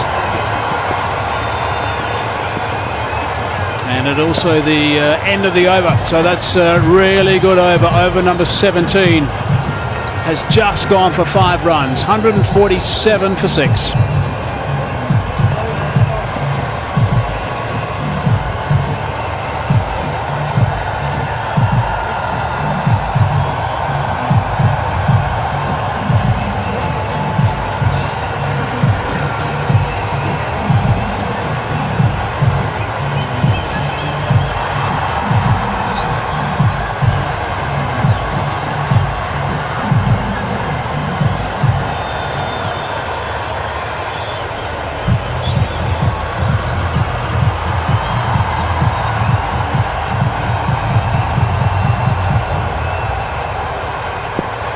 Getting tough now. 3 overs to go, 50 to win.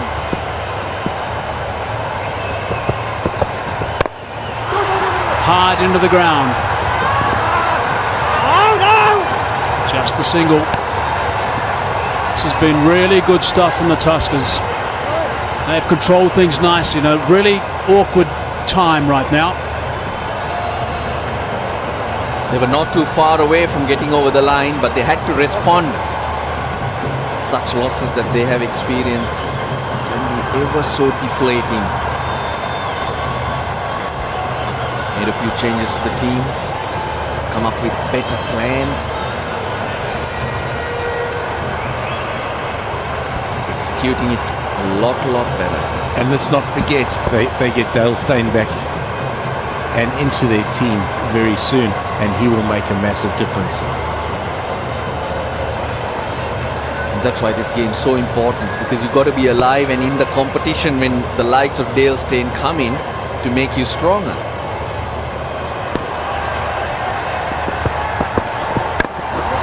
That's high on the splice. It's going to fall safely though. It is quite amazing how their campaign has been, the Tuskers. It could have been such a different story those first couple of games they played. On the wrong side of some very tight ones. This chap Naveen's bowled really well. He's bowled a heavy ball. He's bowled some good lengths. Granted, he hasn't been under that much pressure at the back end, but he's been really good. Interesting wrist. Gives it a little flick, which makes it very deceptive and hard to judge for a batsman. If you have a closer look, you'll see that.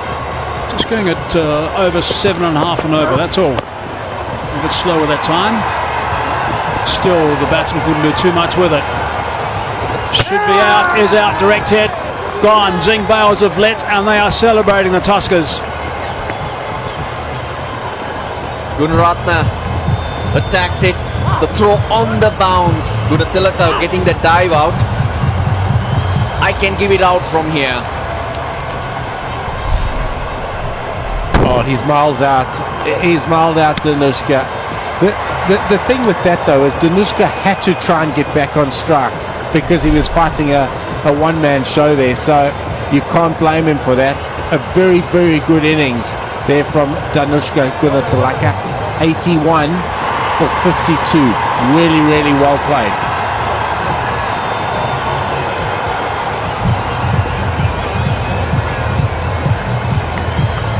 He was outstanding off both front and back foot. Danuska 82 of 53. Very, very, very well played. 150 for 7 now, the GALLE Gladiators.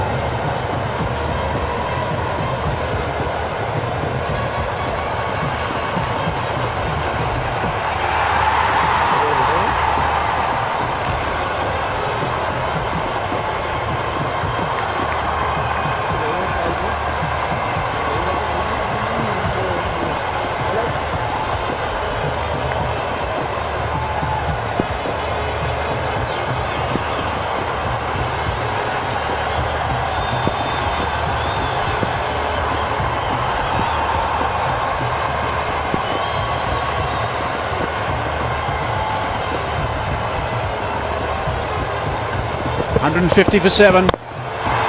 Going over the top is a yes. Just over the top. Not much in it, but these boundaries are important at the end.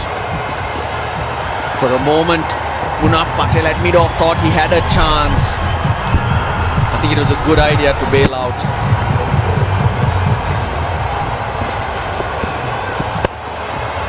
Mohammad Amir. Yeah, going back to Gunatilaka. He's done his bit. In any innings, you need help from the other end. At least a batsman getting you on strike. None of that happened. Especially with Afridi going without scoring. GALLE Gladiators dug themselves a big hole which they couldn't get out of.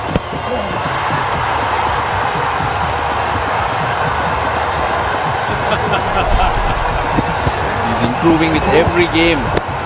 Naveen-ul Haq, confidence growing. You can see him hustling and bustling around in the field too. Outstanding throw. Really good. They knew straight away. Celebrations began. It was really good work. Nice to see a few smiles out there from the Tuskers.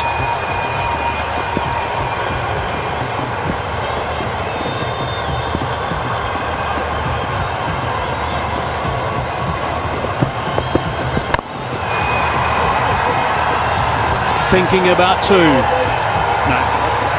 Luckily they decided just on the single. So 8 from that over. Only 2 overs remaining now. 155 for 7.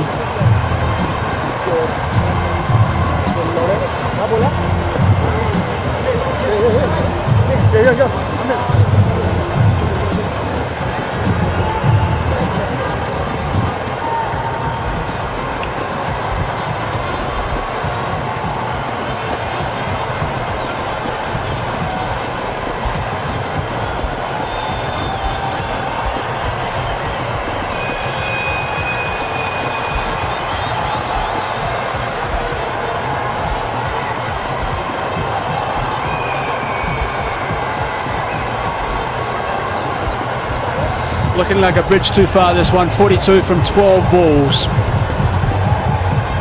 3 wickets in hand. That's their problem. Gunatilaka 83. He was 82 rather. 53 balls. He was really good. And unfortunately, when he was dismissed, I think that probably ended the campaign for the Gladiators. Unless they can get some really big bounties. One really big over here might just help their cause a little bit, but it's going to be tough.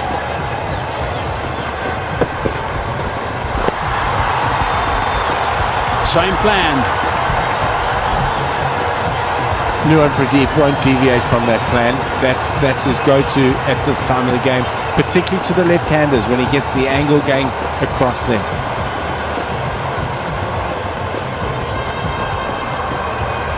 So a bit of argy-bargy out there. Naveen-ul Haq charged up on the boundary line, going up to the circle to cheer his bowlers on. And maybe even to get in the ear of the batsman.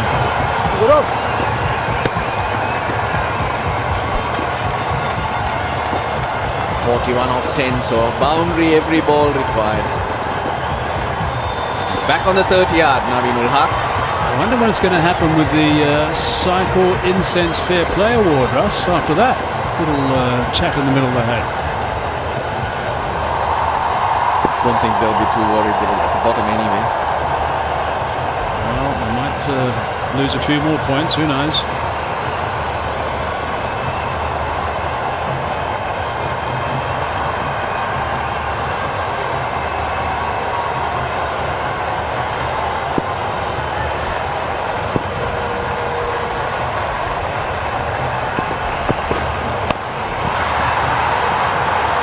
third man and picked up a boundary. Just to angle the bat using the pace, Shiraz.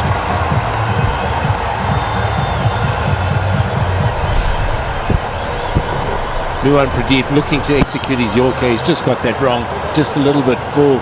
Mohammad Shiraz using the pace past the short third man. 1 in 15, you'll take that, won't you, coach? Make a mistake with 1 in 15? Definitely, definitely.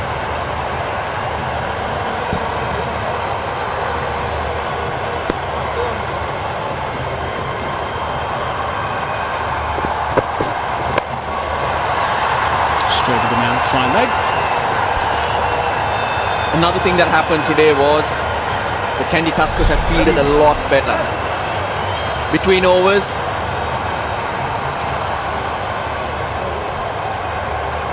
that's nice to see some from Kushal Mendes, by the way, getting involved straight away, making sure the players were separated and didn't get out of control. The umpire also was there pretty smartly. but the thing is, they were just having a friendly conversation. None of the others who were around would have understood a word.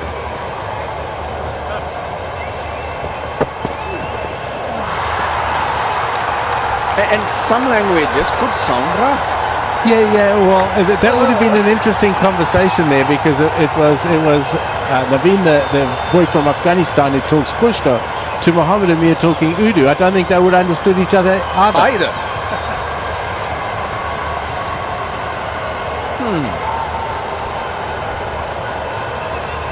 Nothing wrong with a bit of aggression, providing he doesn't get out of control. Shows what it means to these guys. It's well controlled by the players and also the umpire, so no real damage. But what was said, no one knows. 162 for 7.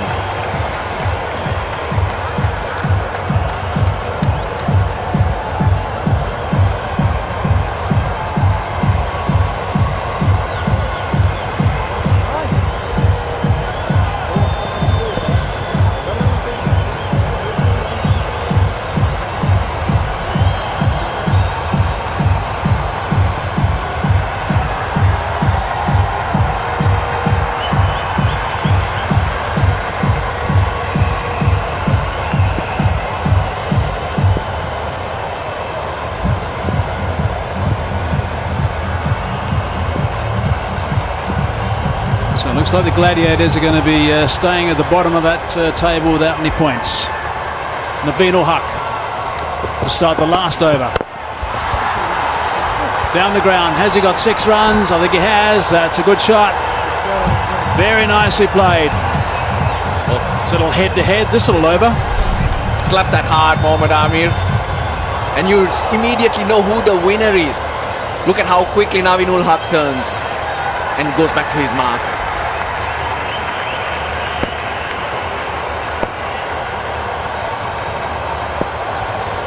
This is in slow motion, so it takes a little longer than normal, Hazy. That's a nice response. Shorter delivery. And a bit of a mutter as well. He's got a little bit about him, this Naveen.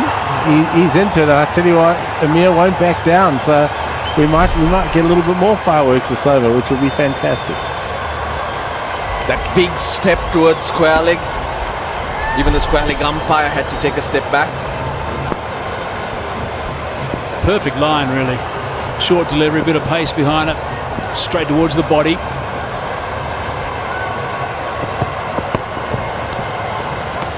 Just got something on that, but not enough. But great bowling.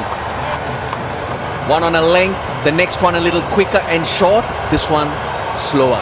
So he's got a bit of skill and he's got a bit of attitude about himself, which is very, very good. Yeah, it is good to see. He certainly backs himself. Just on another topic. There we go. Look at him. Look at the steel in his eye. Brendan Taylor did well to collect it behind the stumps.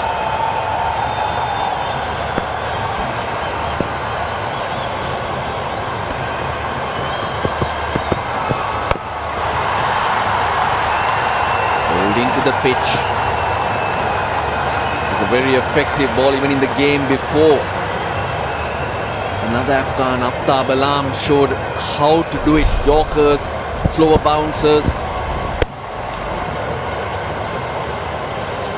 2 balls remaining in this innings.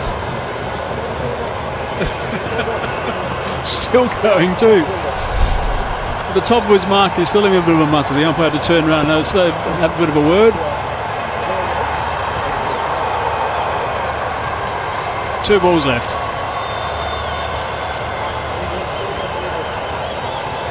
.28 they need.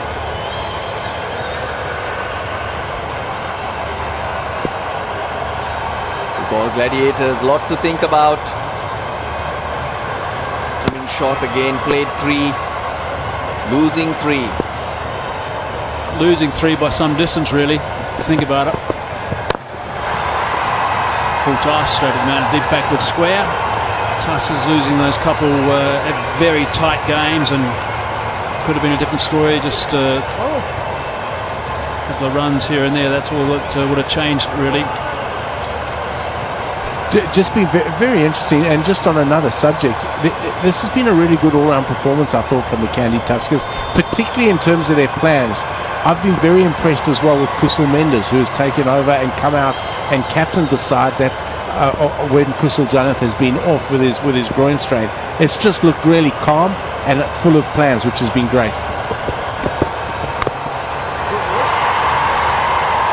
Bottom edge, down the fine leg. And that is going to be the end.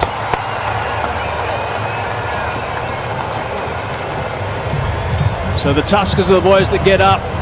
Naveen Huck did a really good job. Nice aggression from him. And I think the Tuskers will be quite pleased with the way they went about this today. Unfortunately for the Galle Gladiators, they're going to have to take a long look at how they've gone so far and just reset a few things.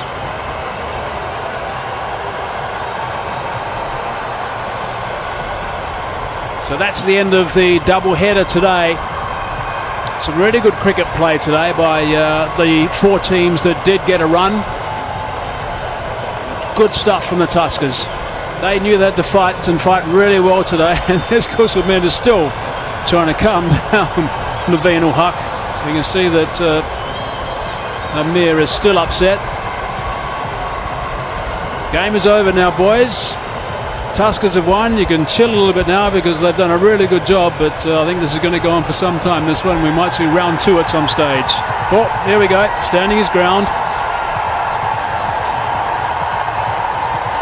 Win by 25, the KANDY Tuskers, they're off the mark. Good performance.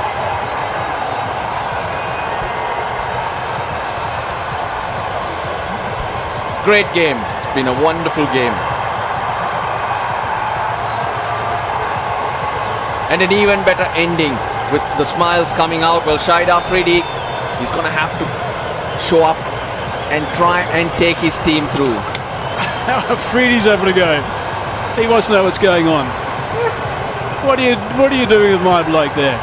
The interesting thing, that would have been a conversation in Pesto. If Freddie's a Patan, he would have been talking Pesto there, just letting him know, don't mess with us. But look at Afridi's expressions changing from each person. The smile to the stare. That's experience. The blink of an eye too. Very funny. Brendan Taylor coming into the side for this game. 51, that's what's given them. Here we go, here's Afridi. A score to defend. There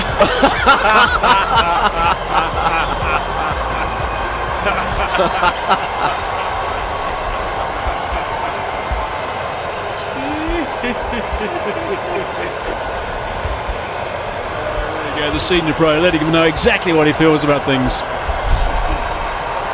Munaf Patel did his bit, opening the bowling and 3 overs in the power play, picking up a wicket. Well, you would have thought 197 is what they needed, and it was gettable. Danushka Gunatilaka did his best until he was run out with too much to do, 82 or 53. But look at the rest of the scores. No one really contributing, and even if you get 15 to 20 runs, you got to get it quickly. It didn't happen for the Galle Gladiators, and the biggest problem was Shahid Afridi, a first ball duck. 171 for 7 for the GALLE Gladiators. I can't wait to see the update of the Fair Play Award too, by the way. We'll be able to see that, I'm sure, at some stage. There's the Tuskers, and you can see they used quite a few bowlers, 7 used in total. And right at the top, Munaf Patel picked up a wicket. He looked a little bit stiff today. I think he'll be a little bit stiff tomorrow as well. But he did a reasonable job, and the numbers were reasonably tight. But it's quite interesting to see the work of Prasanna. He was just the 1 over 1 for 12. Pradeep again did a really good job, and they can be pleased with the work that was done. Naveen ul Haq also 1 for 33 off his 4. So good work from the bowlers for the Tuskers. It was an entertaining game with the Tuskers getting up by 25 runs, and the Gladiators have got some thinking to do, but they've still got time to come back. They've still got enough time with the games left in this tournament to come back firing and make a difference, but they need some of their senior pros, I think, to stand up and be counted. Taylor 51, Mendes 49. They were the 2 run scorers mainly for the Tuskers, and that's what got them towards that 200 mark. 196 for 5, and that was certainly enough.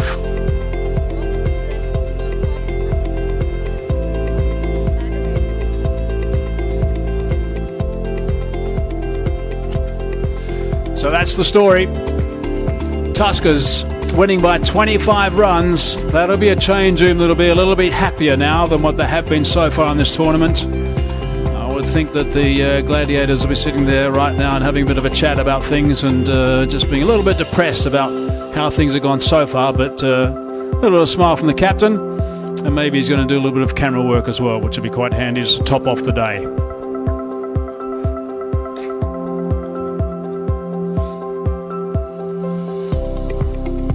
Right, the points table, there's the Stallions right at the top. They've got 4 points now, and they've got a very good net run rate. And the Colombo Kings, who were number 1 at the start of the day's play today, have been pushed to number 2 now. They've also got 4 points and also a healthy net run rate. And the Tuskers, well, they've gone to 2 now, and number 3, which is going to be pleasing for them. But they have played 3, Dambulla Viking 2, and have won 1, 2 points. Their net run rate, unfortunately for them, is not great, and the GALLE Gladiators down the bottom without any points at all. So keep an eye on that net run rate situation, and there's a couple of teams there that have got that nicely sorted out, and also they've got the most points with 4 points at 1 and 2 as well. Okay, time for a break. We'll be back shortly.